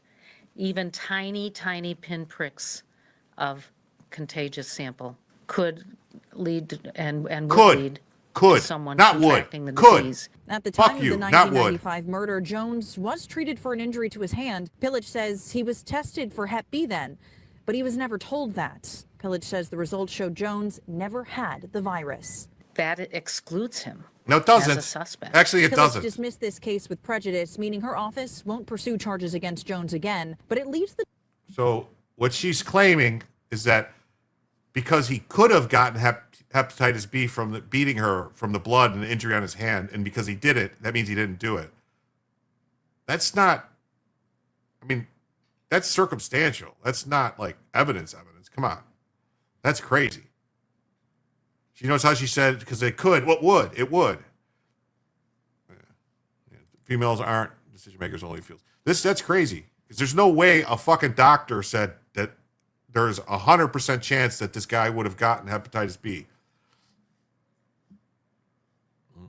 Hep B outbreak coming up on the news. Yeah. That's crazy. That's soyance. Yeah. Yes, that's retarded. It is. It is. Well, she had hepatitis B, and if he beat her to death, he would have caught hepatitis B. Oh. The stars at night are big and bright, deep in the heart of Texas. Women judges were a mistake. We'll see. Door open for investigators to try again with different suspects. I entered this fully, knowing that it is going to be very difficult to solve an old case like this. I know that Mrs. Nathan doesn't get justice. I know that there's another person who committed this horrific act. Okay. Pillage told us she did call and speak with Nathan's two grown sons. It was not an easy conversation. Pillage says while they understand the decision, they're frustrated and they're grieving because after 3 long decades, their mother still does not have justice. Reporting live downtown, Valerie Lyons, WCPO 9 News. Well, that would be messed up too if the guy, like if what KPT is saying is true. I don't know. It's that there was more they kept out of the trial. This is just what they're willing to say, so he cannot sue them for wrongful conviction. I think he can still sue him for wrongful conviction. It's just, I mean, what's worse? What if they would have executed this guy and it wasn't him? I mean, I don't know. But I mean, like if that's all it was is the hepatitis B thing, I would have to say, whoa, wait a minute. You're a trial watcher? Okay. All right. Well, sing to me about them yellow roses. Okay, no texting goes without singing that. I caught myself putting down my phone and clapping. An innocent man in prison is not justice. No, I agree. That's what I'm saying. That's why I led this off by saying if he's innocent and they had him on death row for 30 years, that's fucked. I said that. He will have a harder road to hoe by keeping the evidence out of public view.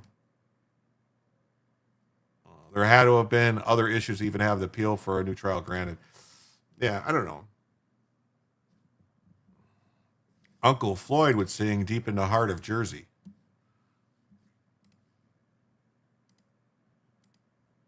Okay, so she found multiple issues, and she also said a modern-day medical testing excludes Jones as a subject, said blood tests done by the coroner showed Nathan's hepatitis B, which is highly transmissible. And he did not have it. So the prosecutor said she spoke with the children. So that's what you're saying. So just they're basing this on the hepatitis B.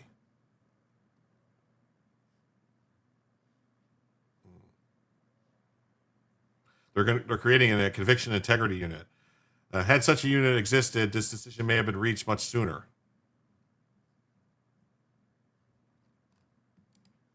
is a feature, not a bug, of their approach. But I do think this type of sort of secret exploitation, it's not just bad for. Anyway, I don't know what this was. So, Hamilton prosecutor dismisses 95 capital murder case against Elwood Jones.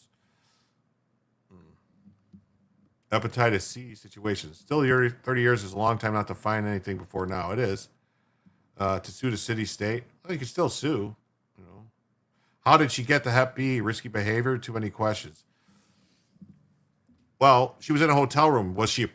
I'm not saying she was. Was she a lady of the evening? Maybe. I don't know. I'm not saying just because she was in a hotel room she was. I'm just saying like hepatitis B is risky behavior thing. Maybe drug use or intravenous drug use, something like that. I mean, I don't know.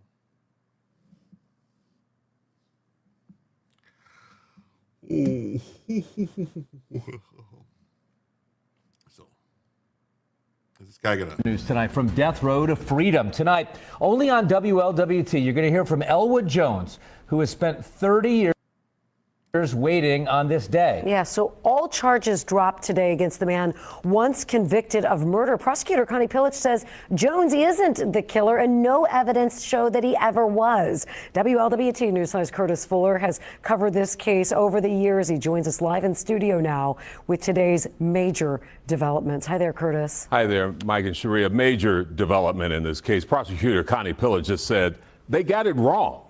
And she dismissed this case with prejudice. All charges, as you said, wiped away forever in the interest of justice. I talked to Elwood Jones just a short time ago about the decision. I'm just thankful. Words from a man officially set free after spending nearly 30 years on death row and the past 3 years in limbo, waiting for the truth. I'm blessed in a way that I can't even begin to say. All I can do is like I've been doing. I have always believed in law and order. If you get caught, pay the price. But when you lie and cheat and put someone in jail for something they didn't do, then you're not following the rules. And that bothers me more than anything. In 1996, Jones was convicted of murdering Rhoda Nathan in a Blue Ash hotel. In 2022, Judge Wendy Cross overturned the conviction and granted him a new trial, saying the state withheld critical evidence, thousands of pages of documents. She also excluded any unavailable witness testimony, including from a key witness, Officer Michael Bray, who has since died. I came to the conclusion that there's a lack of evidence, both physical and forensic, tying. Well, here's the thing too. Like, if she really wanted to, honestly, if she wanted to, she could retry the case. The Supreme Court would let her, and they would let her use the testimony, previous testimony of the witness who died, because they would just use his testimony from the first trial. That's all they would do. So I don't know. I'm torn on this. I'm like, if he's innocent, I don't want him in jail. If he's guilty, I don't want him let go. I don't know. I don't have the evidence. I don't know. Hamilton County has been taken over by liberals. Well, I saw the look of that judge. That's all I'll say. The look of that judge screamed,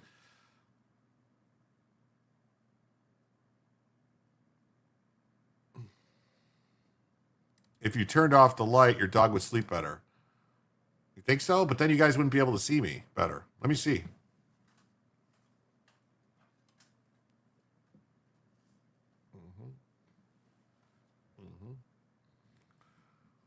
I don't know. Is that better? Now I'm going to fall asleep.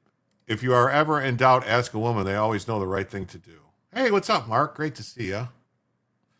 So let's hear some more of this. Mr. Jones to the murder. This office, under my leadership, does not cheat in order to score a win. When I got to call him and tell him that, he said, "What's going on?" I said, "I've been waiting 30 years to tell you this." And he started to cry, and I started to cry. And I just can't even describe what that emotion feels like. I take it as a victory, and I can live with that. Connie Pillich also announced the launch of a conviction integrity unit to prevent cases like this ever happening in the future. You know, she was very adamant of saying, we just got this one wrong. And you don't hear that often, that type of transparency. And you also heard her say, look, we don't cheat. We just go after the facts, and what they lead us to, that's what we'll give you. Curtis, Rhoda Nathan is the woman who was killed way back in the day. Did Connie Pillage speak with her family before this big announcement? She actually did. She reached out to two sons, and you can imagine. Now they're hearing that the person who was in jail and convicted of killing their mom is not the person. So now they have to go back to square one of searching now for whoever that killer is.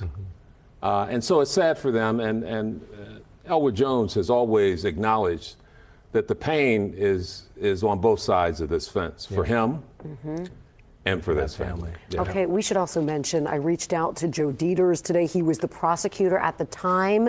He, I'm told, is possibly going to be making a statement or talking with us about this case and what he... Oh, so the prosecutor's going to say something to Joe Dieters. Yeah, I'm sure he's going to say, that, what are we just letting criminals out now? What is this weekend at Biden's?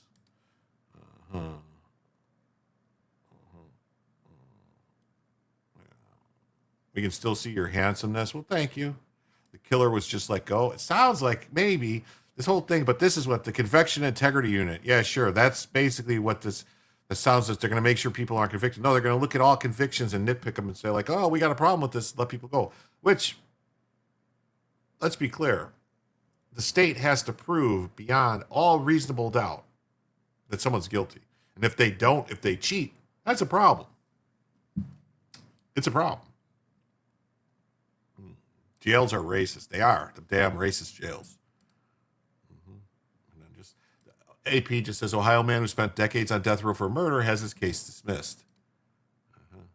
This was the most important story of the day. I wanted everyone to know this. All right. A viral drunk raccoon is a serial break-in artist. Yes, you've heard it here first.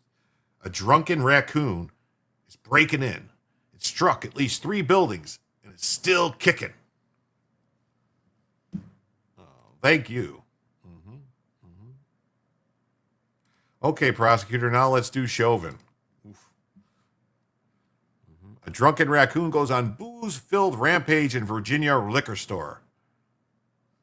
I heard this raccoon is a rap artist. Yeah. Drank alcohol from the bottom shelves over. Raccoon broke into a closed Virginia liquor store and drank alcohol from the bottom shelves over the weekend. An animal control officer says the raccoon was found Saturday, passed out next to the store's toilet. The officer says the raccoon then sobered up after a few hours. Officials says they release him back into the wild.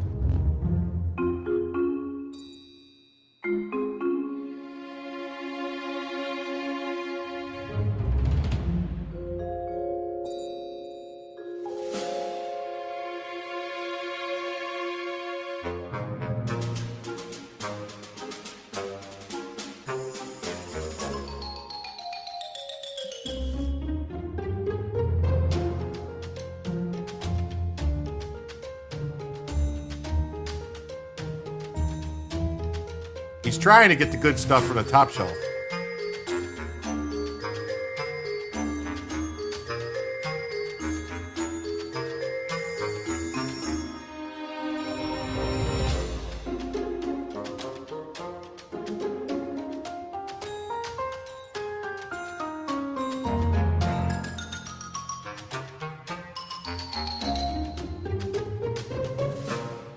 That's some crazy amount of damage. Going to just keep being the same thing over and over again with the raccoon. Yeah. So this party animal won't quit. The drunk raccoon went viral for guzzling whiskey and then passing out by a toilet in a Virginia liquor store. It's a serial offender who has broken in at least 3 buildings and lived to tell the tale. The half-cocked critter who tickled America's funny bone last week has long been ransacking other businesses near the Ashland store in search of goodies, according to the cop who nabbed him. That's right. Sorry, thank you, Jobless Creates. That's right. He got in through the cat door. Maybe. I would be filing criminal charges against this fucker, man. You've been there yourself. Bottom shelf, it was free. Get the good stuff. He was trying. He just kept falling. Raccoon's got a raccoon. This raccoon needs to be studied for science. Yeah, this is one serious trans panda. Richard Blue says, I agree. I wouldn't want an innocent person in prison. Thing is, they are all innocent. Yeah, they all say they are. Get a coon hound on the case. That's right. As long as he doesn't have rabies, I'd say book him and give him a phone call. Is his name Otis? Maybe. Maybe the raccoon is Irish, German, Scottish native, or Russian blood, and just an average school bus driver. Could be. He found a bathroom. Yeah, at least he wouldn't puke all over the place. Going for the maker's mark. That's right. This is not the first time he's been in one of these buildings, says Animal Protection Officer Samantha Martin.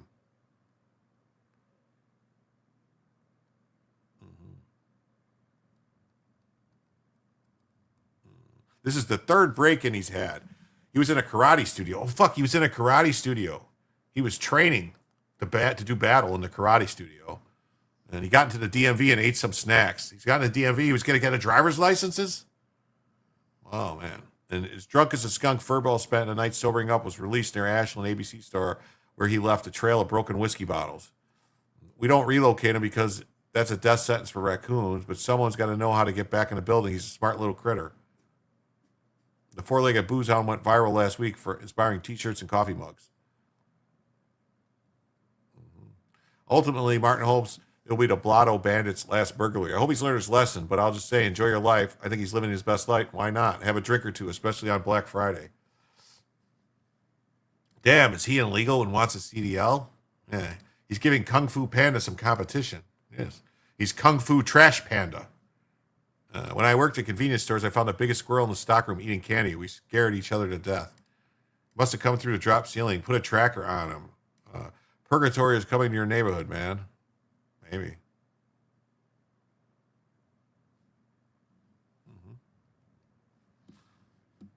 Outkick says, drunk raccoon found passed out in a bathroom on Black Friday. Has a wild rap sheet. This just says, Trash Panda 2, raccoon who burglared liquor store now strikes karate studio for snacks. My bad, Rocky got loose last night. CDL. Yeah, they're gonna have to take his CDL away. All right. Now we're gonna get into some of the stuff that everybody's been waiting for. You've all been waiting all night.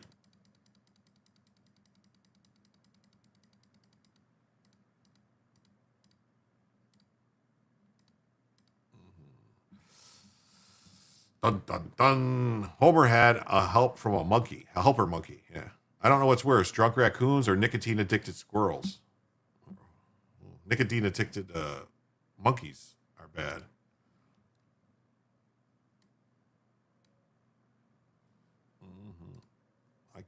I can't airdrop this panda.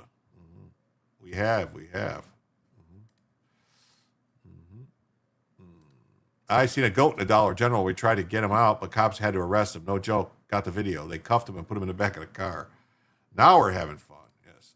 More than a dozen angel parents gathered on the Hill today to share stories of loved ones who were killed by illegal aliens. Several expressed frustration as to what they say are constant media sob stories about ICE arrests, yet no media interest in their loved ones. Ooh, dispensary is next. Yes. Drugs and alcohol are ruining this country. Look at it, taking it to the trash pandas. There were very few media outlets at the press conference, which also included several GOP congressmen who were co-sponsoring a bill to create a national memorial in D.C. for the victims of illegal alien crime, not migrant crime, illegal alien crime. Here's Fox News' coverage. All right, I'm going to play this. I got to pee while this is playing. It's Tay Bell.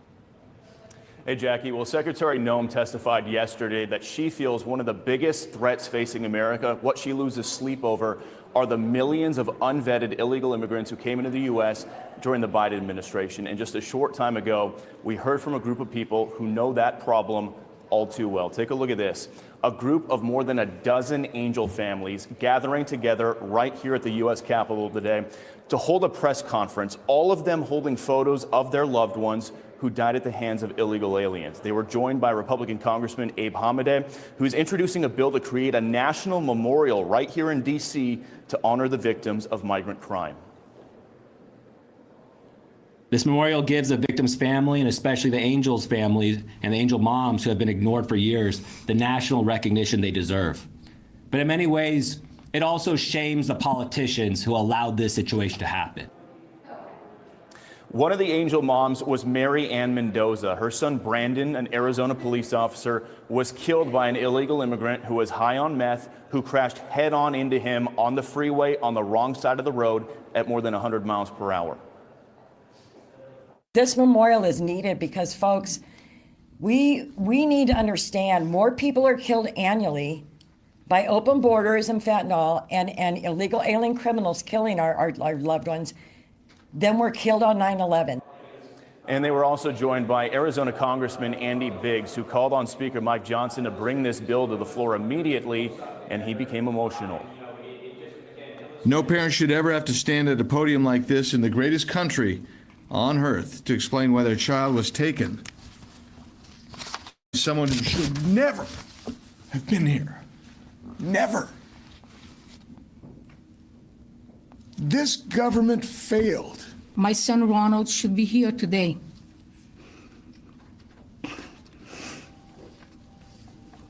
To celebrate Christmas. I cannot tell you how difficult this time of the year is for my family. And that Angel mom you just heard from there who was emotional was Agnes Gibney. She was the woman who you showed video of hugging Kristi Noem after that hearing yesterday. You guys are going to be talking to her in just a minute here. But one of the other Angel moms today made a point. She said every day they're barraged by what she says are media sob stories about illegal immigrants being arrested by ICE. She posed the question to the media, where were you guys? Where were the media when we got the phone calls about our loved ones being taken away by illegal immigrants? Listen back to you. Valid point. Bill Melugin on the Hill for us. Thanks, Bill. As Bill mentioned, Agnes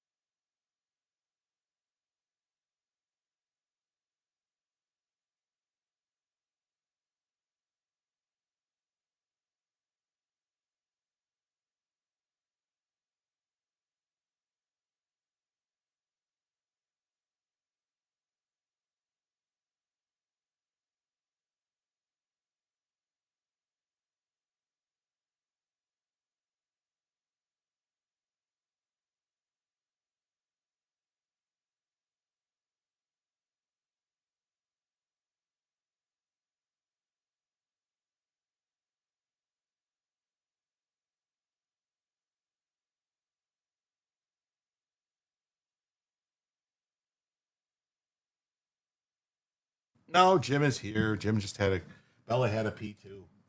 Sorry. Bella had to go out. Yes. Daddy had to go, so Bella had to go too. That's right. Bella had to go to the bathroom. I had to take her out. So it's sorry about that. Let's see. No, Bella had to go. Did Jim have a biological event? No. Jim's doing maths. Jim's doing maths. Did we have another? Wait a minute. We did. We had another one. The Star Spangled Banner as you've never heard it before. 1776. Well, thank you. Thank you for that, Anthony. That's his.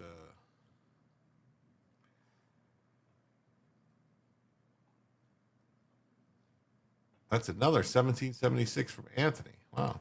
So that puts us now at, let's see, so that's $18. All right, so 1750. No, wait, 17. Hold on. I got to do math now. This is crazy. Let me get rid of this banner. Hide this one. Take this away and then do math here. So that's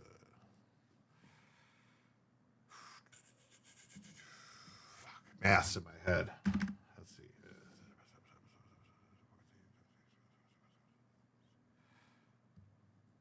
83, 17, so $66.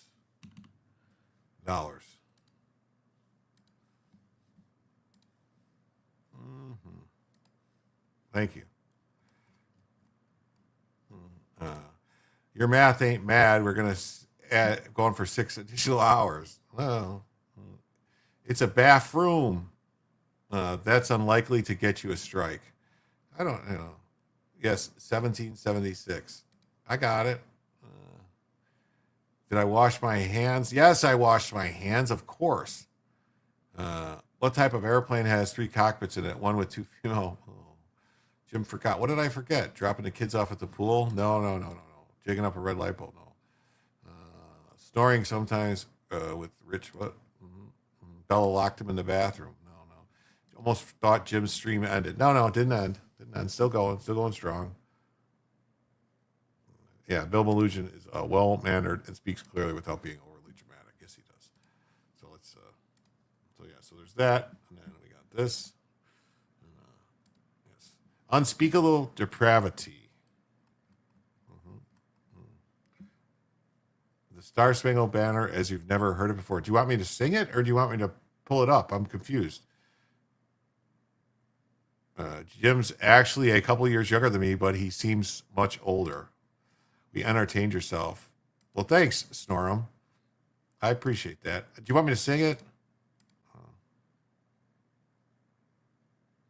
I don't know. Was it like, oh, say, can you see by the dawn's early light? Oh, so proudly we hailed at the twilight's last gleaming, whose broad stripes and bright stars through the perilous fight. Pull it up. It's a video and a history lesson. Well, get the clip, Anthony. Pull up the clip and give it to me. 1 + 1 = 11. 2 + 2 = 22. Math is easy. Thank you, Kofi. Thank you. I'm not a singer. I'm not a songwriter either. So we're now $64 away from a 4th additional hour.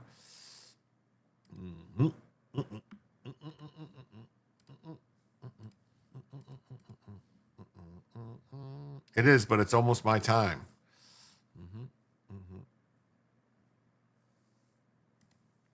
Anthony, so lazy. I don't know what he wants me to pull up. That's what I'm saying. If he has the specific ones he wants to listen to.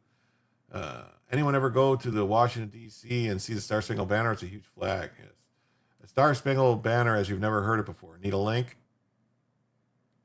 Yeah, I need a link. I don't know. Let's see. Okay, I'll go Star Spangled.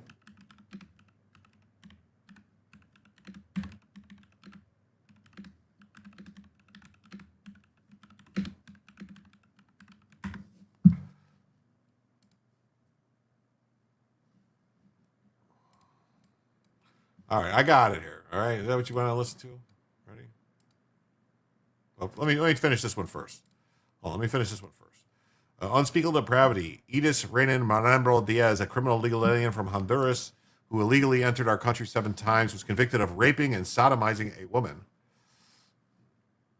I got it. It's right here. What's it say? SSB, Army, Navy. What's this? What's this?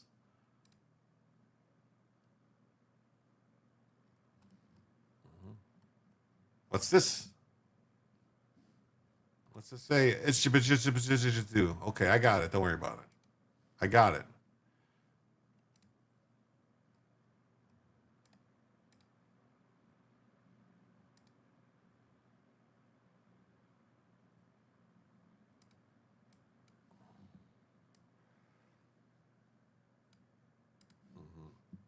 So this guy raped and sodomized a woman with cerebral palsy and cognitive delays. He attacked her and dragged her into an apartment building in his laundry room. He was sentenced to 3 years ago and could be released from prison as early as July 2028. The U.S. District Judge Judith Levy refused to sentence him to 2 more years for immigration crimes and called this monster a future ambassador for living up to our immigration restrictions.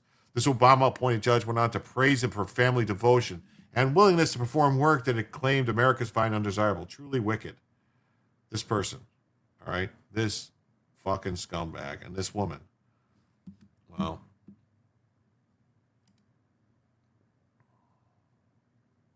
hold on. We're gonna finish this story before we get into this stuff. So here's Stephen Miller says, when foreigners invade our territory and violently rape defenseless women, these are war crimes. Democrat judges give them aid, shelter, not because they're soft, but because they support the end game, the forced humiliation, dismantlement, and domination and destruction of the West.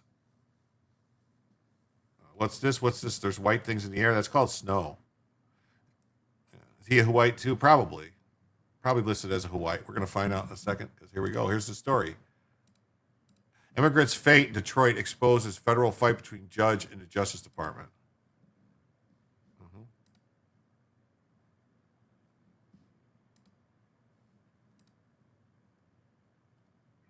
What? You're going to make me pay for this? Seriously? This judge is under fire? Really? You're going to make me pay for this? You think you're going to make me pay for this? You really think so, huh? Is that what you think? Is that what you think? You think you're going to make me pay for that? You're not going to make me pay for this. I'm going to cheat.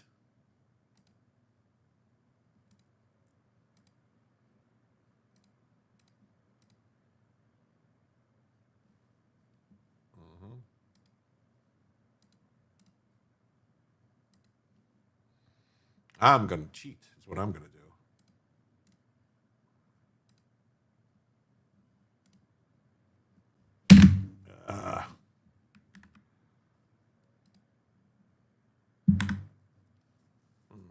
That's what I'm going to do. I'm going to show you how it's done. That's right.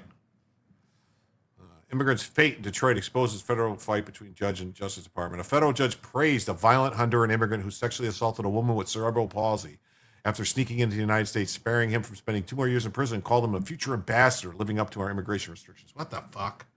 What is with these people? How is this possible? How is this happening? How is this possibly happening?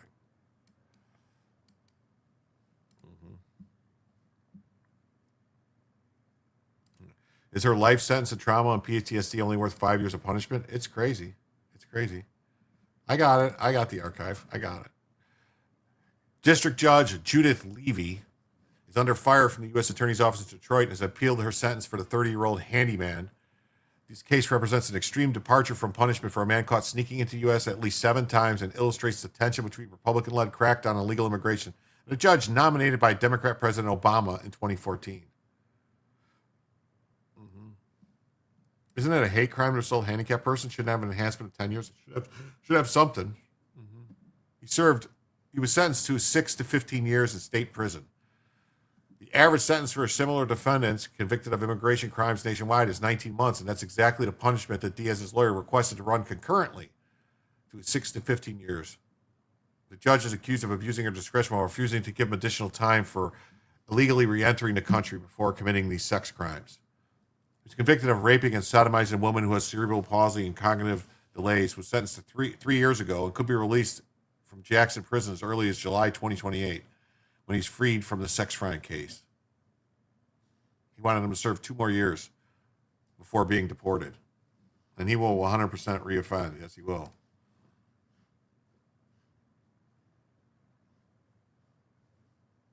Levy, who worked as a federal prosecutor in Metro Detroit and headed the office's Civil Rights Division. Of course she did. If an illegal alien is sentenced to a short time and allowed to stay in the country after they're paroled, I don't know. They should be immediately deported. He had another plan for Diaz, who snuck into the U.S. at least 7 times since 2019. She decided that 5 months he spent in federal custody while the immigration case was pending was enough punishment. I usually have almost no hope that a prosecution of this nature will discourage other people, but yours is a unique case, and you have expressed that you will be an ambassador for living up to your immigration restrictions.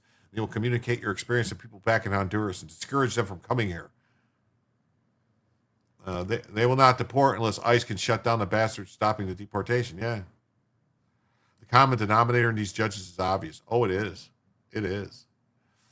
The judge's reasoning was odd. Prosecutors countered an appeal filed in October with the Sixth Circuit. The circuit is based in Cincinnati and oversees federal appeals in Michigan, Ohio, Kentucky, and Tennessee. It's rare for the government to appeal a sentence as substantively unreasonable, but doing so here is warranted, the U.S. Attorney Megan Sweeney Bean wrote. Oddly, the district court spun Diaz's repeated legal entries in his favor, commending his family devotion and willingness to perform work that his claimed Americans find undesirable. Yeah, his bones should be broken to the point that he walks like he has cerebral palsy. Yes. Wood chipper.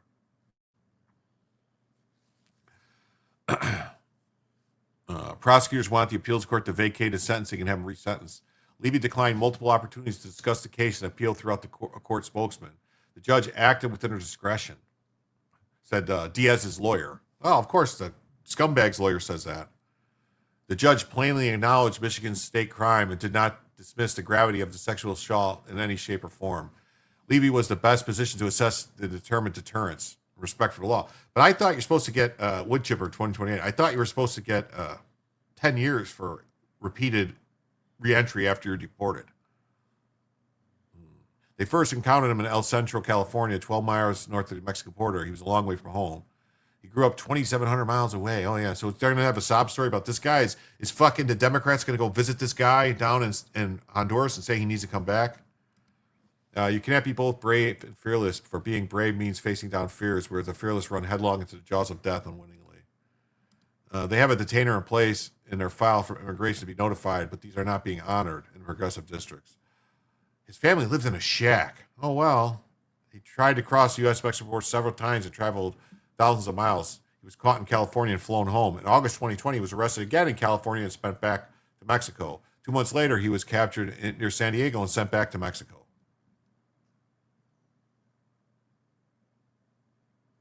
Oh, he's wearing his high school shirt. Oh, look at, Mother of the Redeemer's Catholic school. 4 months later, he was arrested in Chula Vista and deported to Mexico. 4 months later, captured in El Paso, kicked out of the country. 40 days later, Santa Teresa to Mexico and sent back to Mexico. After being caught in July 2021 and sent to Mexico, he successfully snuck back in the U.S. and headed to Michigan for a $1,000 a week construction job. Most of the money was sent to his parents. The truth is he was helping us a lot, his mother said.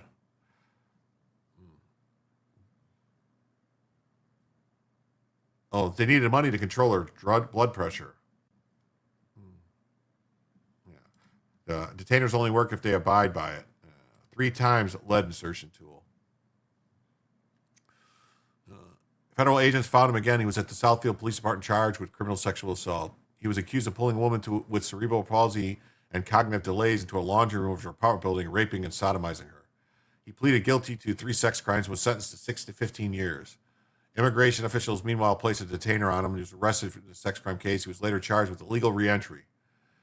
Appearing before Libri, a federal judge, for sentencing after pleading guilty, I was drunk. I apologize to everyone, to all the American citizens. I wish to go back to my country and not come back. Oh, now he wishes to go back. They're not abiding by immigration laws when they disregard them. Oh, you lived in America, you're a rapist, a violent offender, but helps be mother, let him go. Yeah. That's what, right? I come here legally so they don't pay the consequences. Prosecutors noted the average sentence for this crime was 19 months. They wanted a skipper sentence. 10 years it's supposed to be. It's a 10-year felony. Holy fuck, man. Why are we treating illegal aliens better than we treat American citizens? They arrest an American citizen with a fucking, 2022 to 15 is, guess I can't math. No, they're going to let him out in the minimum 6 years. A phone. 1 week later, she was shot and killed by some doped up kids at a convenience store where she worked graveyard shift for less than $20. What?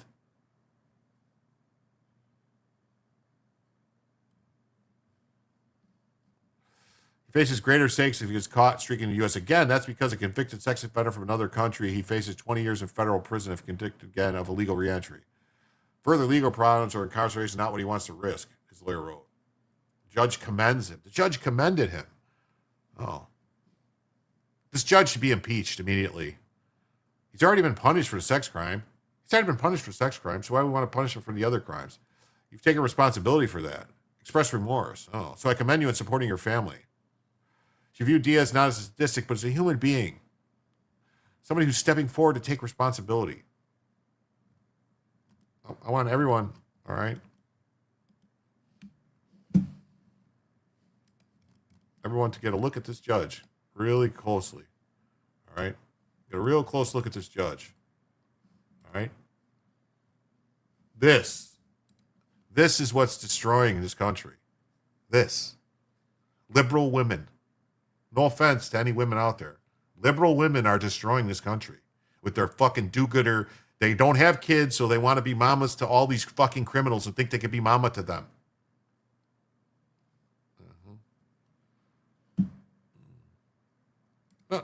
The girl with cerebral palsy was a woman, yes.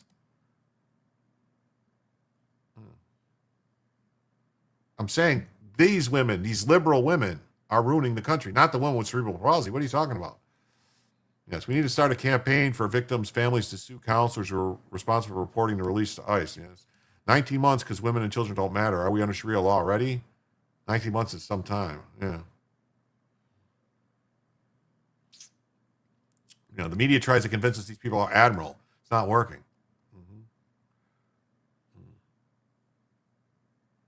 Yeah. Is she behind bulletproof glass? Well, yeah, because there's dangerous people in the Detroit courts.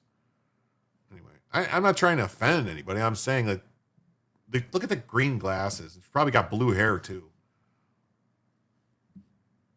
They should cut his dick off. Yeah, they should do something. It all started when they started having frozen custard machines at college. Yeah, awfuls. Affluent white female liberals. Yeah. Was it you supposed to be in there too for urban liberals, but whatever. I apologize to anybody. Bukele warned us. Yeah. Bukele warned us. Yeah. Hey, what's up, American Girl? Great to see you. Oh, the article said he's a human being. That's why I said so. Okay. The article said he's a human being. Yeah. Yeah. So was the woman. Yeah. So was the woman that he sodomized. That has cerebral palsy and all this other stuff that like couldn't defend herself. I'm sorry. This stuff enrages me. Justice and medicine, same arrogance. It is. It is. Oh, wow.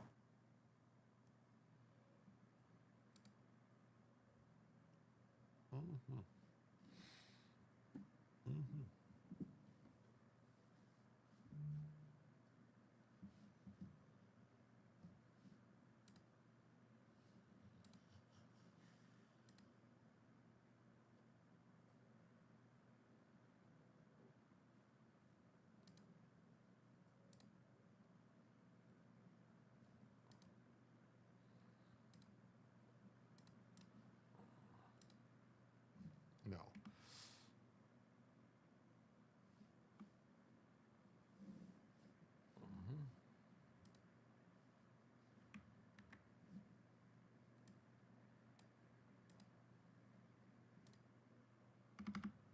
Sorry. I'm correcting something here.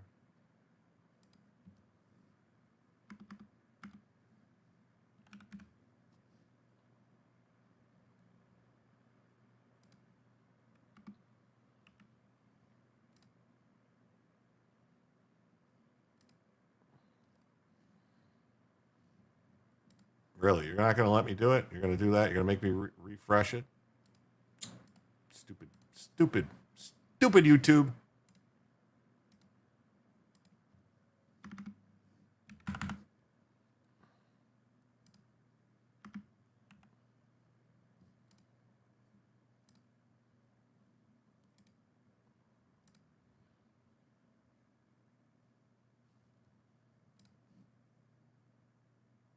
Okay.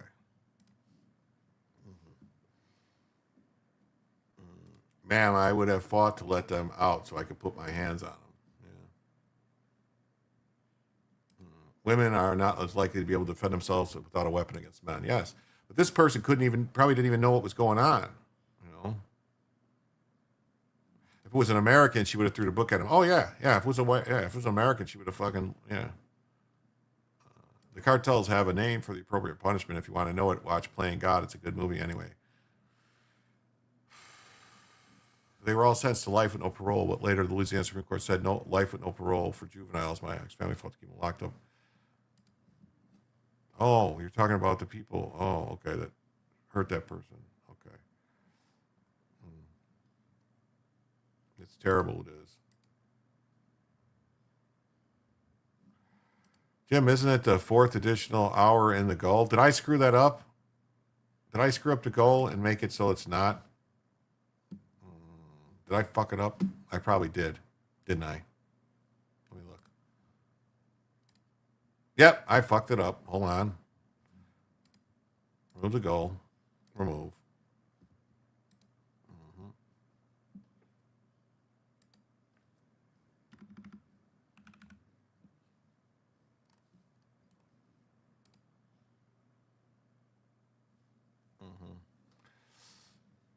Yeah, it says second. It was supposed to say 4th. I had to redo it because it went out. Did you know who wrote the Star Spangled Banner? Do you know why?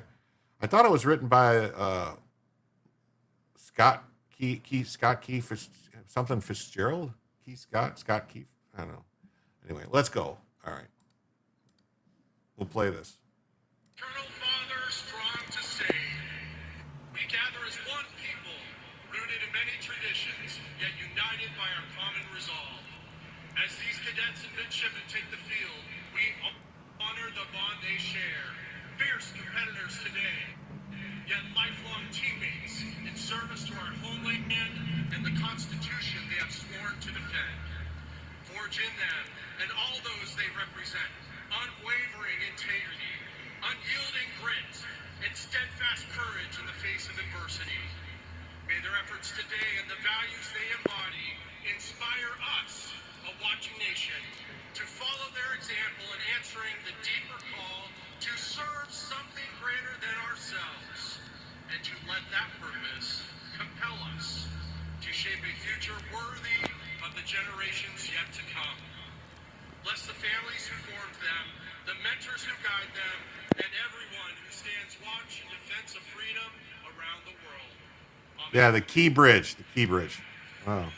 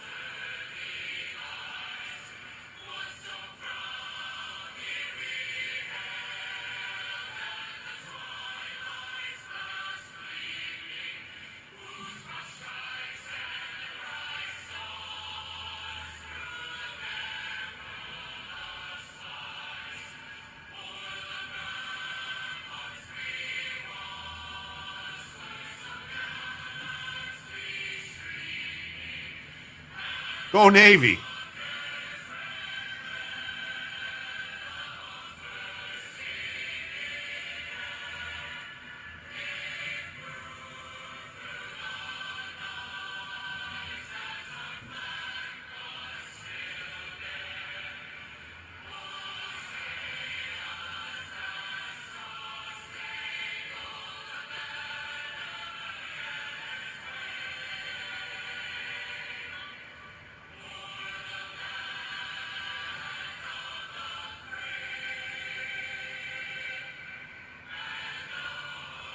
I didn't film it.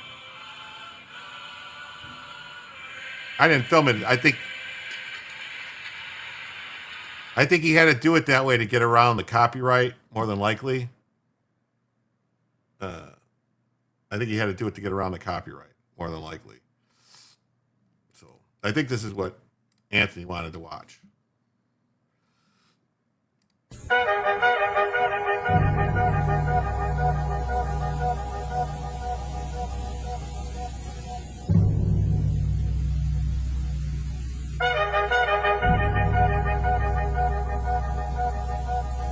There was a lawyer once. His name was Francis Scott Key. He penned a song that I'm sure you're aware of. You've seen it. It's in most hymnals throughout our churches. It's called the national anthem. It is our song as an American. We go, however, to a ball game. We stand in our church services and we sing the words of that song, and they float over our minds and our lips, and we don't even realize what we're singing. Most of us have memorized it as a child, but we've never really thought about what it means. Let me tell you a story. Francis Scott Key was a lawyer in Baltimore. The colonies were engaged in vicious conflict with the mother country, Britain. Because of this conflict and the protractedness of it, they had accumulated prisoners on both sides. The American colonies had prisoners and the British had prisoners. And the American government initiated a move. They went to the British and they said, let us negotiate for the release of these prisoners. They said, we want to send a man out to discuss this with you. They were holding the American prisoners in boats about 1,000 yards offshore. And they said, we want to send a man by the name of Francis Scott Key. He will come out and negotiate to see if we can make a mutual exchange. On the appointed day, in a rowboat, he went out to this boat and he negotiated with the British officials. And they reached a conclusion that men could be exchanged on a one-for-one basis. Francis Scott Key, jubilant with the fact that he'd been successful, went down below in the boats, and what he found was a cargo hold full of humanity, men. And he said, men, I've got news for you tonight. You're free. He said, tonight I have negotiated successfully your return to the colonies. He said, you'll be taken out of this boat, out of this filth, out of your chains. As he went back up on board to arrange for their passage to the shore, the admiral came and he said, we have a slight problem. He said, we will still honor our commitment to release these men, but it'll be merely academic after tonight. It won't matter. And Francis Scott Key said, what do you mean? He said, well, Mr. Key, he said, tonight we have laid an ultimatum upon the colonies. Your people will either capitulate and lay down the colors of that flag that you think so much of, or you see that fort right over there, Fort Henry? He said, we're going to remove it from the face of the earth. He said, how are you going to do that? He said, if you will, scan the horizon of the sea. And as he looked, he could see hundreds of little dots. And he said, that's the entire British war fleet. He said, all of the gunpowder, all of the armament is being called upon to demolish that fort. It will be here within striking distance in a matter of about 2.5 hours. He said, the war is over. These men would be free anyway. He said, you can't shell that fort. He said, that's a large fort. He said, it's full of women and children. He says, it's predominantly not a military fort. He said, don't worry about it. They said, we've left them a way out. And he said, what's that? He said, do you see that flag way up on the rampart? He said, we have told them that if they will lower that flag, the shelling will stop immediately. And we'll know that they've surrendered, and you'll now be under British rule. Francis Scott Key went down below and told the men what was about to happen. And they said, how many ships? He said, hundreds. The ships got closer. Francis Scott Key went back up on top and he said, men, I'll shout down to you what's going on as we watch. As twilight began to fall, and as the haze hung over the ocean as it does at sunset, suddenly the British war fleet unleashed. He says the sound was deafening. There were so many guns that there were no reliefs. He said it was absolutely impossible to talk or hear. He said suddenly the sky, although dark, was suddenly lit. And he says from down below, all he could hear the men, the prisoners, saying was, tell us where the flag is. What have they done with the flag? Is the flag still flying over the rampart? Tell us. 1 hour, 2 hours, 3 hours into the shelling, every time the bomb would explode and it would be close to the flag, they could see the flag in the illuminated red glare of that bomb. And Francis Scott Key would report down to the men below. There were 19 ships, 7 frigates. Yeah. It's not down. The admiral came and he said, "Your people are insane." He said, "What's the matter with them?" I learned this in school. I learned this in school. I don't understand. It was a British Armada, but it wasn't hundreds of ships. It was 25 or 30 ships. But there were a lot of ships. There were hundreds of guns. Each ship had. They didn't teach this when you grew up either. That's why you call bullshit. They taught this when I was in school. I don't know. I guess it depends on the school. They didn't teach this exact thing like it was Thousand a Ship, but that he wrote penned the poem when he was watching the shelling, and that the flag was still there. That's the whole thing by it. I mean, I don't know. I mean, I'd like to know what you're saying. It wasn't historically accurate. It's been debunked. What was debunked? The number of ships that this happened? They taught it when you was in school as well? Yeah, I think it just depends on what school you went to or whatever. But East Coast schools taught this. Later states, who knows? He said, "Don't they understand this is an impossible situation?" Francis Scott Key said he remembered what George Washington had said. He said, "The thing that sets the American Christian apart from all other people in the world is he will die on his feet before he'll live on his knees." The admiral said, "We have now instructed all of the guns to focus on the rampart to take that flag down." He said, "We don't understand something. Our reconnaissance tells us that that flag has been hit directly again and again and again, and yet it's still flying. We don't understand that." But he said, "Now we're about to bring every gun for the next 3 hours to bear on that point." Francis Scott Key said the barrage was unmerciful. All that he could hear was the men down below praying. The prayer, "God, keep that flag flying where we last saw it." Sunrise came. He said there was a heavy mist hanging over the land, but the rampart was tall enough. There stood the flag, completely nondescript, in shreds. The flagpole itself was at a crazy angle, but the flag was still at the top. That's Francis Scott Key went aboard and immediately went into Fort Henry to see what had happened. And what he found had happened was that that flagpole and that flag had suffered repetitious direct hits. And when hit had fallen, but men, fathers, who knew what it meant for that flag to be on the ground, although knowing that all of the British guns were trained on it, walked over and held it up humanly until they died. Their bodies were removed and others took their place. Francis Scott Key said what held that flagpole in place at that unusual angle were patriots' bodies. He penned the song, "Oh, say can you see by the dawn's early light what so proudly we hailed at the twilight's last gleaming? Or the rocket's red glare, the bombs bursting in air, gave proof through the night that the flag was still there." Yeah, he wrote a lot more. There's several verses that we don't. Does that star-spangled banner yet fly and wave o'er the land of the free and the home of the brave? The debt was demanded. The price, it was paid.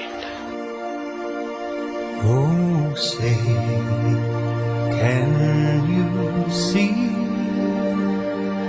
by the dawn's early light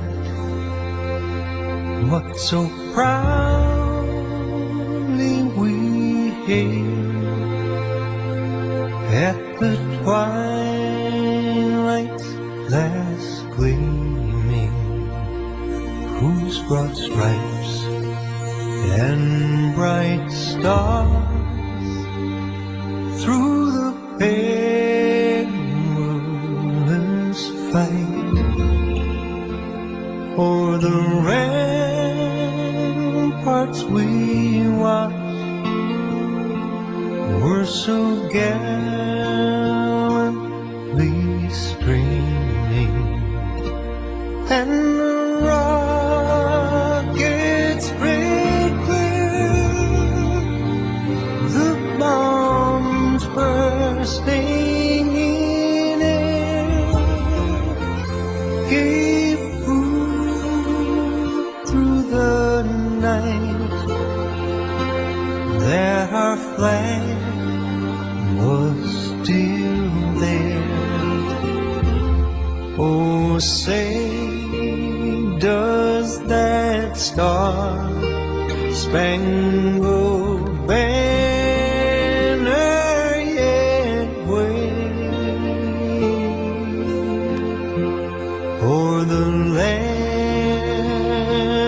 of the free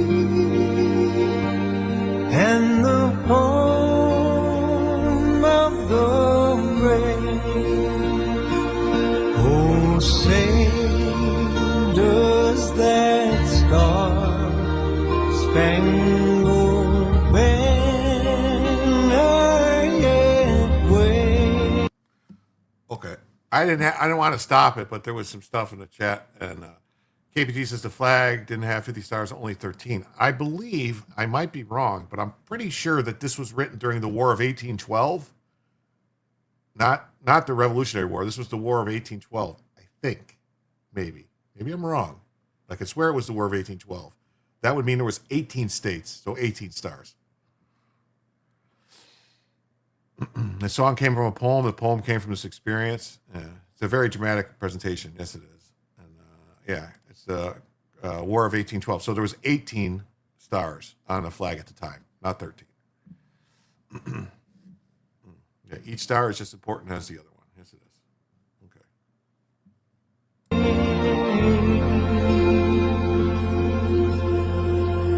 For the land of the free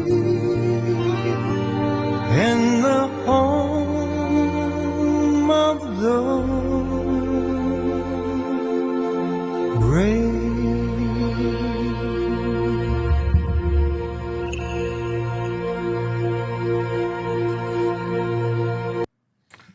Blessed is the nation whose God is the Lord. The flag jump from 15 stars, 1795 to 1818.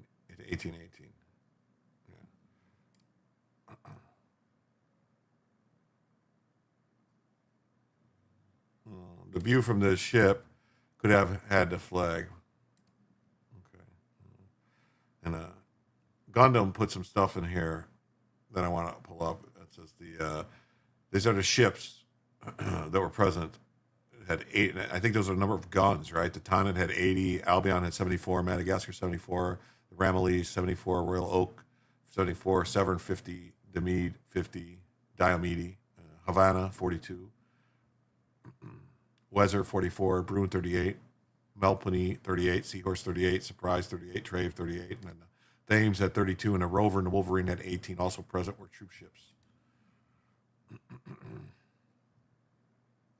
Richard says that Scott Key was on a ship trying to return to harbor, but was blocked by the many warships. He witnessed the bombardment through the night and wrote the song in the morning. All the prisoner shit is bullshit.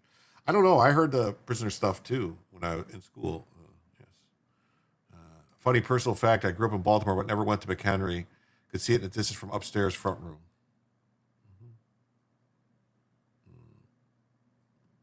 And the music is from an English pub song. That's what I heard. No, KT, I wasn't. You said I get my numbers wrong, but there were not 50 as the video picture. I was not. I was just saying I was curious, and I looked it up because I wanted to make sure how many. It says there was 18 states during the War of 1812. So He was on a British ship watching the shelling of the city. That's the story I heard. So in 1812, it still only had 13. No. The shelling happened in the bombardment on Fort McHenry began at 6 a.m. on September 13th, 1814. British warships under command of Vice Admiral Cochrane continuously bombed Fort McHenry for 25 hours. There was 18 states at this time. God loves America. Yes, he does. America is different, as they say. All right. And I hate to do this, but here we go. Harris County, Texas, a Honduran national, Jesus Valera, has been arrested in connection with the death of his girlfriend, Crystal Rose Angel Ramirez, after her body was found stuffed in barrels in the woods. 18 states, but the stars weren't added until after you just posted it? No, I don't think so. The ship Key was on had prisoners scheduled for exchange, releasing the gist of it. America needs to return to God, or we're all screwed. 11111. Varela has an immigration detainer hold. Jim, mood killer. Yeah, I know. This is where we were in the middle of this, though. I don't have anything else lined up. Oh, hello. This is Coralie Peel. Crystal Rose Ramirez's family is devastated. Court records show her boyfriend, Jesus Varela, recruited his nephew to dispose his girlfriend's body. He is charged with tampering with a corpse, assault involving a family member, and unlawful restraint, but he's not charged with murder, leaving her family with a lot of questions. Right now I feel anger, I feel depressed, I feel like it doesn't happen, it ain't real, and I just cry every day. And I cry in the morning, I cry at night. Ricardo Ramirez overcome with emotions as he speaks about his only daughter, Crystal Rose Angel Ramirez. He says police found her body shoved in a barrel after being tossed in the woods. He says his daughter's suspected killer is her on and off boyfriend, Jesus Varela. They said he was asleep, and he shot her while she was asleep, and then started bagging her up. During court, officials said on December 1st, Varela allegedly tried forcing his nephew to help hide his girlfriend's body in the mattress her body had been lying on. Investigators say he grabbed his nephew by the shirt. Allegedly stated you'd already killed one person and wanted to kill another. Ramirez's father says a woman who knows the nephew notified authorities. Records show Varela was arrested over the weekend. It wasn't until Wednesday that Ramirez's body was found in a wooded area in northwest Houston. She didn't deserve this. She helped the whole world. She helped strangers. Ramirez's father says police were called to the couple's home in November for a domestic violence dispute, but Ramirez was arrested. Now her boyfriend is in jail on multiple charges, but not her murder. I just want justice for my daughter. And Ramirez's family is hoping that anyone that might be involved in a domestic violence situation to speak up and to seek help. Varela is currently in the Harris County Jail on a $245,000 bond. He is a Honduran national, and he currently is on an ICE hold. He's on an ice hold. What do you know? He's an ice hole. He's a Fargan ice hole. Oh, man, we don't get any information about him. This is just insane. A legal migrant says he makes $10,000 per month selling counterfeit goods in New York City. 15 stars, one shot away. He also says everyone here is illegal and illegally crossed the border. How long have you been in the country? Probably 2 years. Yeah. How much you make selling something? And I sell in 2 months. I make $20,000. I'm making a lot of money in the city. He explains how he's making $500 a day selling counterfeit goods. How about that? Just put him on ice.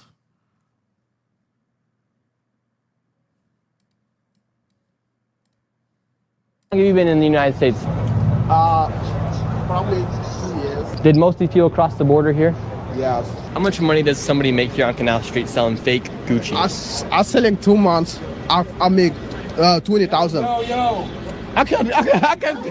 He made 20 grand in 2 months selling illegally here on Canal Street. Did he just reveal the cash cow of selling here on Canal Street?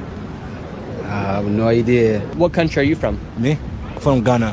What's the most amount of money you ever made here on Canal Street? I'm making a lot of money this Canal City. And how much money do you make every day selling here on Canal Street?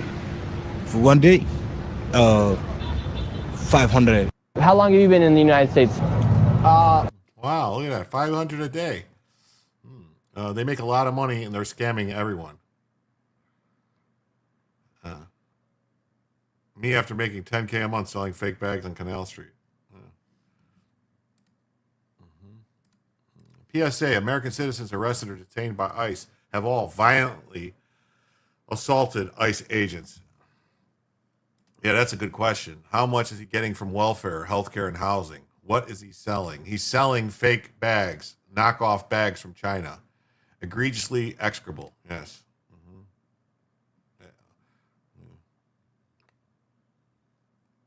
Isn't selling counterfeit goods a crime? It is, but the cops in New York don't give a shit. Only if the cops want to arrest them. Yes, Nick Shirley is ballsy.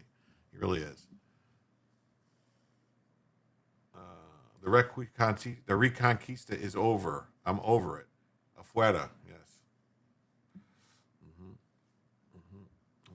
The only American citizens arrested by ICE have violently assaulted ICE, obstructed them, or illegally harbored demon rat, imported illegal alien killers, rapists, and child sex predators. They're all domestic terrorists belonging to the fake news mainstream media. There's a Canal Street in Chicago. There's a Canal Street in New York. There's a Canal Street pretty much everywhere in almost every big city. And very likely be bailed out by radical organized lawyers, bondsmen. It's a system and it's not random. Oh, this page doesn't exist anymore. What's up with that? Dapper detective. Horrifying new video. Demon rat imported illegal alien pleads guilty to carjacking and then murdering a Virginia grandmother. Jose Aguilar Martinez was given a California driver's license by Gavin Newscomb and was being harbored in Los Angeles by the mayor of L.A., the commie Karen Bass. This woman should be alive. There's a Canal Street in Nashua, New Hampshire as well. These are the necessary jobs they come to fill. Valhalla smashed all the buttons. Thank you.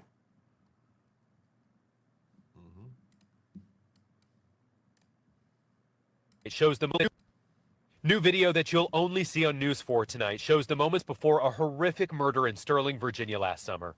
At the register inside of this 7-Eleven store is 54-year-old Melody Waldecker. Watch through the window and you can see a man get into that running vehicle parked right outside of the front door. That's Waldecker's vehicle that she left running. She runs out to try to stop the carjacking. She grabs the door handle and the carjacker slams the car into gear and drags Waldecker to the ground. This is where the video stops, but prosecutors say the carjacker then threw the SUV into drive and ran Waldecker over, killing her with her own vehicle. Now we cut to another video from a bystander's vehicle. A couple driving by at the moment of the crime witnessed the crime, then saw the suspect speed off, first cutting behind them, then speeding off past them. This all happened on July 28, 2024, near the town center at Sterling. Deputies say Waldecker died on the scene. They say she was a grandmother from Silver Spring who came to Loudoun County that day to visit her ailing mother. After a manhunt, police arrested 21-year-old Jose Aguilar Martinez, who was in the country illegally and visiting Virginia from California. Today in Loudoun County Court, Aguilar Martinez accepted a plea agreement, pleading guilty to first-degree murder and multiple other felonies. Wow. Loudoun County, they'll probably release them and not tell ICE. We didn't say deport some of them or only the worst. We said every single one. That's right. New details emerge. HSI agent was briefly kidnapped by an illegal alien from Nigeria. Adewalamadole Aguwala Bombobule and his girlfriend, Rakele Leonisi Fraser, an only message from the woke Sanctuary City Police is we don't get involved with immigration enforcement.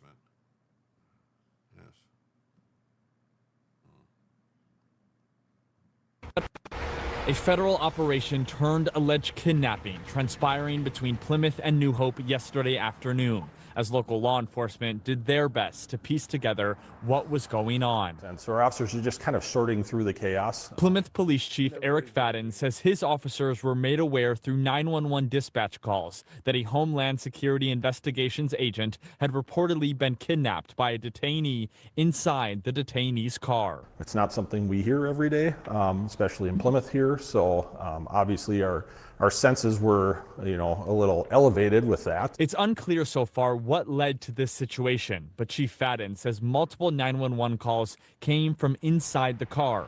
Police say the situation began on the 4300 block of Nathan Lane North in Plymouth and ended roughly 5 minutes away in front of New Hope City Hall. The New Hope police officers came on scene. They made contact with the federal authorities and verified what was going on. And then the federal authorities ended the operation in our city, directly in front of our city hall. New Hope Police Chief Tim Hoyt says once his department confirmed it was a federal operation and no one was hurt, they left the scene. We don't go one side or the other. We're just here to keep our residents safe. I don't want you to do anything, Richard. I see all this stuff every day. It drives me batty. I want other people to see it too. Everyone needs to know about this. This should be on the top of everyone's mind whenever you go into the voting booth. This should be on the top of the mind whenever you're deciding how you're going to travel around, what's happening, whenever you go out in the public, when you go to the store, when you're out, if your kids are out, your wife, whoever. They need to know about this. They need to be prepared, and they need to be able to defend themselves and protect themselves. Because clearly, these police officers aren't going to do a fucking thing. Remove all federal funds, yes. Voting only goes so far. No, it does. It only goes so far. Stay angry and aware. Yeah, I know. Yeah. I mean, believe me, Richard, I'm right there with you, buddy. I'm going to tell you right now. I ever come down with some kind of terminal disease, they better beware. We don't need to turn America into the UK. Voting works. Not really. It doesn't seem to. We'll see what happens. Yeah. We need restitution for all these sumbitches. That's right. The voting ain't working for me. Poland is doing things right. Yes, they are. Yes, they are. Look. So here's a federal agent with Homeland Security briefly kidnapped. HSI agent kidnapped. Here's the people that kidnapped him.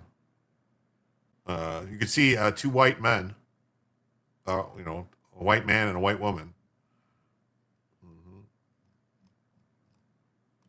Clearly white men.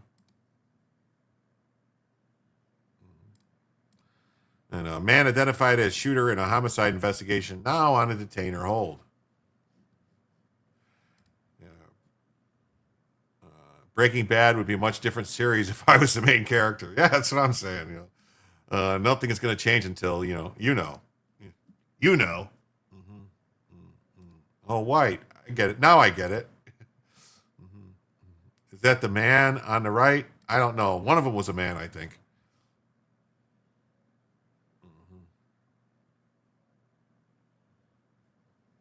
Oh, you got an alert that someone was checking doors in your neighborhood just now? Make sure you're prepared. That's how they do. They'll check the doors and try to come in. And then they'll try to get you. I advise everybody to always be prepared in your own home at all times.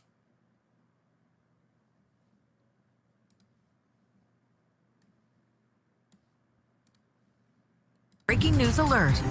Metro Police make 2 arrests in a deadly shooting investigation, one of them with the victim's own brother. Jose Lopez Rivas was killed last week on Woodbine Street. Detectives identified Rivaldo Sistobar as the shooter.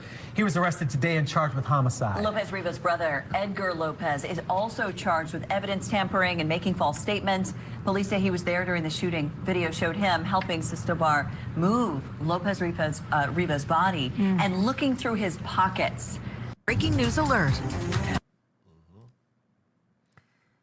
Rivaldo David Sistobar was arrested for homicide in the death of Jose Lopez Reyes, who was shot earlier this month outside of a hookah bar.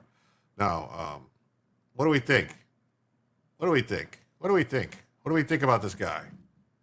We think, is this a white man? You have 5 cameras? That's awesome.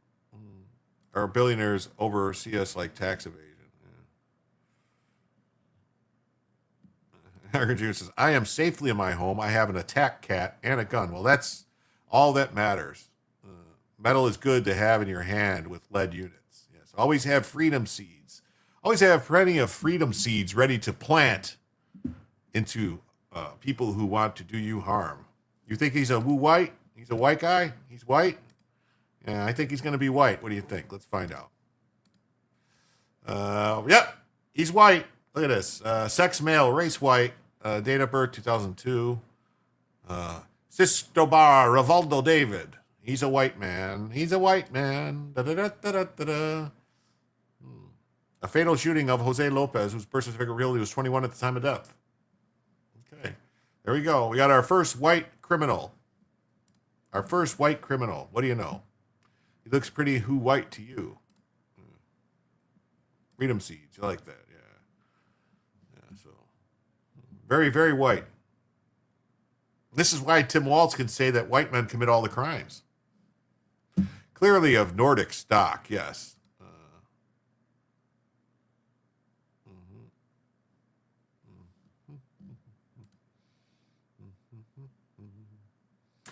Oh, let's see here. We got Dallas, Texas last month.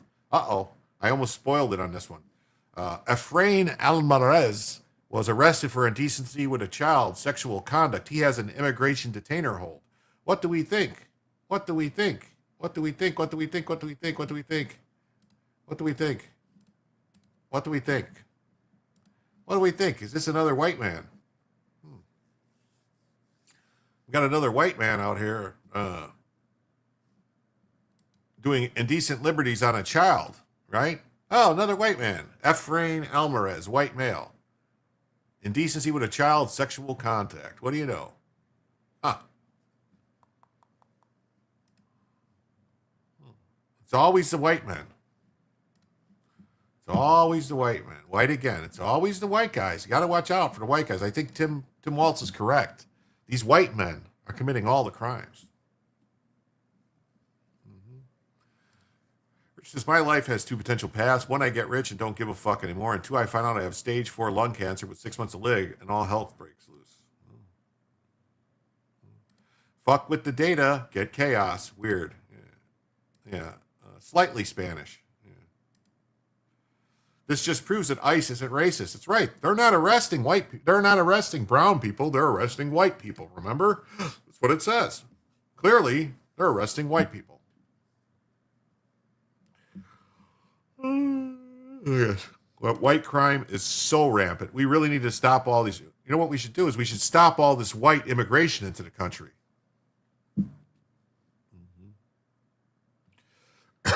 Yes, I owe Tim Walz an apology. You're right. I do.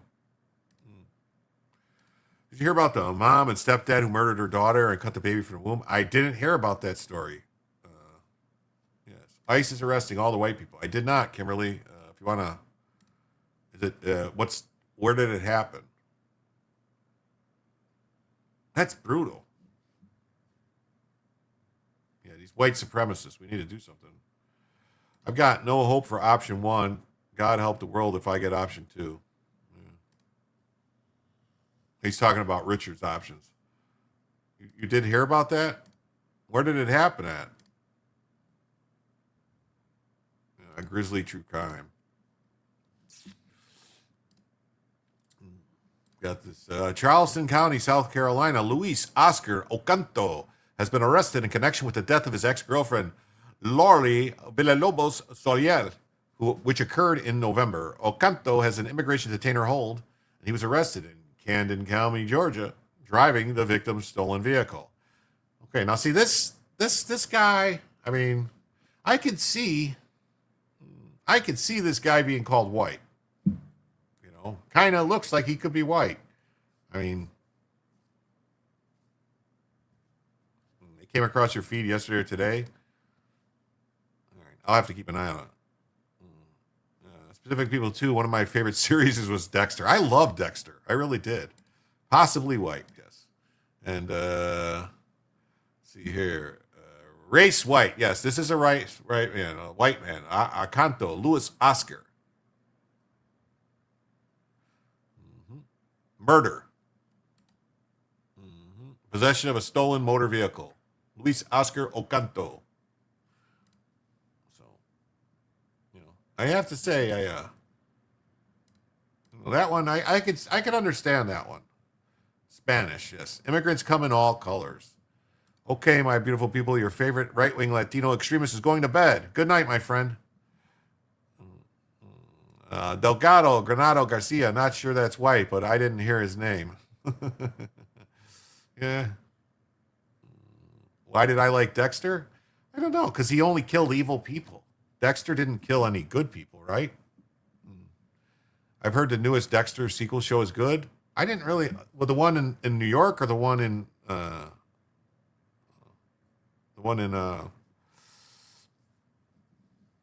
We never fed Joe. Joe's a good egg. He had to go to bed. He said an hour ago he was going to bed. And actually, we're already past the time limit. We're already into overtime here, unpaid overtime. So whenever I call it is when I call it. Middlesex County, Massachusetts, an illegal alien, Brando Sanchez Diaz, is accused of striking a 63-year-old woman in a crosswalk, sending her flying 80 feet and causing a brain bleed. ICE has confirmed that Sanchez Diaz was released by the Biden administration in 2022. And a hit and run. Lisa Cruz lives just steps away from the illuminated crosswalk on Broadway Street in Everett, where police say a 63-year-old woman was thrown nearly 80 feet by a hit-and-run driver Sunday morning around 8. The way these people fly up and down the street, doesn't matter what time of day or night. Days after the impact, she says she's even more year-old driver arrested by Everett police at a home just a mile away from the scene of the crash has since been picked up by ICE. Here, you kind of expect it. I mean, sorry to say it. A young man at the home of the suspect's family told us he knows very little. Brandon is arrest, just is the good arrest, pero no sé location arrest. Federal officials say the Peruvian national identified as Brando Sanchez Diaz doesn't have a license and allegedly broke traffic laws less than 3 months ago. I don't understand how these people just get away with this stuff. Like, why was he driving? I don't get it. A police report says, quote, a check of Brando's fingerprints after booking showed he was previously fingerprinted under the name Davis Diaz Sanchez. Davis still has no license and was charged on 9/20/2025 for 2 counts of reckless operations, 2 counts of unlicensed operation, and 2 counts of failed to stop yield. The report says the victim in Sunday's hit and run was rushed to Mass General with a brain bleed and significant injuries. A statement from an ICE spokesperson says, quote, Diaz Sanchez, who entered the United States illegally in 2022 and was released under the Biden administration's catch and release policy, clearly represents a dire threat to the residents of Massachusetts. Dire threat. Ooh. Dire threat to Massachusetts. Dire threat, but they don't care. Days without a U.S. citizen being killed by an illegal alien. Yeah, it's always 0. It's always 0 days. Bill Malooch says, I'm told. It's so confusing. It is. People who break the rules to get here are not likely to follow the rules. I hope Biden fries in hell. You and me both. Told by a senior ICE source that the semi-truck driver arrested in a deadly crash in Washington State yesterday is an illegal Indian alien who was caught and released at the border by the Biden administration. I'm told that the 25-year-old Kalmat Preet Singh was arrested by U.S. Border Patrol in Lukeville, Arizona after crossing illegally into the U.S. on December 24th, 2023, but he was released into the U.S.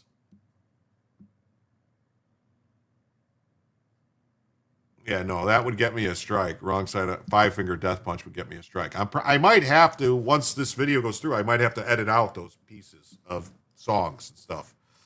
Because that music, the music that they were playing is from Platoon, or I'm sorry, from Patton. That beginning song as the opening song, opening music from the score of Patton. So that might be a problem. He now faces charges for vehicular homicide after he allegedly crashed in the back of a vehicle, killing 29-year-old Robert B. Pearson. Statistically, all criminals commit at least 5 crimes before they are caught. American Dreamer, Obama, and America's, and lots more of those Biden is already on his way to being exploited by his family. Singh is not believed to have any relation to the other 2 illegal alien drivers with the same last name for killing people. So we got Janaspreet Singh and Hajinder Singh. Got all these Singhs that keep killing people. Sing, sing, sing, sing, sing, sing, sing, sing, sing. Local write-up on a crash.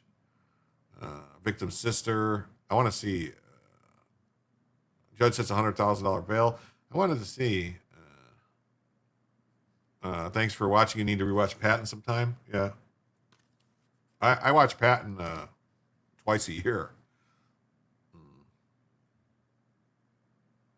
I wanted to see if. Oh, here we go. Let's see. What do we think? Is this guy going to be listed as white? Jarpreet Singh? Court cases, bookings. It says he was released. Oh. What do you know?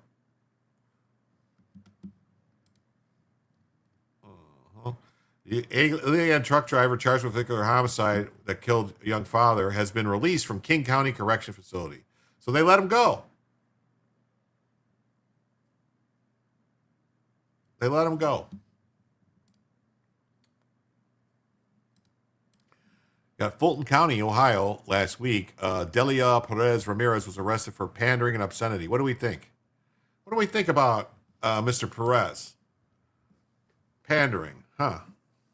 It's negative. Cash and carry says -2 here in the south of Chicago. Brr. He's got the Stooges haircut. I hate that. Let's see. Yeah, released. Who white? What do we think? White? Nope. Race. Hispanic. H. What do you know? Ohio is on top of it. Ohio ain't fucking around. Pandering and obscenity. So Ohio, it seems like, is on the ball. That's too cold for me. Yes. Chesterfield County, Virginia, last month. Woolever Jose Alvarado Ortiz was arrested for threatening calls on the phone, extortion threat, intimidation for money, and extortion. He has an immigration detainer hold. So this guy, look at him. He looks like, doesn't he look like an upstanding white man?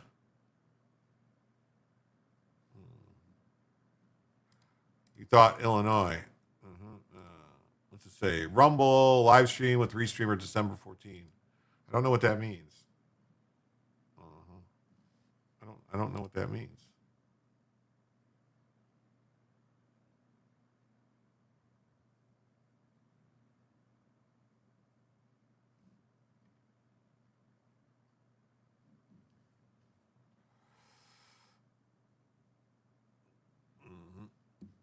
I don't know what that means.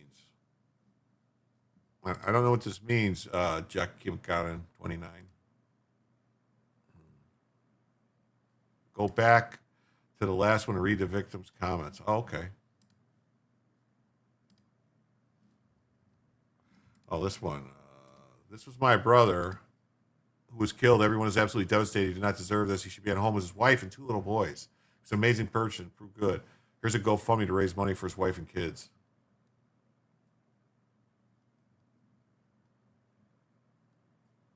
Wow. So there's a GoFundMe here.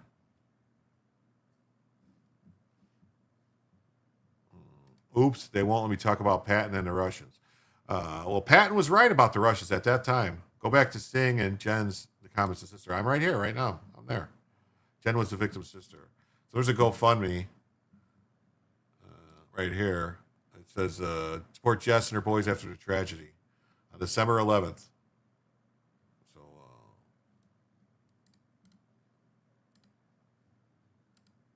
So if you want to donate, here's the GoFundMe.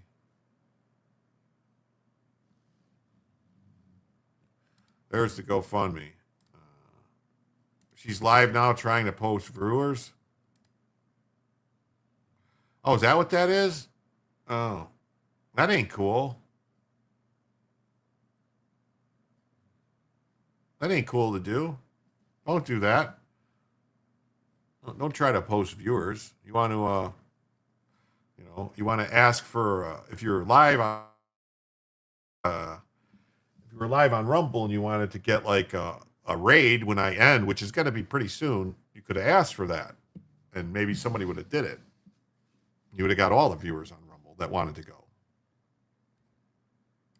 But don't do, thanks, you'll save that until the new year. Okay, that's why you deleted a comment. Yeah, well, she could have asked for a raid, would have been the correct thing to do. So, all right, let's back to this guy. This guy looks like a fine, upstanding young man. What do you think? Poor family's right. He's threatening people. He's got that Castro beard going on. And let's see, he's sex male, hair color, complexion olive. He's a white man, another white man from Guatemala. What do you know? Threatening people, profane, threatening calls, intimidation for money, extortion with intent to cause fears of death. These fucking white guys, man. Listen, white guys, stop all this crime. You crackers better get it under control. I can't deal with this shit no more. I feel a tremor in the force. She's restreaming. She's banned on most channels because of the spam. I don't know what does that mean, restreaming? You originated from Greene County, Ohio. What does restreaming mean? Mean she's streaming other people's streams? What do you mean, like stream sniping? You guys not out picking lettuce? Yeah, I guess not.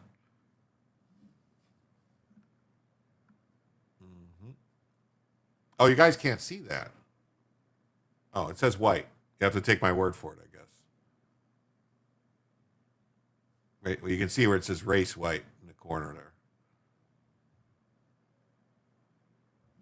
It means taking your content and sniping it?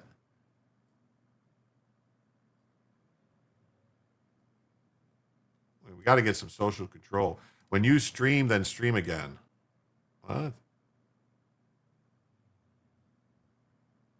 Huh. Well, that ain't cool. I don't like that. I don't like the way that sounds.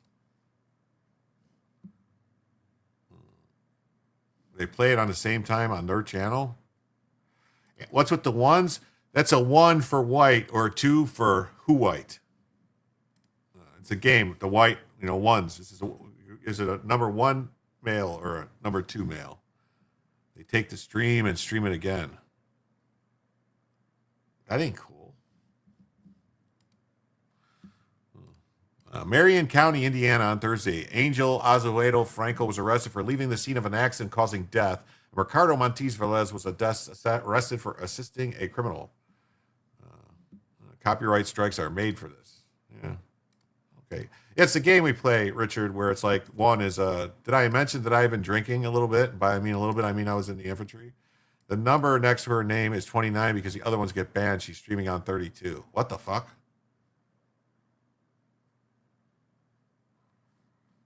Both are Mexican nationals with detainers.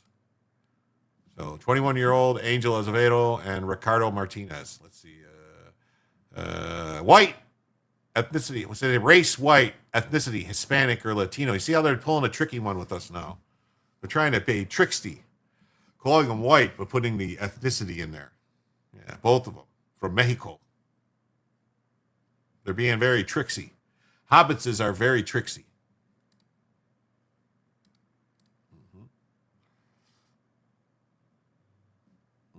They stream it and make fun of it while you're streaming? Oh. Okay, make fun of it all you want. I don't care. Forsyth County last month. I mean, if you stream it and you make fun of it and you add comments, commentary, and add to it, that's considered fair use, most people think. I don't know. Clipping it, sniping it. So, Eduardo Diaz was arrested for multiple counts of sexual exploitation of a minor and is accused of duplicating child pornography. He has an immigration detainer hold. Oh, he has a long criminal history dating back to 2002. Includes assault of a female and discharge of a firearm in the city. Oh, look at this. Another white man. Clearly. It's, white male. Yeah. This is what we get. All these white males committing this second-degree sexual exploitation of a minor. And he's a 41-year-old white male, Eduardo Diaz Rubio.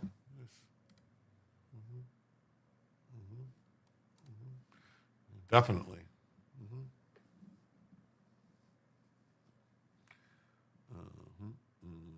Child SA should be under the jail. Shooting at Bondi Beach in Australia. News is reporting terrorist attack happened at a Hanukkah party. Oh, definitely. Definitely, if it's a Hanukkah party, definitely a terrorist attack. Probably the Palestinians or them people. He has a hold, but they have him in custody. Yeah, this guy's in custody. Yeah, he's on detainer hold. There you go. It gets you more views for whatever reason. I'm like Claymore. I'm ready to explode, but I need to point me in the right direction. On the convex side of the Claymore, there's a boss letter saying front towards enemy. Yes, I know. Ban guns only means criminal have guns. I haven't stopped drinking yet. 3 dead, 7 injured on the beach. Oh, my God. That'll be tomorrow's news. Well, everybody, I gave you all an extra 30 minutes of show to make up for me going to the bathroom. And I think I was only gone 5 minutes. Can we see what's going on, Jim, please? All right, let me look for it. Let's see here.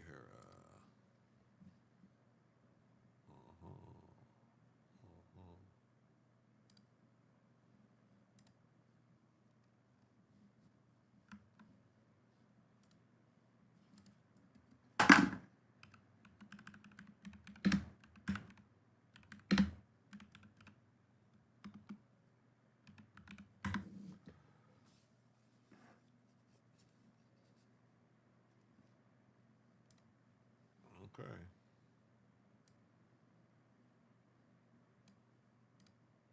There we go. Here we go. You've done great tonight, 4 a.m. for you. I hope you don't have to make breakfast in a couple hours.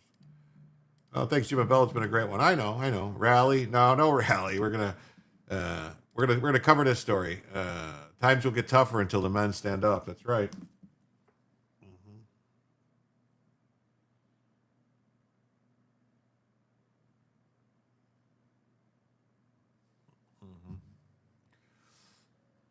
You have to go watch what you missed during that. Shooting at Bondi Beach, as usual, looks like the usual suspects. Very sad. Australia is starting to look like America.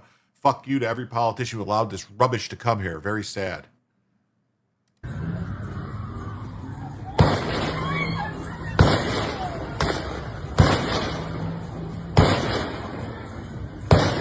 Sounds like a shotgun. That sounds like a shotgun. That sounded like a shotgun. It sounded like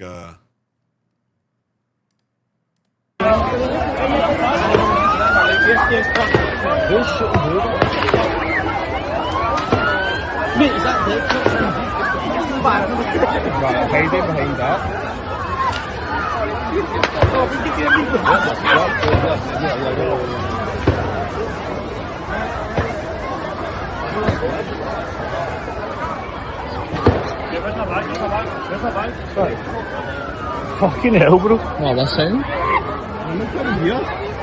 Wat fucking hebben ze?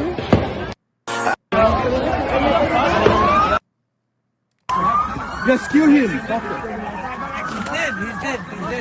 Good. They have to, but fucking move. Hey, take a walk. Take a walk. Get off! oh, maybe not. Those are you could look at if you look on the ground. Rescue him. There's shotgun shells. There's what looks like. I mean, I don't know. I want to say those could be 2, 2, 3, 5, 5, 6 rounds on the ground, but I don't know. They could be anything really. They could be any rifle rounds. I can't really. I mean, it could. No, those are 2, 2, 3, 5, 5, 6 rounds. So they got people. It looks like this guy's under arrest. They're trying to revive this guy.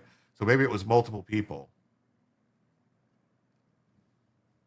Okay. Shooting it would be very sad. Let's see. 2 shooters caught. Typical suspects sent all these filthy fuckers back home. Okay.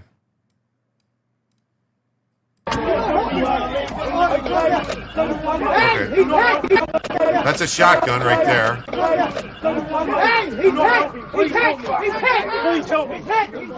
Fucking bash him! I'm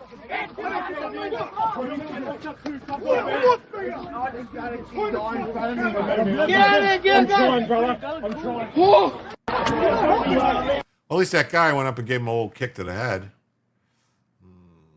Australian Jewish shooting at the Hanukkah event. Please pray for our Australian Jewish community. We warned so many times that this was coming. We never felt the government would take the warning seriously.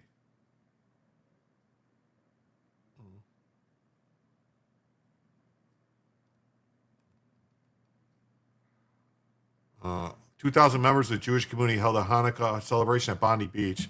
2 men armed with guns opened fire on the crowd in a mass shooting. This is a terrorist attack.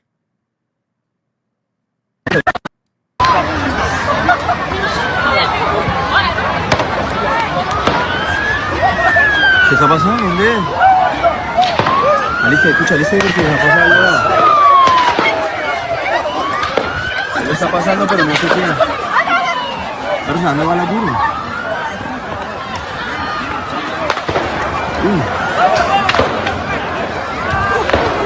Perro, ¿qué pasó?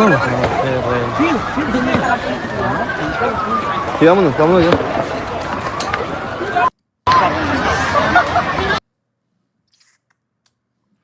Let's see if there's anything else. Terrorists captured by police at Bondi Beach. Random civilians stomped on the suspect's head. We saw that. Mass shooting occurred at Bondi Beach during a public Hanukkah celebration organized by Chabad, attended by around 2,000 people. 2 gunmen opened fire near the Bondi Pavilion. Up to 50 shots heard, causing panic. Well, that's a lot of bodies, man. That's a lot of fucking bodies right there. That's a lot of bodies. I don't know, man. I don't want to play snuff films. I don't want to play snuff films.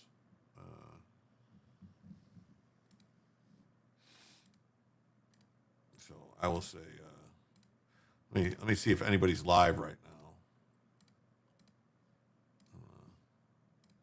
Is anybody live? Trashcast is live. All right. Hold on a second.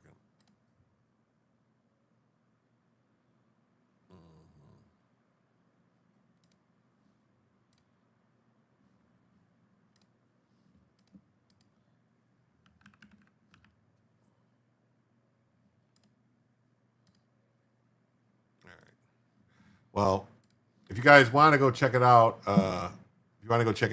what's it called? Has it live right now? Campbell Praise, Agenda Free News has Breaking it live. news, multiple dead according to Sydney Morning Herald. The Sydney Morning Herald is reporting multiple dead. Multiple dead Go check according him out to if you wanna Sydney hear more about Morning it. Herald. I'll see you guys all Sunday night. Come on back. Check it out. Later. Thank you. Thanks, everybody. In the shooting